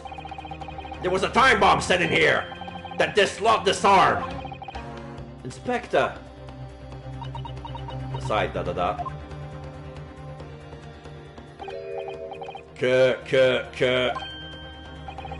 Something's giving you a chuckle, has it, Drebber? So sorry, didn't mean to offend. You're quite right, of course. You did disarm the time bomb, didn't you? Yes, you did disarm that one. But Gina comes here with another time bomb. What are you... That one? You mean...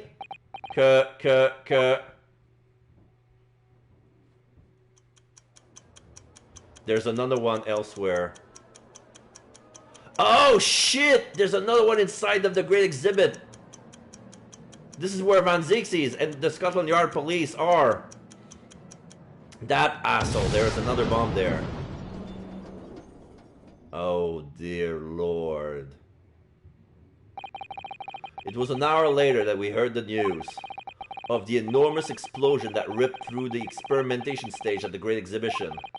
Professor Hairbrain's invention and all his secrets were blown away forever.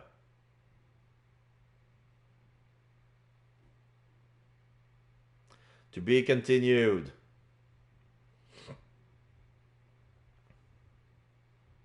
My lord. It's almost been 4 hours. Save your current progress? Yes, we would.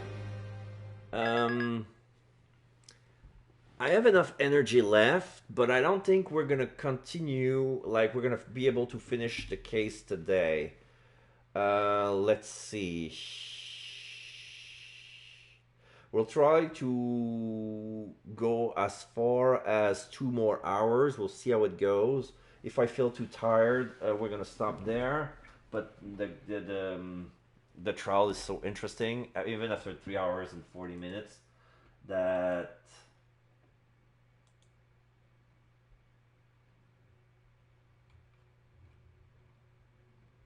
let me check. Let me update on everything.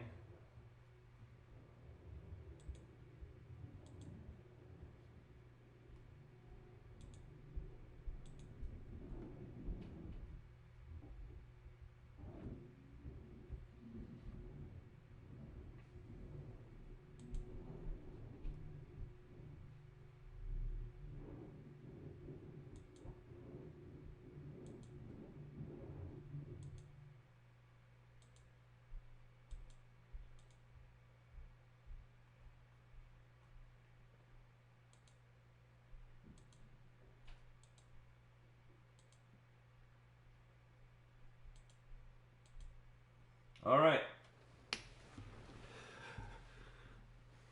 So let's save and let's do as best we can. If I feel too tired, we're gonna stop. Yeah. This is the trial part. 24th of October, 9:11 a.m. The Old Bailey Defendant's Antechamber. What a time to start a trial. 9:11 a.m. It's probably this. They probably start at 9:15. Ish. What a mess. Good morning to you, Mr. Naruto. This is Airbrain. Ah, good morning, Professor. Ready for today's proceedings? I hope so. I should be. Even I, with nothing left to... Good morning, my dear fellows. Oh, Mr. Sholmes, you're here. Why, naturally, a true gentleman stands shoulder to shoulder with his friends in battle at all times. Thank you, I really appreciate it. I'll see you later then. No, Professor, we really need you to remain calm in the courtroom today. Yes, do try your hardest not to enter the witness stands uninvited again. Yes, I will. I realize it was a mistake, but I... My dear fellows, I must interject. Oh, you're still here, Mr. Sholmes? What's the matter? Surely you've overlooked some praise, have you not? To be cast in my direction. Sorry, I don't follow. Must I spell it out? I, the great Sherlock Sholmes, the greatest detective of worldwide acclamation, arose at some ungodly hour to be here now, first thing in the morning. A miracle, you must agree. Yeah, you woke up early. Big fucking whoop. Well, if I must agree, then...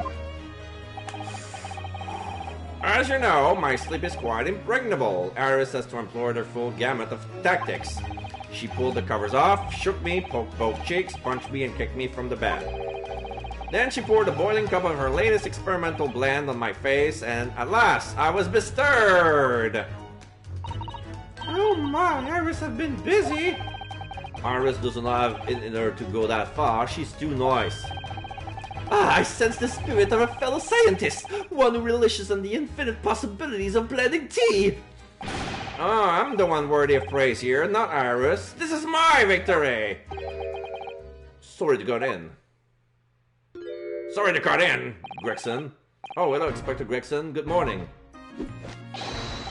Oh, Gregson, my dear fellow, why the grim expression at this delightfully early hour? Okay, let me grab the remainder of my chips.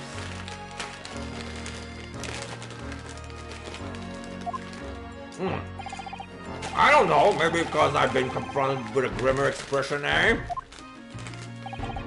Dear me, are you going to take that insult lying down, Professor? What? What? I don't know! Poor Professor. Anyway, here's the paperwork you asked for. That what paperwork? Ah, I took the liberty of requesting it yesterday. I have a feeling it may prove useful. Rob, you wouldn't believe the hoops I have to jump through to get this brought out of the archives.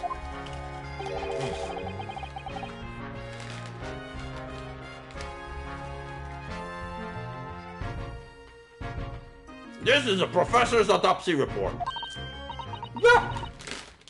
That masked murderers? Who killed 5 members of the aristocracy? He was found guilty in the post-trial 10 years ago now. It was all done under wraps. And he was quickly executed soon after the trial. So it's all in here. The killer's autopsy report has been entered into the court record. Autopsy report, mass murderer knows that the professor was tried and found guilty by a closed trial 10 years ago. Well, I don't know what to say. Thank you, Inspector. Yes, much obliged, Gregson. Us lowly lot at the yard are just doing what we can. In the shadow of the great Detective Sholmes, of course.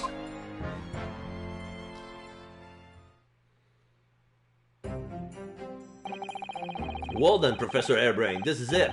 Today we're going to lay all this to rest at last. Okay, let me check the new evidence. Okay, so we have The camera, I never checked. So, what is special about this camera? Oh yeah, the lid on the back. Oh look, the cover came open. Yes, now, there should be a glass plate inside. You have to change the plate with each new photograph you want to take, you see? Is something wrong? There is no plate, it's been removed. Ah, what a pity. But I suppose if you think about it, this wouldn't be the actual camera that was used at the time, just like the waxwork isn't the actual person. So we never have found a photographic print on the executed convict coming back to life anyway. Oh yes, you're quite right, of course. Poor Susato-san. She looked so devastated. Okay. So we check this end. There's a shutter here. Ah! Oh shit! There's blood splatter on the side of the camera. Because there's a little thing that opens and then the lens stretch to zoom in. What a wonderful machine! You really love contraption like this, don't you? Oh yes, anything mechanical I find absolutely irresistible! Almost irresistible, Shirley. Well, whenever I see a pocket watch, for example, I can't help myself. I simply have to take it apart. That's worrying. Yes, Father tells the time by the rumbling of his stomach now. He's giving up having a watch. Poor Professor Mikotoba. There's a stain. Look, Mr. Naruto! What is it? On the bellows, just here. There seems to be some very dark red stains. Yes, you're right. It looks like blood, actually. Oh my! Oh, I'm sure it's not what you're thinking. The details of the camera has been updated in the court record. The camera from around the neck of the waxwork of Mr. Drebber in the special exhibit. When the lens is extended, dark stains is visible on the bellows. So what else is there?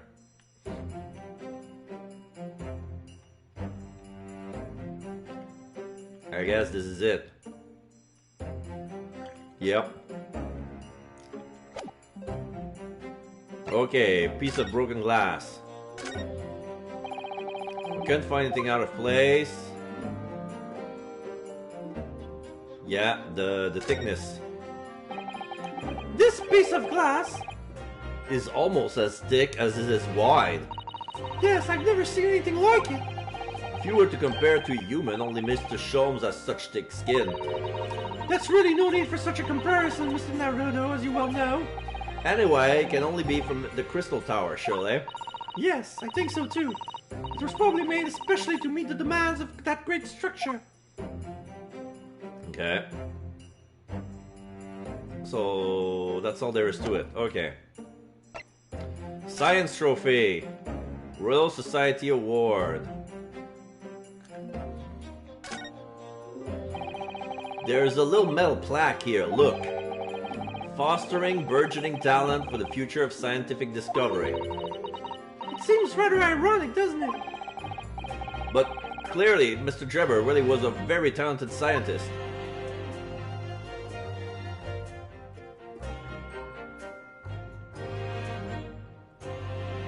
Okay, so this is basically a proof that Drebber is not a quack scientist. Waxwork head. There's a stub that connects. Oh, there's a little latch here I can open to unlock the mask. There's one on both sides, and there's a keyhole. We need a key. This lock does look very strong, doesn't it? There's definitely no way you could remove the mask yourself if it was put on you. What a terrible way to treat someone, even a convicted criminal! Oh, I know, it's starting to make me livid actually. Mr. Naruto, please! I mean, just think about it. Imagine if you have an itch on your neck. Imagine if you have an itch on your neck all of a sudden. You'd be utterly helpless. Well, yes, that's true. Well, I'm not sure that warrants quite so much anger. Oh, right, sorry.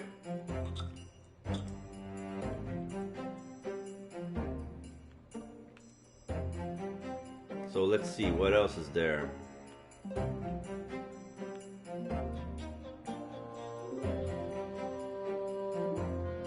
Nothing?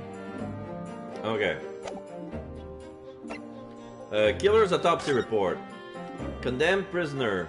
Redacted for confidentiality. Pseudonym the Professor. Dead by hanging confirmed at midnight, 17th of June. Signed Courtney Stevens. Wait, that's it? All this big file just to reveal a date. Time of death by hanging midnight, 17th of June. Not even a year. Oh, that's bullshit. That's nothing. 17th of June, 10 years ago. By Courtney Stevens.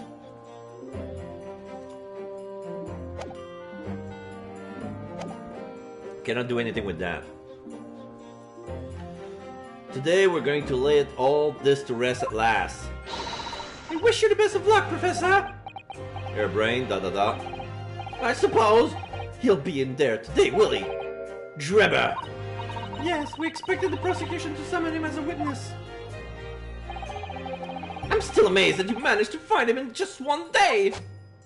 I really owe you both so much. Counsel and the defendant. The trial's about to resume. Kindly make your way onto the courtroom at once.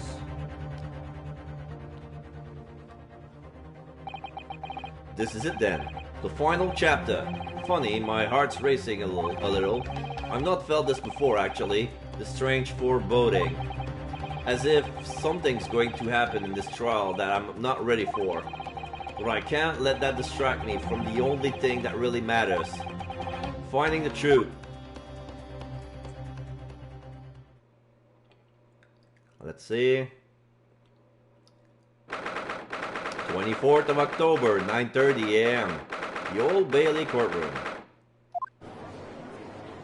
Yep, the apprentice is on the prosecutor's bench alongside Van Zieks. In the name of Her Majesty the Queen, I hereby declare this court to be in session again. We resume the public hearing of Albert Hairbrain, here present, who stand accused of murder. Are the counsel for the prosecution and defense ready to proceed? The prosecution is ready, my lord. The defense is ready, my lord. As promised, Lord Van Zieks has his apprentice with him. His apprentice with memory loss. Scusato, If I may, Lord Van Zieks. Yes, my lord. There appears to be someone standing at your side. Ah, yes, my apprentice and assistant. The prosecution believes today's proceeding will see the complexity of this case rise considerably. And he takes a... Oh, fudge! Okay. Alright. So basically what just happened is Van Zieks was about to grab his bottle of wine as usual, but it was corked. And then the apprentice unsheathed his sword, his western saber, and slashed the cork out. So I don't know if it's a verb in English, but he just sabered the champagne. Usually you do that with champagne. He slashed the cork out, and then he pours it, and when he's done, the apprentice put the sword back, sheathed his saber back into his sheath? Scabbard. I therefore instructed my assistant to attend to ensure the smooth running of the trial. And the smooth running of liquor refreshment by the look of it. The way he holds himself, the way he moves, it couldn't be anyone else. But he's still suffering from amnesia, so there's really nothing we can do at the moment. I know, but this is so very hard. It would appear the prosecution has done a fine job in responding to the demands of the court made yesterday. I understand you have successfully secured the engineer who disappeared from the scene of the day in question. Yes, my lord. I intend to call him as a witness shortly. Very good, very good. Now then, ladies and gentlemen of the jury, who have been chosen at random to represent the will of the people in this courtroom today, are you ready and willing to proceed? Of course, my lord. I'm sure we all understand the importance of doing our civic duty. Oh, I do despise deception and deceit. I find it so very wearing. To take a man's life with a conjuring trick. It is against the magician's code, not to mention the law. Any fake scientist should feel the wrath of God, if you ask me. We have to listen to what's said on both sides of the fence and then settle on one. That's it, isn't it? Eating my corn cob, eating my corn cob. Wasn't like this back in my day. Wasn't like this at all. If all parties are ready to proceed, you may begin, Lord Van Zieks. Before I do, my lord, there is a report I must read to the court. And yeah, the apprentice holds him the scroll, and then Van Zieks reads it aloud. Yesterday, at the Great Exhibition Grounds, the evidence of primary importance in this case. The super high voltage instantaneous kinesis machine, which was installed on the experimentation stage, was deliberately destroyed in an explosion effected by an unknown person or persons. It was what? An explosion! This is an outrage! Rubble, rubble, rubble, rubble, rubble, rubble, rubble. Yes, I heard this great news yesterday. Scotland Yard submitted a report to my office in the evening.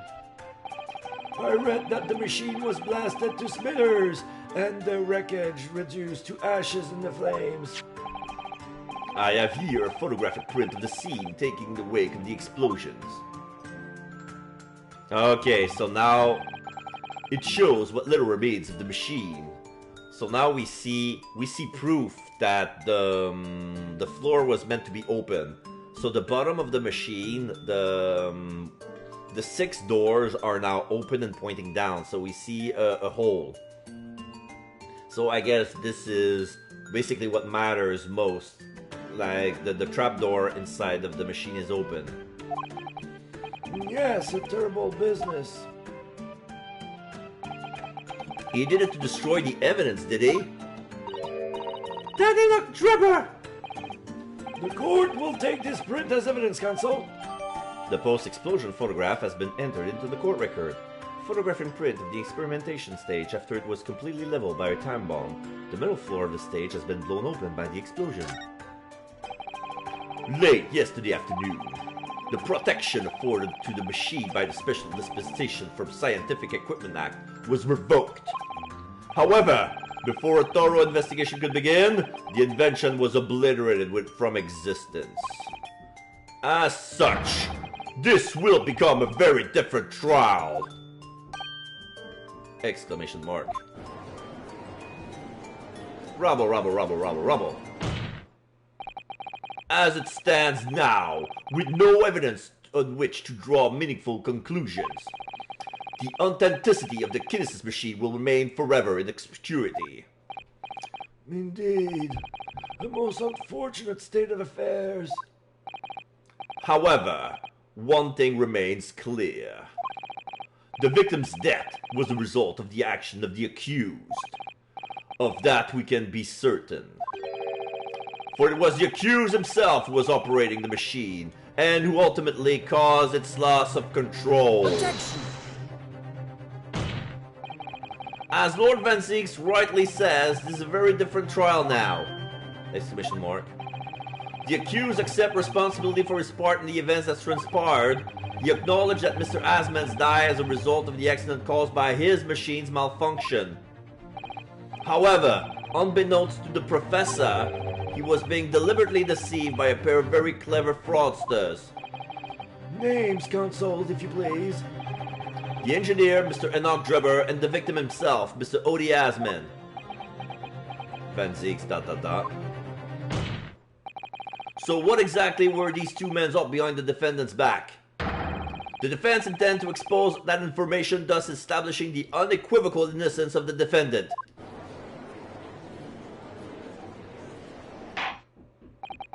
Thank you, counsels. The position of the prosecution and defense has been clearly stated. Lord Van Zieks, summon your first witness, please. At once, my lord. The prosecution calls the engineer, Mr. Enoch Drebber, to the stand. And then we see Drebber. State your name and occupation for the court. Name, Enoch Drebber. Occupation. Hard to pin down, I would say. See that black monocle? Yes, why do I feel as though I've seen it somewhere before? Oh, you do? It's exactly the same thing. Drebber, ... Your file indicates that you are currently being investigated in connection with another case. The theft of a waxwork model, is it? A most extraordinary sounding business. But that has no bearing on this trial, I assure you. Cleave it from your mind. You're familiar with the public experiment carried out at the Great Exhibition some days ago. The accused super high voltage instantaneous kinesis demonstration. Yes, you could say that. I am aware of it. There was a terrible accident, wasn't there? Scroll, thank you. It was you, Mr. Drebber, who constructed the vast machine used in the experiment. Or so our investigation indicate. Can you confirm your involvement? Yes, I constructed it in precise accordance with the blueprints, but that's all. Then the court would very be interested to hear your thoughts about the machine, I'm sure. ...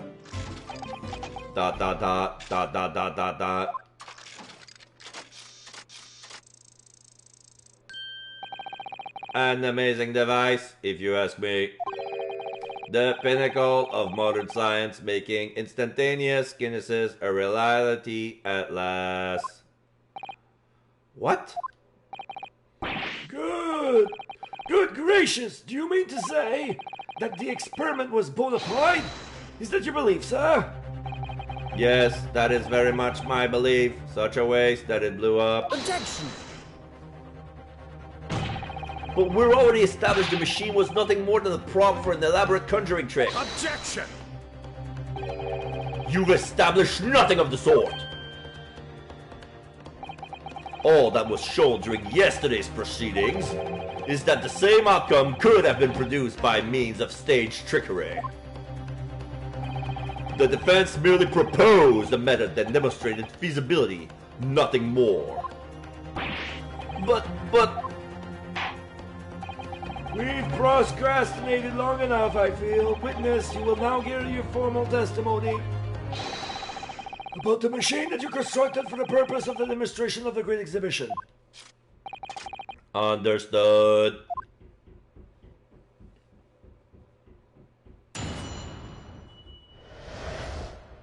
The kinesis machine. I met the young professor approximately 1 year ago through Mr. Assman's introduction. He provided me with the blueprints and I constructed the machine to his precise specification. It was no trick. If the whole show was a fraud, it would have required a body double. Tell me, did the victim have a twin? All the spectators saw the birdcage appear before their heads and then crash headfirst into the crystal tower. A terrible accident, I grant you. Perhaps the science on which the machine was built was flawed somehow. A body double? That goes without saying, surely. To give the impression that something has moved when in reality it hasn't. It's a basic conjuring principle. The deception cannot be achieved without substituting the original with a fake at some point in the performance. But would I be right in saying you haven't managed to establish anything along those lines? Incidentally, the prosecution has already confirmed that Mr. Asman has no twin siblings. It's my understanding that this witness is well versed in conjuring awfulness. But such talent does not indicate that he was actually able to accomplish what he claims. Namely, the construction of what by all accounts must have been an extremely complex scientific machine. Whatever do you mean? Yesterday's proceedings brought the true nature of your past exploit to light, Mr. Trevor. Indeed it did, my lord. As a swindler who preys on innocent scientists to elicit government grant money through conjuring know-how. Yes, it's true that I possess considerable knowledge of stage magic. But crucially, my scientific knowledge more than matches that of any academic in the field. Investigation of the witness workshop attests to that claim, my lord. As evidence, the police found this Royal Society trophy for young talent in science there. Yes, that's true. We spotted it there ourselves. If a hypothesis is sound, it can only be forged into a physical manifestation with sufficient skill. Though I may have sold the secret of some deceptive wiles to sniveling, talentless scientists in the past. Would you therefore assert that the explosion of the machine was an unfortunate accident, or, of course, a deliberate act of murder carried out by misuse of the science?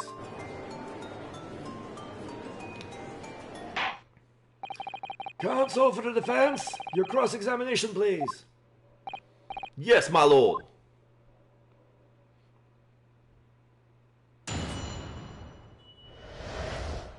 The Kinesis machine.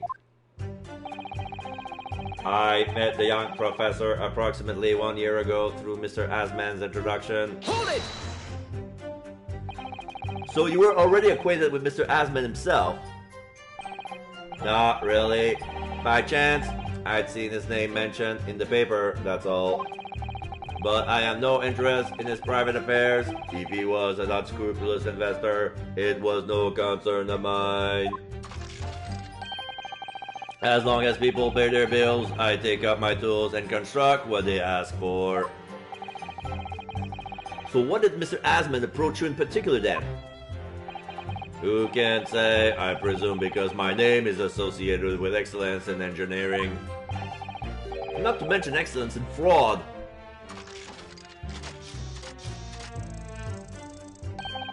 Hard to gauge, but the point is, all I did was construct the machine according to the blueprints I was given.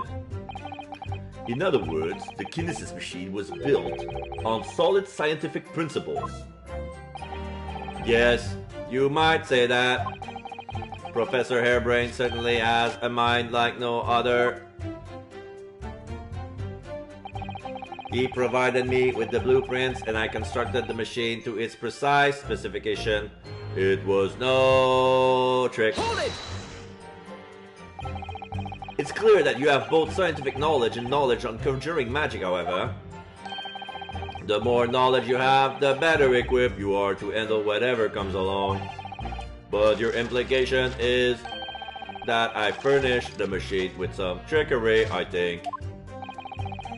It's a possibility that we have to explore. Unfortunately though, the machine has been blown to Kingdom Come. So there's really nothing left to explore, is there? It appears that the Kinesis machine was fitted with a time explosive device of some kind. And there's nothing left of that device either, not a single shred of evidence remaining, I hear. He must have planned all this from the outset. But in any case, it's abundantly clear that the experiment couldn't have been a trick. If the whole show was a fraud, it would have required a body double. Tell me, did the victim have a twin? Hold it! Of course, that's it! Mr. Asman was a twin! Objection! Perhaps my learned friend wasn't listening earlier. Mr. Asman had no twin siblings. No, I heard you before, but the thread of hope hasn't quite left me. The demonstration could have been a trick if there was somebody who looked sufficiently like the victim. But Mr. Scythe absolutely ruled out as a possibility. Scroll. It is beyond question that the victim himself, Mr. Asman, did move from the stage to the Crystal Tower. The fingerprints found at the scene attest to the facts. So it can't have been orchestrated using someone who looked identical to Mr. Asman then. What are you thinking, Mr. Naruto? Oh, no, nothing. Just that the idea of someone who looked identical to the victim is playing on my mind. All the spectators saw the birdcage appear above their heads and then crash head first into the Crystal Tower. Hold it! It crashed head first, you say? According to the many witness reports from those there at the time, yes. Were you not there at the exhibition grounds on the day?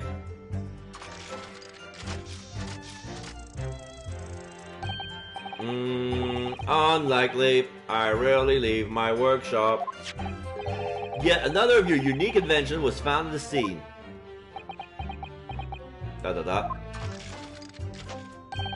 Well, it was the unveiling of a machine I'd labored over for many months. I saw it clearly with my own eyes, the birdcage plummeting headfirst into the tower. What a surprise! I believe the victim's neck was broken from the headlong fall, wasn't it? Wasn't it?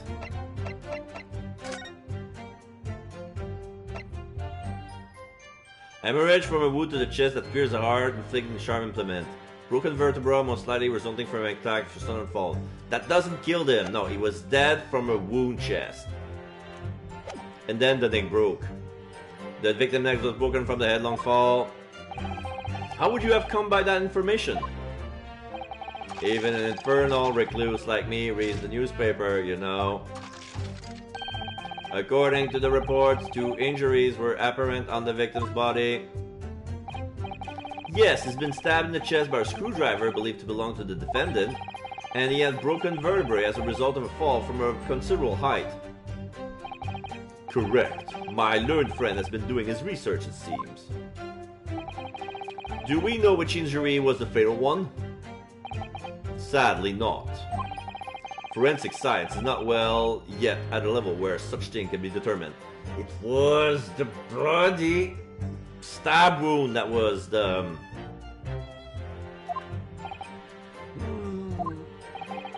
What we do know is that the victim died having sustained both injuries at some point during the experiment. And since he was found in the birdcage with his neck broken, it's obvious that he fell from a considerable height. I suppose that's hard to deny. A terrible accident, I grant you. Perhaps the science on which the machine was built was flawed somehow. I have a feeling that the contradiction here is the body double here. I'm gonna save.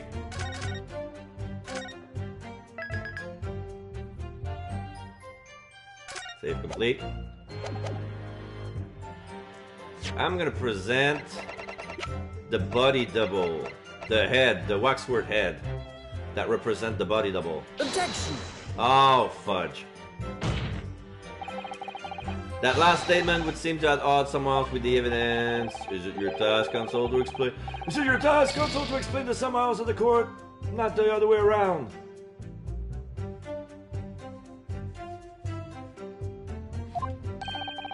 Oh, it just seemed to jar, though, don't you think?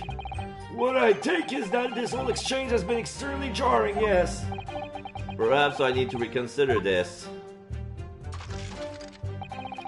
Okay, so this was, I'm gonna load.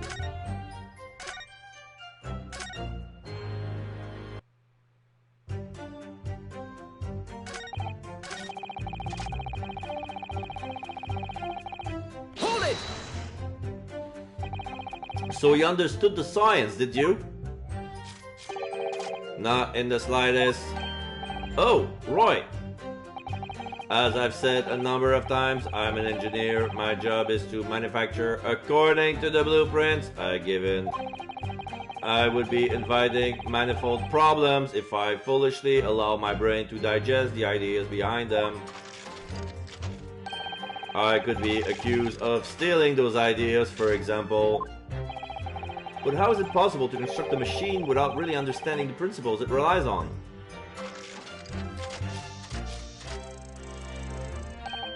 Well, you're practicing law without really understanding the principle it relies on, aren't you? Very good point. Stand up for yourself, Mr. Naruto! The point is, the experiment resulted in instantaneous kinesis taking place. As such, the science must be sound.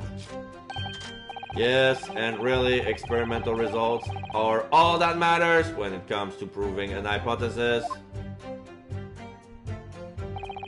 He's certainly very sure of himself. What do you think, Mr. Naruto? Well, now that the machine has been completely destroyed by yesterday's explosion, it's going to be impossible to argue its authenticity one way or the other.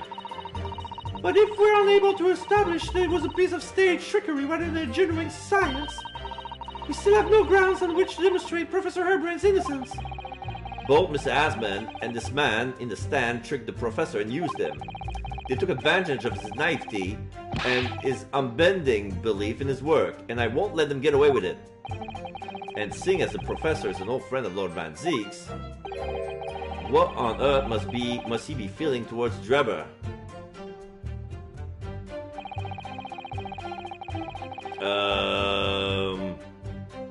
I don't have an angle.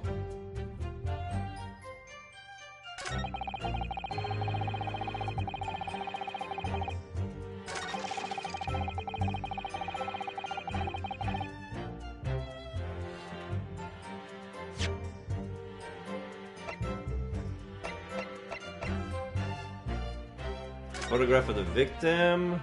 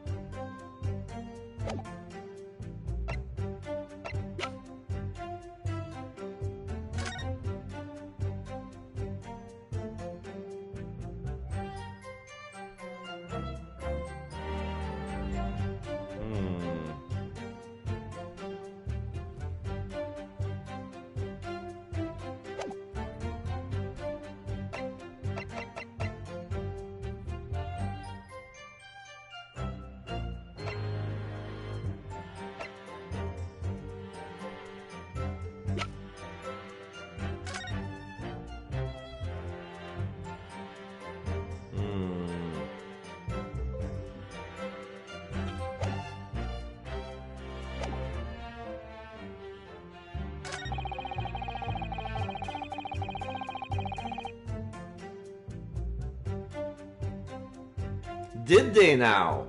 All the spectators saw the birdcage, but wasn't there an explosion?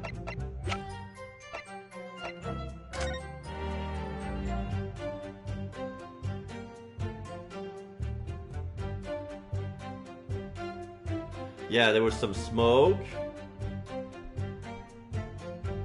And then this.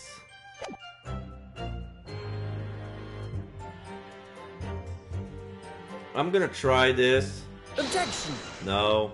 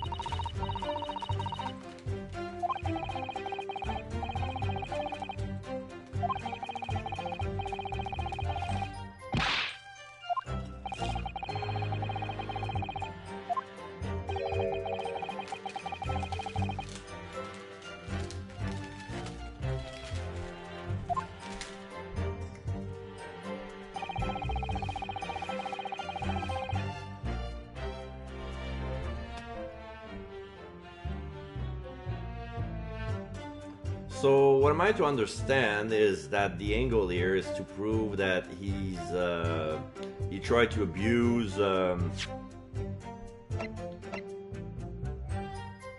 experimental sketch. No.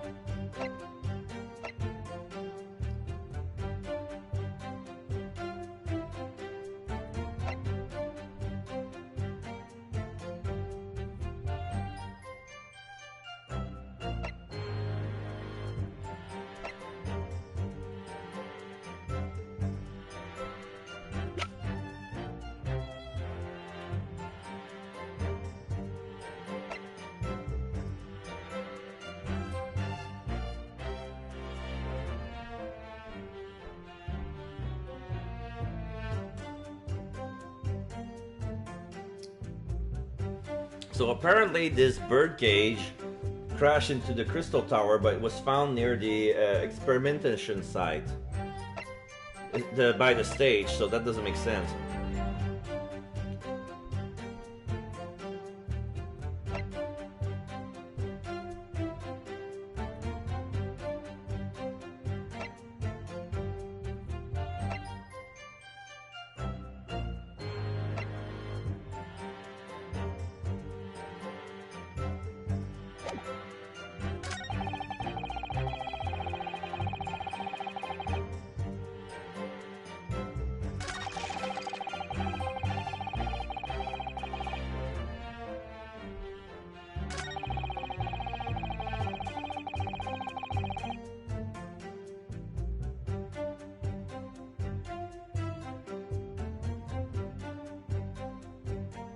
Okay, I'm gonna try this angle. The birdcage that crashed into the crystal tower.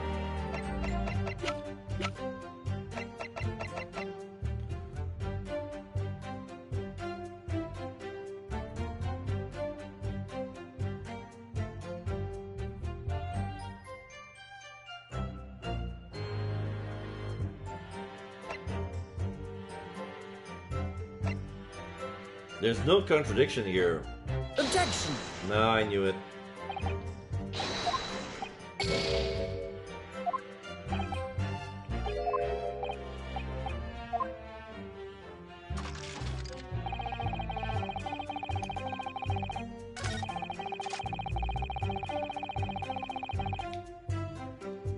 Was the science on which the machine was built was flawed?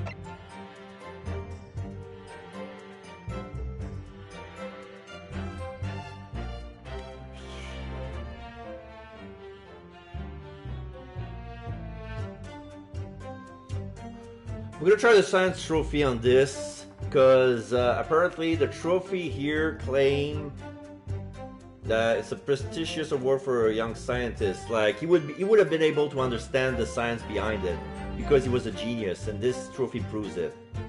So Objection! no.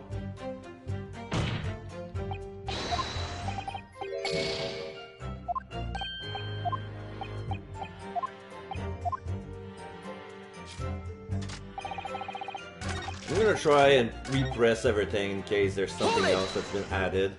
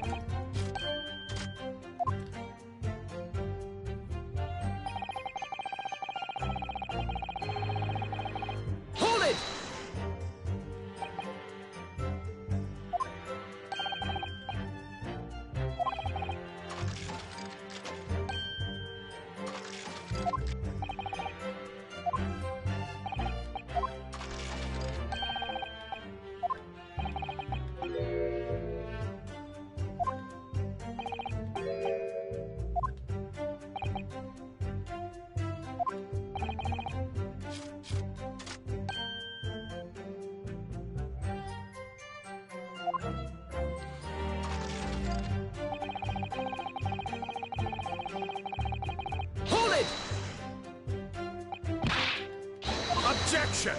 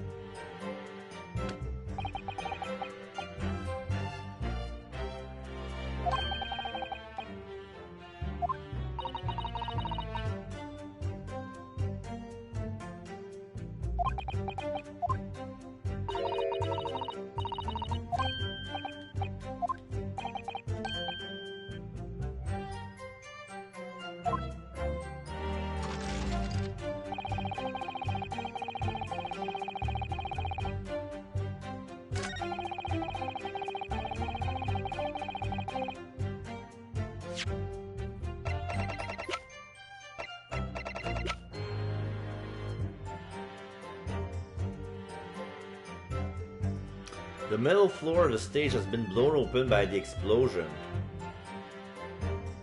Objection! No. Man, I'm running out of options. Like, I have no idea what they're trying to go at me for. Like, I really don't get it. I need to reload.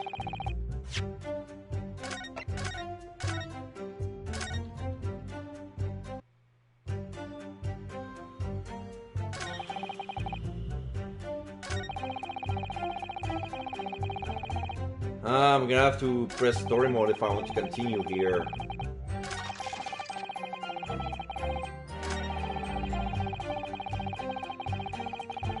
Hold it!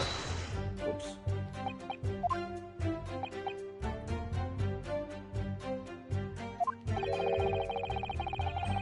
Wait, is that new? All the spectators saw the birdcage appear above their head and then crash head first into the crystal tower. It crashed head first, you say, according to the many witness report from those there at the time. Yes. Were you not?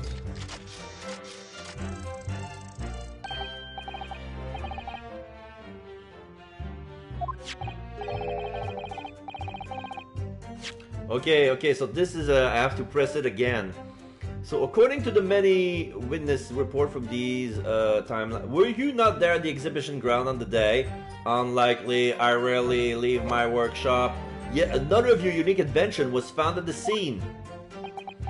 Drebber, ... Well, it was the unveiling of a machine I'd labored over for many months. I saw it clearly with my own eyes, the birdcage plummeting at first into the tower. What a surprise! I believe the victim's neck was broken from the headlong fall, wasn't it? How would you have come by that information? Even an infernal recluse like me reads the newspaper, okay. 2 injuries were apparent, yeah.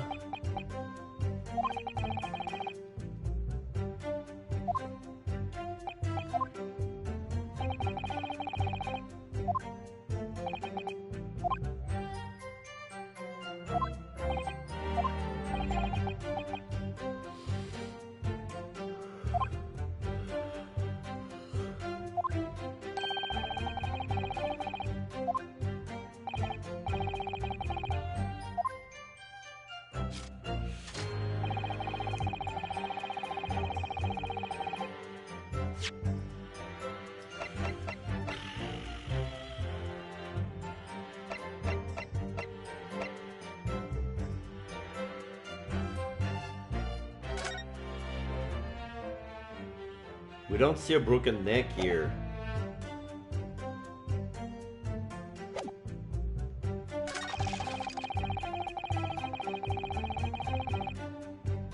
Okay, I'm gonna try this. It's probably stupid, but... Objection! No.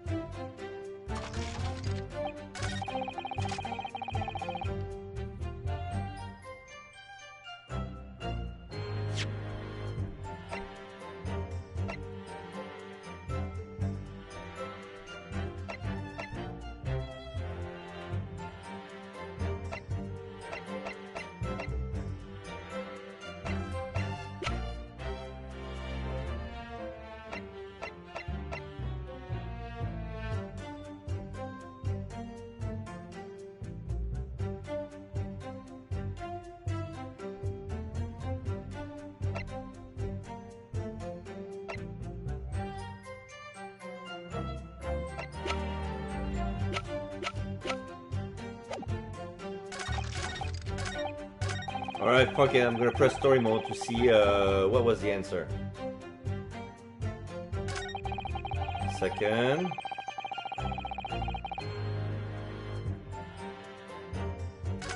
Third. Whatever car body double. The victim had the twin. No, all the spectators saw the birdcage appear above their head and then crash at first into the crystal tower. This one? Wait, what? The post-explosion photograph, are you sure?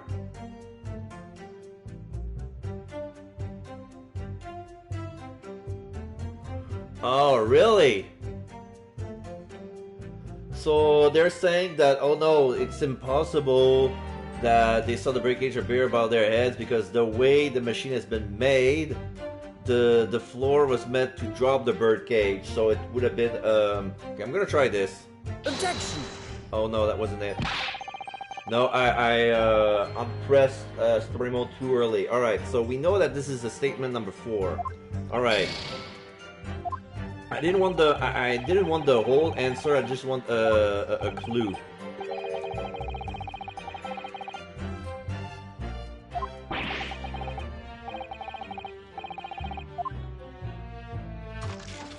Okay, so all the spectators saw the birdcage appear above their head and then crash bed first for the crystal tower. So it is this one, but it's not this one. It's probably because you went that way. I presented this one, that didn't work.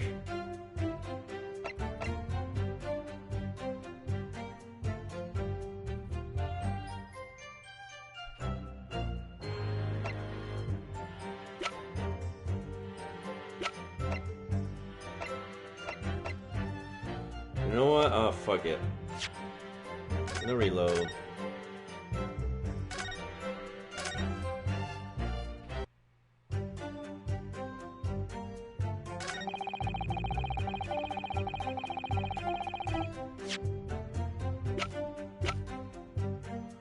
So, story.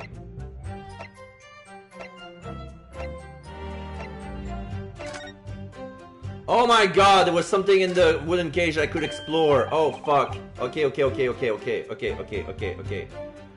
I didn't explore the bird cage yet. That's why. Like, something was, I was missing something because I didn't explore this item. So, okay, so I stopped.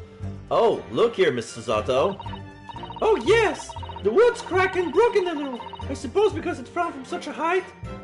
Oh, it didn't fall at first.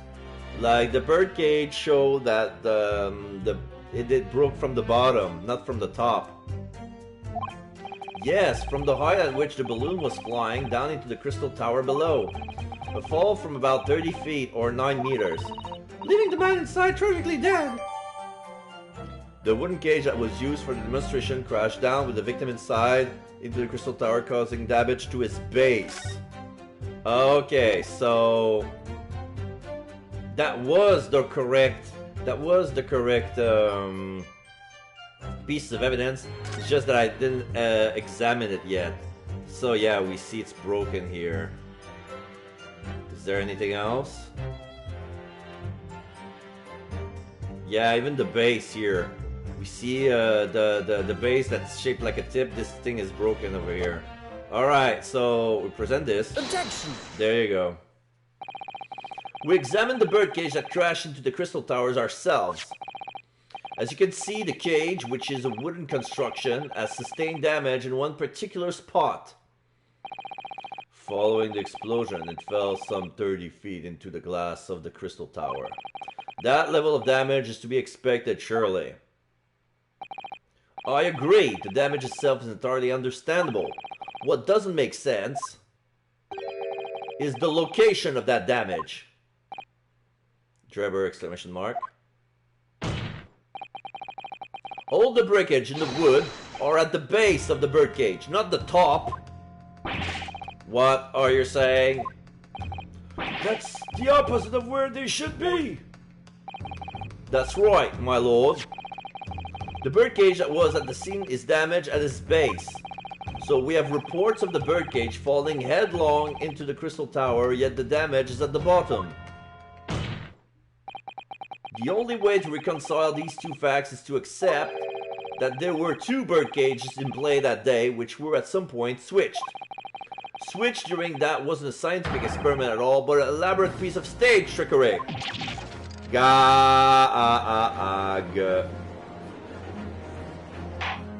Order! Good gracious! Explain yourself, witness! Well,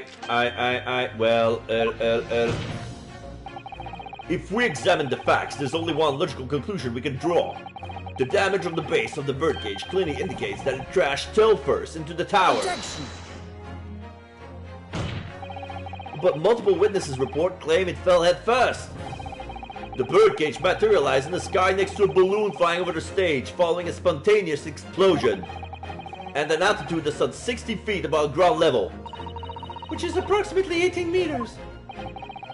It then proceeded to fall some 30 feet into the crystal tower in the ensuing deflagration. Witness report amidst such chaos are notoriously unreliable. Objection! But the victim's neck was broken. Objection! He plummeted 30 feet inside a heavy wooden cage. However he fell, it would be unsurprising to find one or two of his vertebrae crushed. Trevor,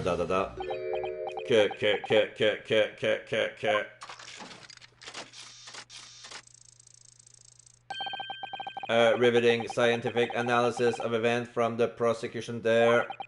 Though, to be even more rigorous, you would have to say it was only one vertebrate, actually. It wasn't quiet for long. I find it hard to see what's motivating Lord Van Zieks. This witness is clearly a swindler and wanted to deceive a personal friend of his. If you're going to establish this deception, do it right. Sorry?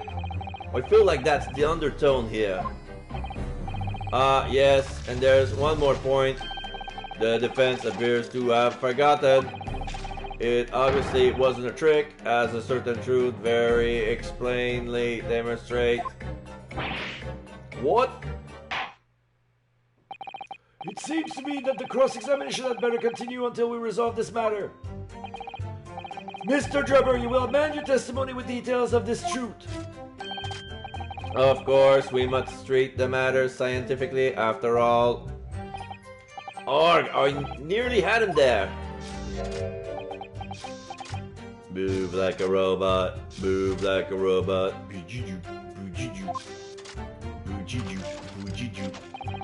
The kinesis clearly took place because there's nowhere else 30 feet high for the birdcage to have fallen from. Hold it! What do you mean? Well, before the demonstration began, the victim was alive on stage in front of the audience. Yes, there are lots of witnesses who saw Mr. Asman on the experimental stage, that's true. And the victim's neck broke as a result of an impact following a fall. Logically, therefore, the victim must have fallen from somewhere. Scroll. The balloon that exploded was at an altitude of 60 feet. The point of impact on the tower was 30 feet up. That difference of 30 feet is therefore the total distance the birdcage fell. And there's no other location from which the cage could have fallen that distance if it didn't drop out of the sky. Ergo, the victim himself must have been beamed from the stage into the sky above the crystal tower. A transient scientific analysis. Dear me, every time I hear it explained, it sounds increasingly plausible. Oh yes, it's all very well thought of. Certainly all the spectators on the day saw it. The birdcage plummeting 30 feet through the air, I mean. Irritatingly, yes. A terrible accident, I grant you, perhaps a machine. Okay, so this is...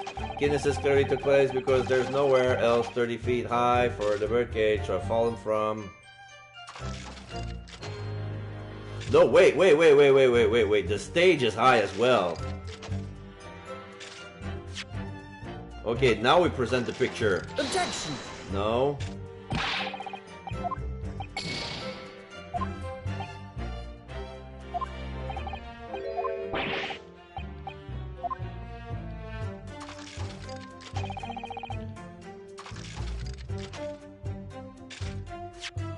Maybe the experiment sketch.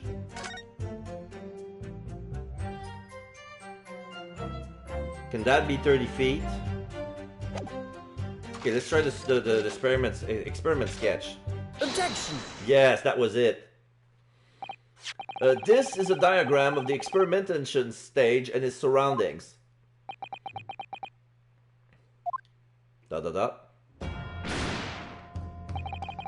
We know that somehow the birdcage appeared in midair before falling down the crystal tower. A fall from about 30 feet or 9 meters.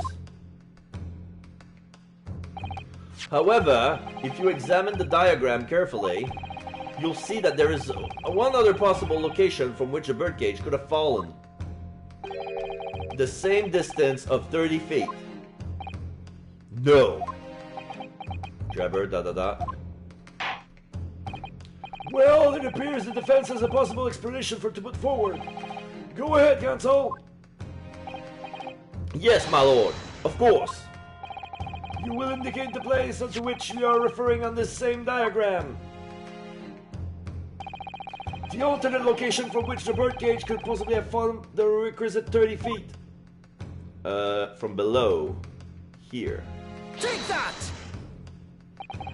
If it had fallen from here, the birdcage would have plummeted the same 30-foot distance. Objection! No? If that's my learned friend's claim, I suggest he demonstrate for the court personally. Huh? And you may consider this a parting gift, Counsel. I feel like I've just hit the deck from 30 feet up anyway now. Don't give me recourse to make the same fall from 60 feet up, huh? You will indicate the place. Oh, okay, the same diagram. So maybe the floor here? Take that! Okay, I need to point it more at the base. The place I'm referring to is here. But that's where the birdcage would have been to begin with. Which exactly the point, my lord. Yes, the birdcage was in the machine on the stage. But what we must also consider is the height of the stage itself. Go on, Counsel. It turns out that the experimental stage was built at a considerable height above ground level. If you look at the diagram, in fact, you'll see it's about the same height above the ground as the balloon was above the crash site. Exclamation mark, Fanzeeks. When the experiment got underway, the machine and the birdcage were engulfed in steam.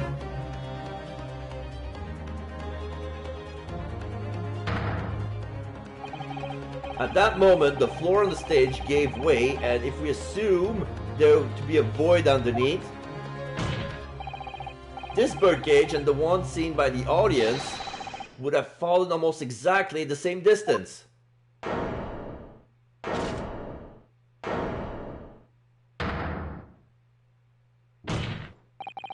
Once again, my lord, this all points to the fact that there was not one birdcage, but two! Objection! My learned friend has no evidence that the stage has such a contrivance in its design. Someone is responsible for the criminal destruction of the Kinesis machine itself, it's true. However, the stage still stands. And take a moment to look at the photographic print of the scene following yesterday's explosion. I wanted to show that was better proof than the stupid sketch. Good lord, the metal grill that formed the floor of the machine is undone. Yes, most likely blown open by the force of the explosion that destroyed the rest of the machine. The defense calls for the space below the stage to be investigated immediately.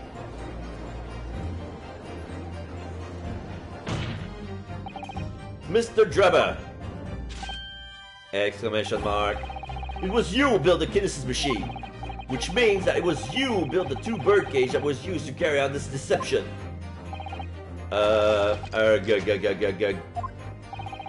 Whether Professor Airbrain's hypothesis is sound or makes no difference, because it's the construction of this machine that matters.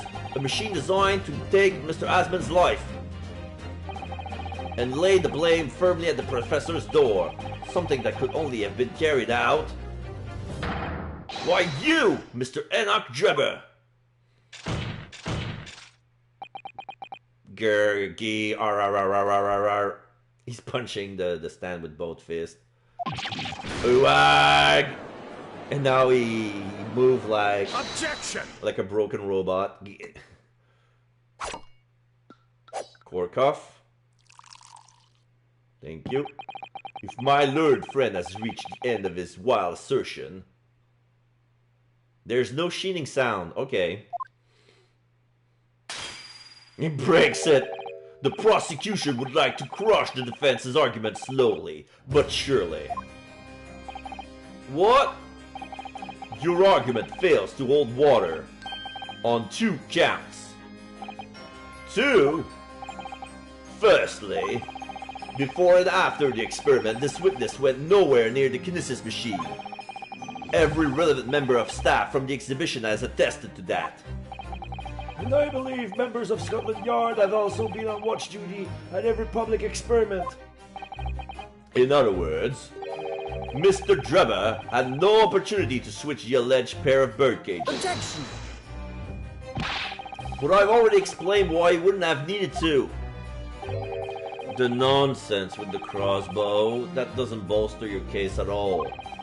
The man who disappeared from the stage and the man who crashed into the tower are one and the same. The forensics investigation team's report is unequivocal on that point. Erg. And the second flaw in your assertion is a distinct lack of motive. Why would this man have wanted to take the victim's life? He had no reason to do so. A motive? Do I have to think of everything myself? Scroll. I have here a contract provided by the witness. What contract is this, Lord Van Zieks? The contract into which Mr. Drebber entered with the victim, Mr. Asman. It reads, Mr. Drebber is to receive 30% of all remuneration from government grants or other income. 30%? Certainly very favorable contractual condition. But there was one very important provision bolted onto that clause. What provision? Mr. Drebber may only uphold this right on condition that both contracting parties are alive. In other words, if either of us were to die, the contract would become null and void. So you see, I had nothing to gain from Mr. Asman's death. The diametric opposite, in fact. Ugh. Need I say more? The witness had neither an opportunity nor a reason to commit the alleged crime. In short, the possibility of Mr. Drebber having done as you suggest is nil. Ugh. Whoa! Blown away. It seems the defense's assertion was somewhat wide of the mark. Lord Van Zieks, you will submit the contract as evidence, please. Drebber's contract has been entered into the court record. Contract between Asman and Drebber detailing the term by which they would profit from the kinesis experiment. It's true. Let's see. The investor, Mr. Odi Asman, hereby enter into contract with the provider, Mr. Enoch Drebber, to fund labor and materials for the construction of a super high voltage instantaneous kinesis machine. Mr. Drebber is to receive 30% of all remuneration from government grant or other income. Mr. Drebber may only uphold this right on condition that both contracting parties are alive. O. Asman and E. Drebber, we have both signatures here. Do I still have the card? I don't think I do, but I believe that the signature that Drebber provided is the same as on his business card. As for Asman, I don't have a signature for him, right?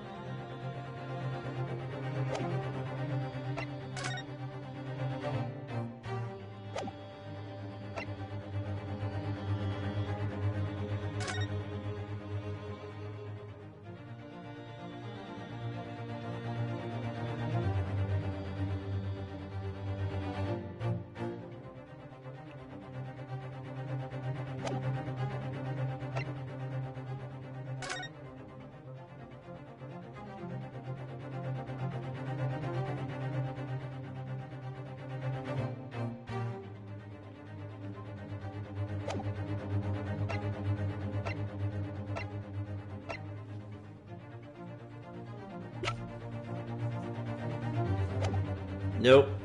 It's true, if Drebber had no opportunity to switch the birdcage under the stage with the one in the Crystal Tower, he couldn't have done it. And if any case, I have no idea what his motive might have been. There is one aspect of your argument that still holds true, however. Exclamation mark. There were 2 birdcages. The prosecution is unable to deny that. Ah. So I'm sure you're on the right lines, Mr. Naruto. And I have no doubt there are some other aspects of your assertions that are undeniable truths too. Well, it would seem that the defense has to rejoinder to offer. No rejoinder to offer. Drebber, Cut. Well, I must say I'm a little surprised. I came here to testify about the machine I built, and instead my reputation is defiled. But the prosecution's counter has set the record straight, I think. It's impossible that I am the culprit. Objection!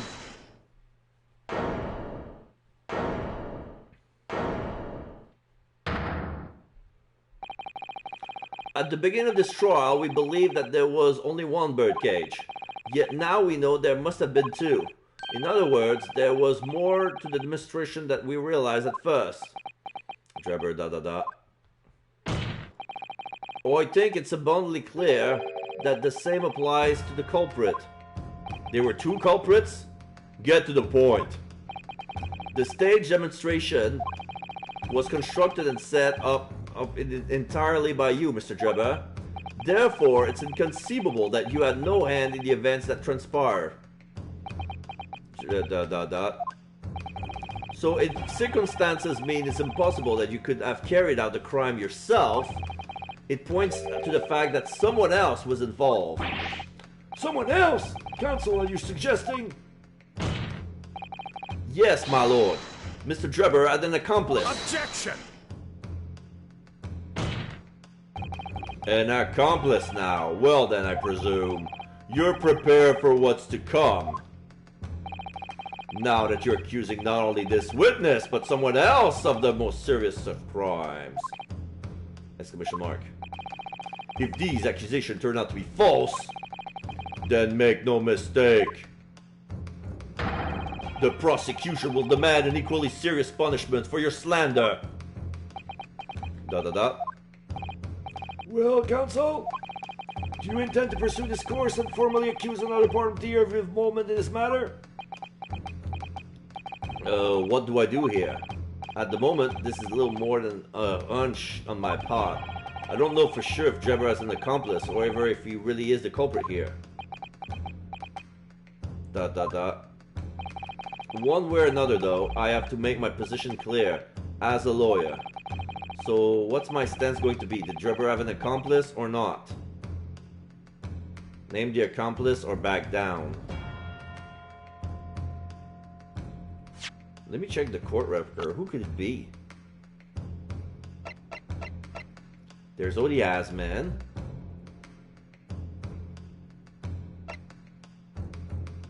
Couldn't be Airbrain. There's the Masked Man.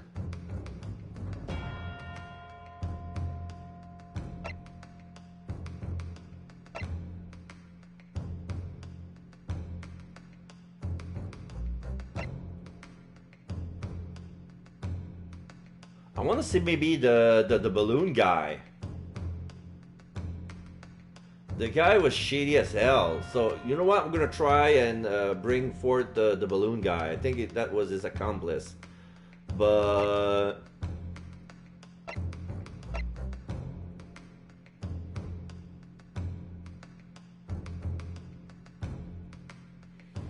Bohemian Boy.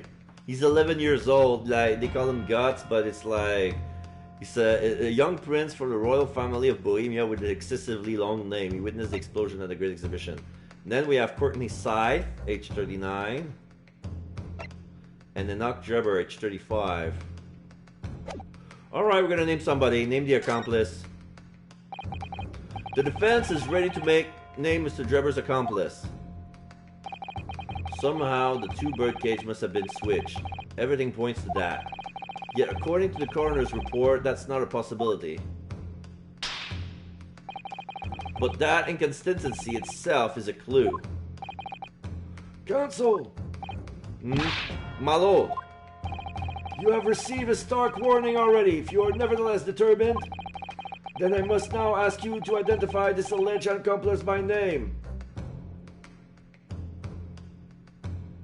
I want to save. So, you answer please. Who do you claim to have been Mr. Drebber's accomplice? It was Balthazar Loon. Take that! Oh, I don't think this is it. Who is this person? Someone intimately related to the crime, my lord, and someone you surely wouldn't say you don't know. Yes, thank you. I'm aware of the person, obviously, but on what basis do you claim felonious involvement? Oh my god, he's doing the shy face. You surely wouldn't say you don't know, would you?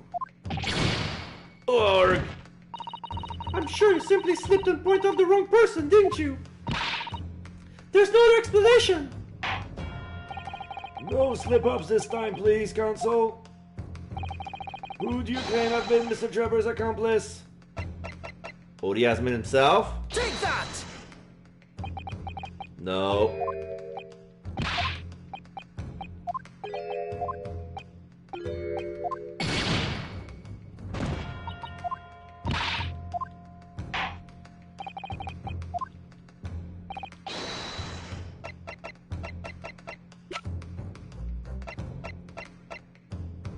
The Bohemian Boy?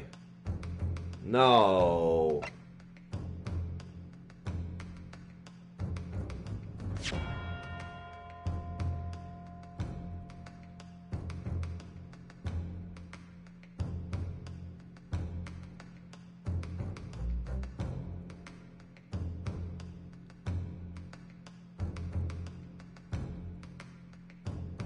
Okay. So, okay, somehow the two birdcage must have been switched. Everybody points to that. According to the coroner's report, that's not a possibility. But that inconsistency itself is a clue. That means the coroner's report is false. So, is he gonna say that the accomplice is Courtney Scythe? Take that! Oh my god! The name of the person in question is... What's wrong, my Nipponese friend? Surely fear doesn't bite your tongue now. It's a little late for that. Of course I'm afraid. After all, naming her in this capacity is definitely going to make waves. A lot of waves. It could very well turn every single person in this courtroom against me. I'm sure you'll be alright, Mr. Naruhodo. Thank you, Miss Susato. The enemy always appears larger than life, but you'll appear exactly the same to the enemy. Alright then, here goes. You've kept us waiting long enough. Your answer, Counsel, now!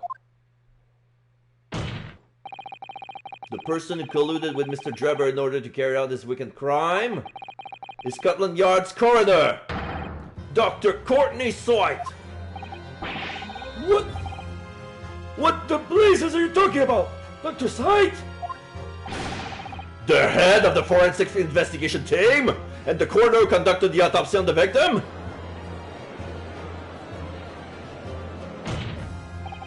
We know there were two bird cages, so who could have carried out the switch to complete the illusion?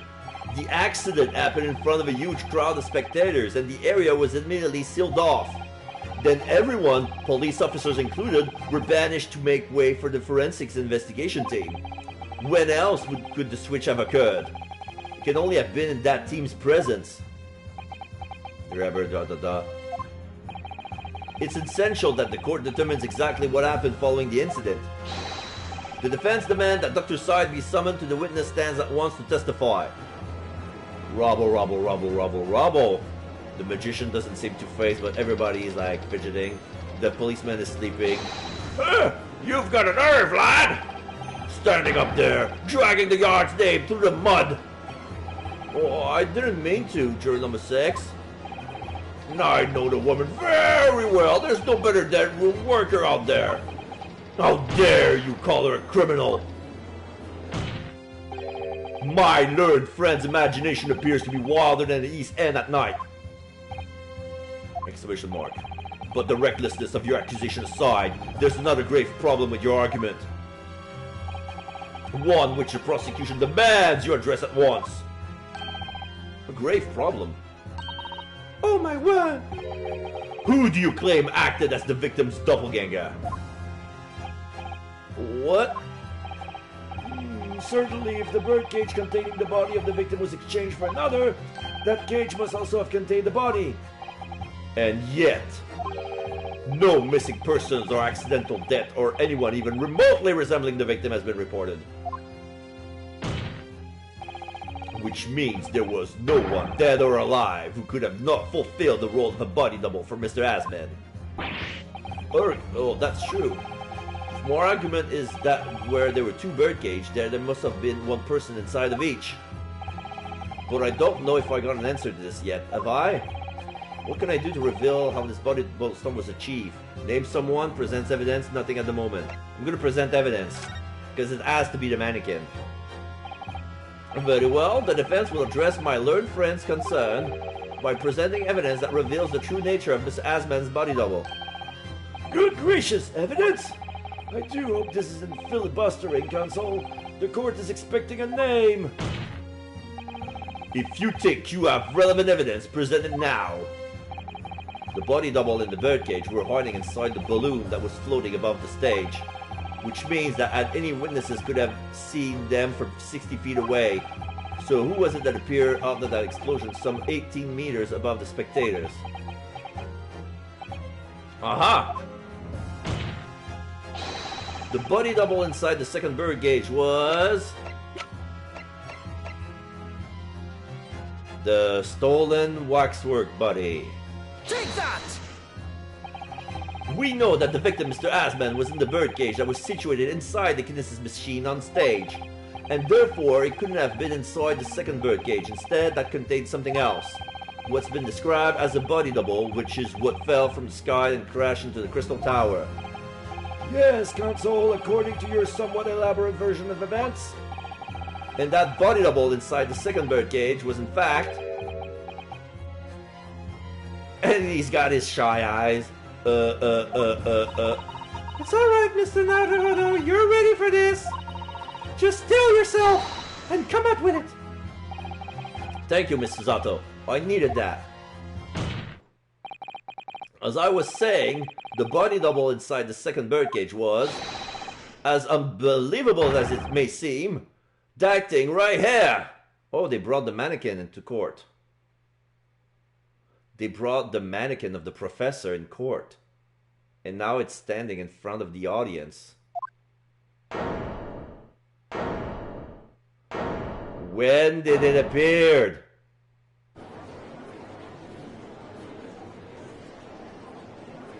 Objection! ...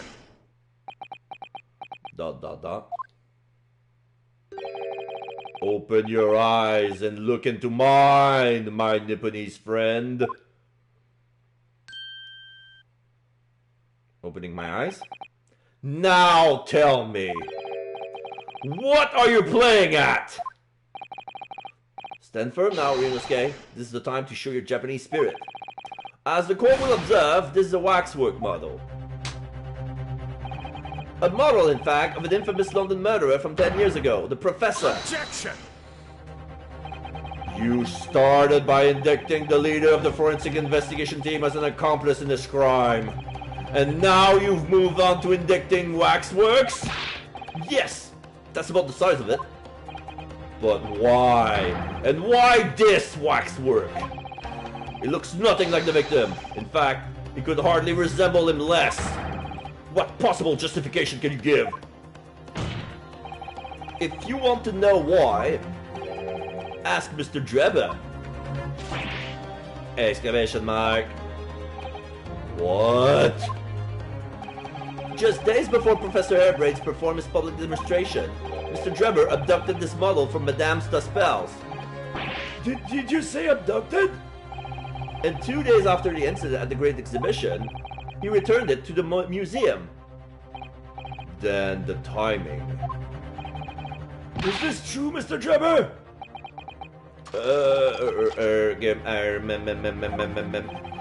At first, I couldn't see why Mr. Jabber would have stolen the waxwork from them, given it back again. But now the reason is clear. He took it so that he could put it inside the second birdcage as a body double for Mr. Asman. Objection! Are you hearing this, ladies and gentlemen of the jury? Are you hearing the defense's astonishing proposal? Exclamation mark from 1 and 2. That the witness fabricated this vast machine with the intention of deceiving some wretched scientist. That he did so in collusion with the country's finest coroner on the public stage in front of a vast audience.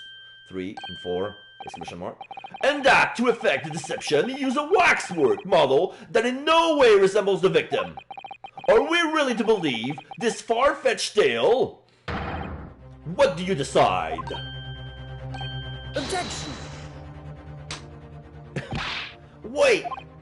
Yes, if you put it like that, of course it sounds implausible. My lord! My lord, I need to speak, if you please. Go ahead, Mr. Foreman. Myself and my colleagues have reached an agreement. Very good. In fact, in that case, ladies and gentlemen of the jury, you will state your leanings for the court to hear now. Guilty! Okay. Guilty! 2, Guilty! 3, Guilty! 4, Guilty! 5, Kill me! 6. Did he say kill me? Alright, 6-0 for guilty. Alright. Summation, examination. So, as indicated by the foreman, the jury has reached a consensus. Oh, I knew that was going to happen. We shall get through this, Mr. Naruto, as we always do. And uncover some new truths along the way, I'm quite sure. Yes, I agree. I'm going to have to appeal to those jurors as usual and see if I can persuade them to change their minds. The defense will now embark on the summation examination. Are you and your fellows ready to proceed, Mr. Foreman? We are, my lord. Very well. In that case, I ask you to now state clearly, for all present to hear, the grounds on which each of you has decided that the defendant is guilty of the crime of which he is charged.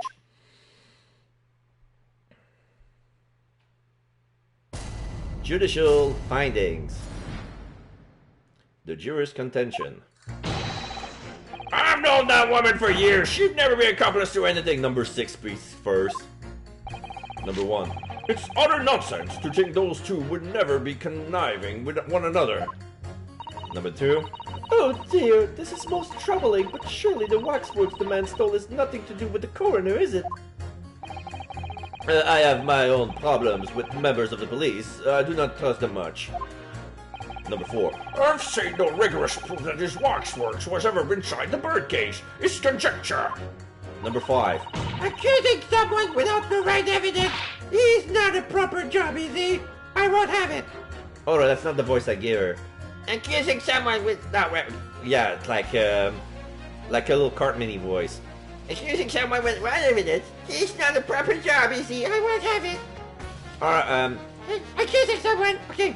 Okay. I think I'm gonna go with the voice I use for Monami, which is Polly Prissy Pants.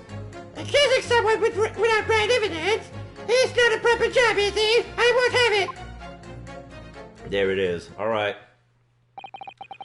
Somewhat unsurprisingly, it seems the introduction of this waxworks model to the proceedings has polarized opinion. Given that its face is obscure and its built into no way resemble that of the victim,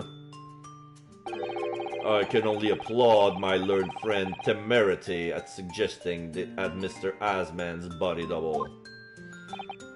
Yes, the applause is deafening, and yes, I know it seems extraordinary, but that's the point.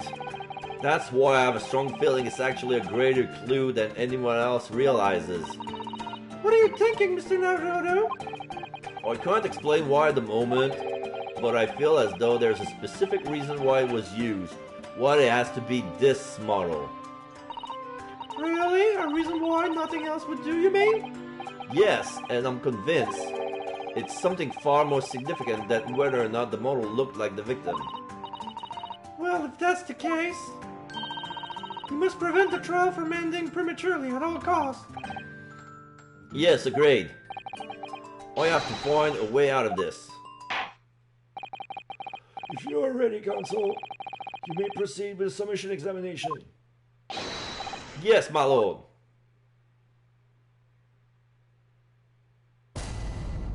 Jury examination. Defense's rebuttal. I've known that woman for years. She'd never be an accomplice to anything. Hold it! The order of things seems to have changed around here for some reason. I'm a copper, lad. It's a copper's discretions to bend their rules sometimes, when needs must. What's wrong with that? Where do I start? I've been working at the yard for 40-odd years. Well, that's even more than I thought. We've only had a Metropolitan Police Service in front of 70 years, you know. Police service in time for 70 years. Of course, times have changed. The public didn't trust coppers back when I started. It was rough. We had to fight crime, and we had to fight to win the public's trust as well. And when we did, forensic science was in its infancy too, even more than it is now. And she spearheaded the revolution. Dr. Sight, you mean? That's right. About 10 years ago now it was, when I was still a youngish boy on the beat. That's when she started making a name for herself as a top-class coroner. And now look at her, head of the forensic investigation team, and a woman no less. Well, you won't hear me complain. It's what we all dreamt of back then, I tell you. Could you tell me without holding that gun in the air? We were all out to uphold justice, lad. Full of vim we were, full of vim. That's coming across loud and clear. Oh, it's utter nonsense to think those two would ever conniving with one another. Hold it! But we are only just starting to understand this case. I'm hiding behind a newspaper. I can't hear you. La la la la la la la. What are you reading there, sir? Oh, the man behind those murders on Solar Pond Street was caught in 2 flat days. That's real polishing for you. That's really not relevant to this case, is it? No, you're wrong there. Because it was Dr. Sight in charge of examining the bodies. And it was evidence arising from her work that led to the arrest of those scoundrels responsible. Oh. That's right! Oh, that woman is at the forefront of this country's fight against crime. The idea that she's somehow involved in this murky business is a load of hogtosh. I thought it was up to me to press the jurors, not the other way around. Oh dear, this is most troubling, but surely the waxwork that man stole is nothing to do with the coroner, is it? Hold it! Why would you assume that? Well, quite simply because that unsettling swindler has no relationship with the woman, does she? True. As it stands, we don't know of any connection. Oh gosh, but it would be delightfully romantic if they were somehow to have a mutual interest in the waxwork. Romantic? A woman of society such as myself views anything, everything in terms of relationships, you know? Well, you learn something new every day, even if you don't want to. Oh, and one might wonder about a possible relationship between the defendant and this coroner woman. Or perhaps between the defendant and the handsome prosecutor just there. This woman may be more astute than I've been giving her credit for. If that's the woman's stance, then perhaps demonstrating some connection between the waxwork and Dr. Sight would be enough. Yes, I agree. As soon as we have entered a whiff of our connection, she'll be the first to know. Well, I have my own problems with members of the police. I do not trust them much. Hold it! What sort of problems, juror number 3? Oh, let's just say we have run into each other on numerous occasions while I've been performing on the streets. Right, I see. Obviously, artists such as myself cannot appear on stage as we work in close proximity to our audiences. So we perform our great magic in parks, on street corners and the like. But the police use any excuse to make our lives difficult. Oh, number 6 wants to have something to say about that. Excuse me. Do you have something to say in response to that, juror number 6, Mr. Ottermole? Who are you calling a mass murderer? Sorry, my mistake. I got confused because I heard you look like him. I don't look anything like the man. Do you want to be locked up, Sonny? Thanks, Mr. Sholmes. Perhaps we can move on. I was really wondering if you had something you wanted to add in response to that juror number 3 just said. Oh, and clearly you do. Juror number 6, Back in my day, back in the good old days, it wasn't like this. What was it like, sir? We worked our fingers to the bone to earn the public's trust, we did. And by Jove, we earned it. People respected us back then.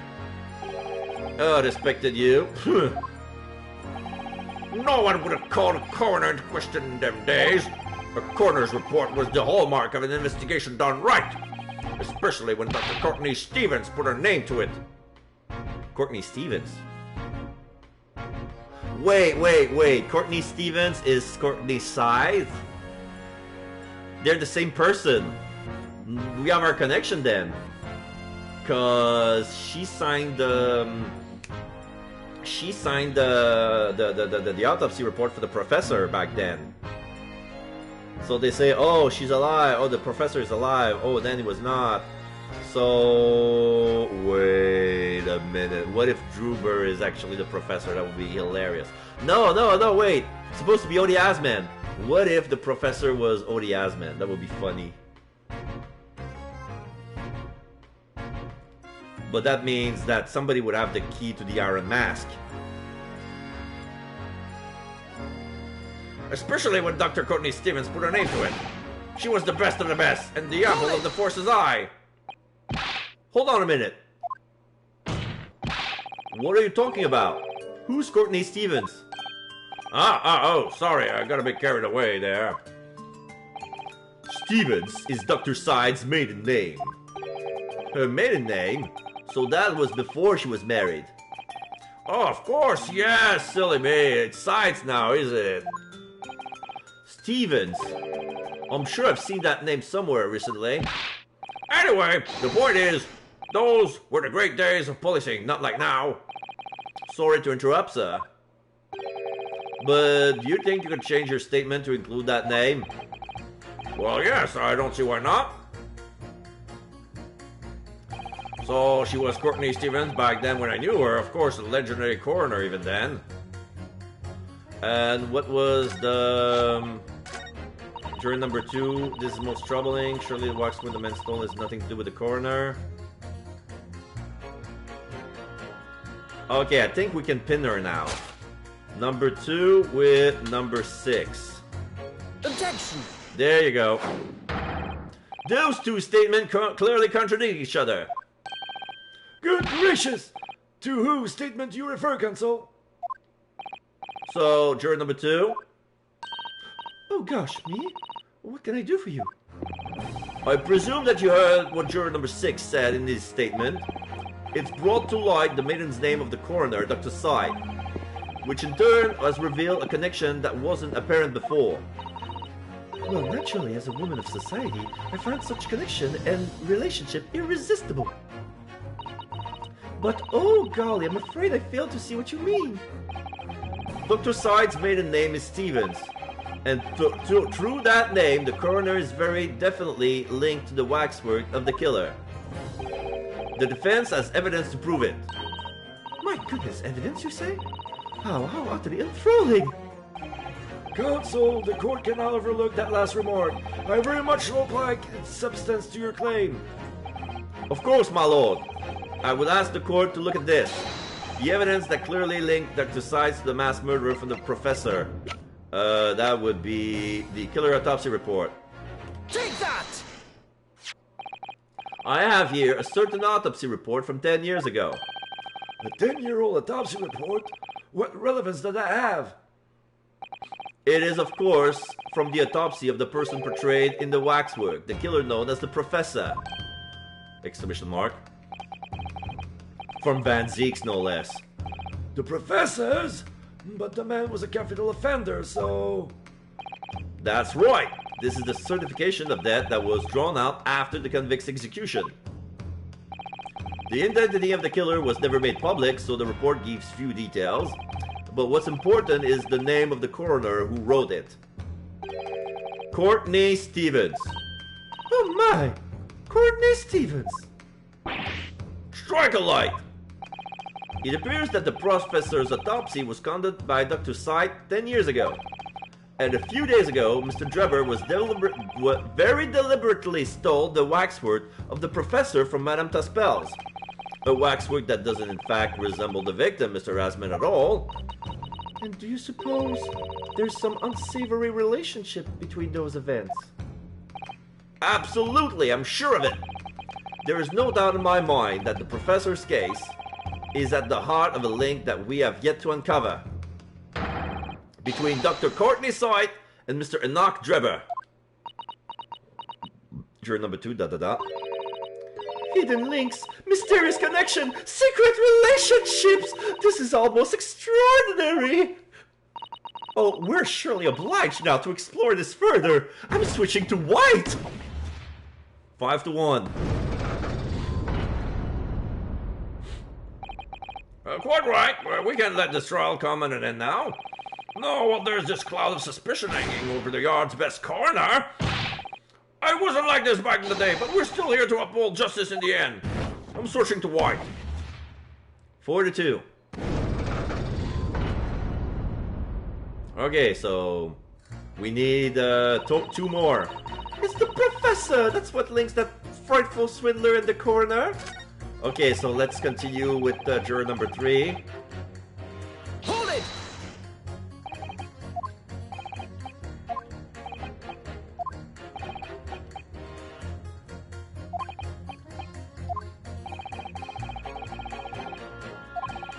Sometimes they even cook up a story to extort monies from the poor. Well, that's definitely not right.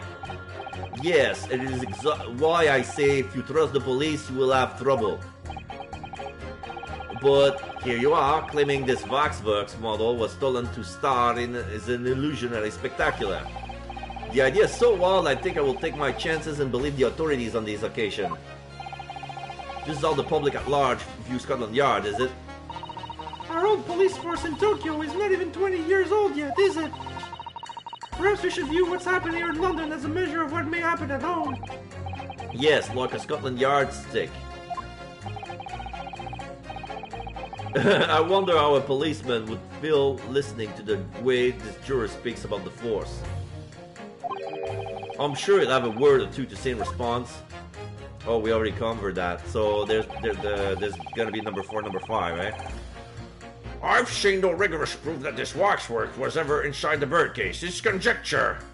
Hold it! But you claimed the whole instantaneous kinesis demonstration was a trick. Oh, well, that I did, but there's more than one way to pull a rabbit out of a hat, isn't there? Sorry? I grant you, given that this cage appeared from a mist and explosion, there has been no need to use a real person. But if a waxwork has been used, the culprit could at least add the decency to make it look like the victim. Oh, I'm not sure exactly how much criminals are governed by decency. The point is, if you're going to make a claim about that waxworks being inside the birdcage, you need to give us some evidence. Without that, that's just not science. Oh, I suppose we should expect nothing less than a logical argument from a fellow of the Royal Society. But that perhaps means his mind could be changed if we manage to present suitable evidence?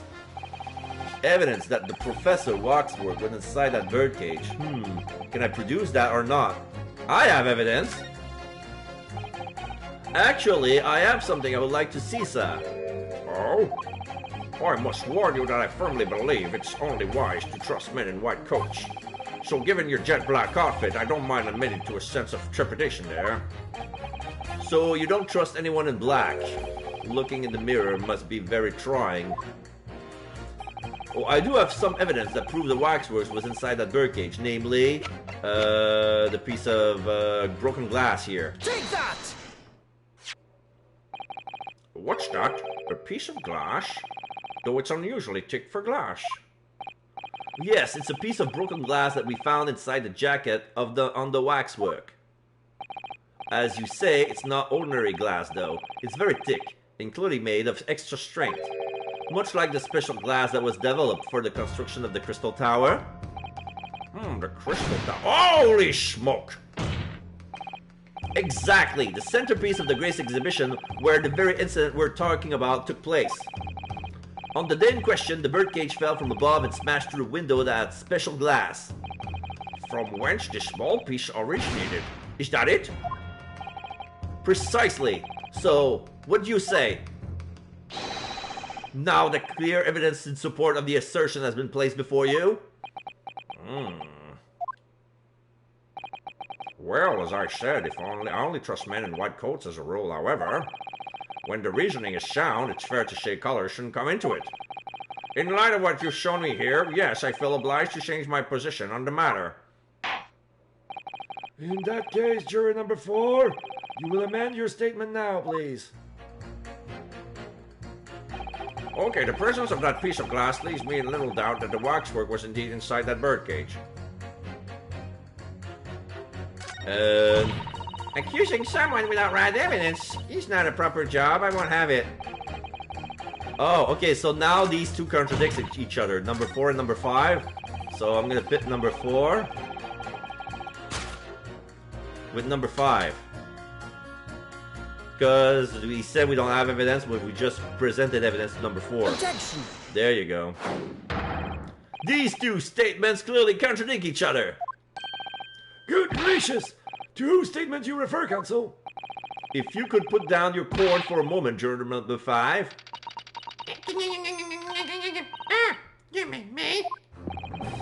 You've pointed out that it's wrong to make an accusation without evidence. But the accusation that the waxwork model was inside the second birdcage on the day in question is not without supporting evidence, as the defense demonstrated to the jurors sitting beside you. Is that right? ...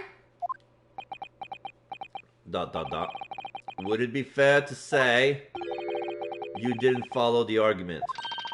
I don't understand much besides color and cop, to be honest. I have not even idea why I'm in this jury.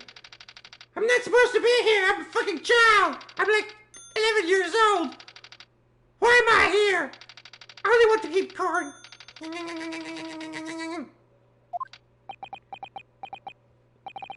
Of course you don't.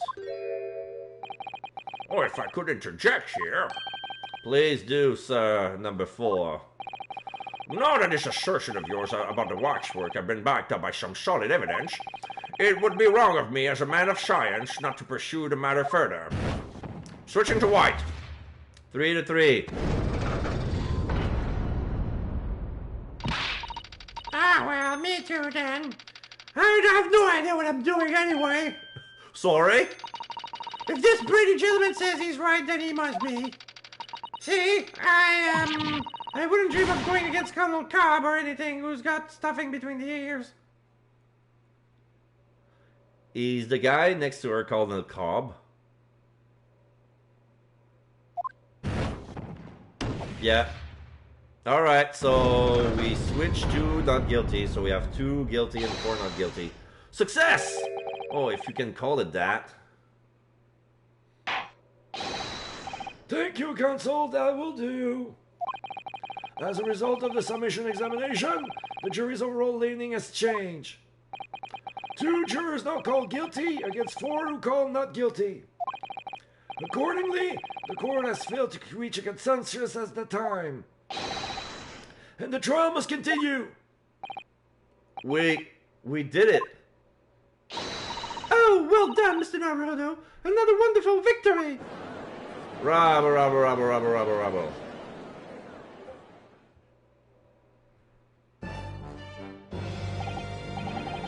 The waxwork of the despicable professor, used as a body double for the victim in this quite extraordinary case. I must say it's extremely hard to believe the assertion could possibly be true. However, it would appear that it does at least warrant further investigation. It's the waxwork of the professor that links Mr. Trevor and Dr. Psy. And I'm convinced that there's a special significance to that link. I don't know what you're hoping to prove, lad. I really don't. The truth, sir. By using evidence and testimony. If the court is to delve deeper into the alleged involvement of the waxwork in this case, then the prosecution calls for the owner of the model to be summoned as a witness. The owner? Madame Tuspels! Exclamation mark from Rio Escape. Or really thought that Lord Van Ziggs would object to this old line of inquiry. Very well, I concur. Make arrangement for Madame Tuspels to appear as a witness with immediate effect. Listen carefully, my learned friend.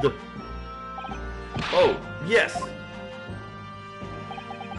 You should know that you're on the brink of opening Pandora's box. The court shall now adjourn for 45 minutes.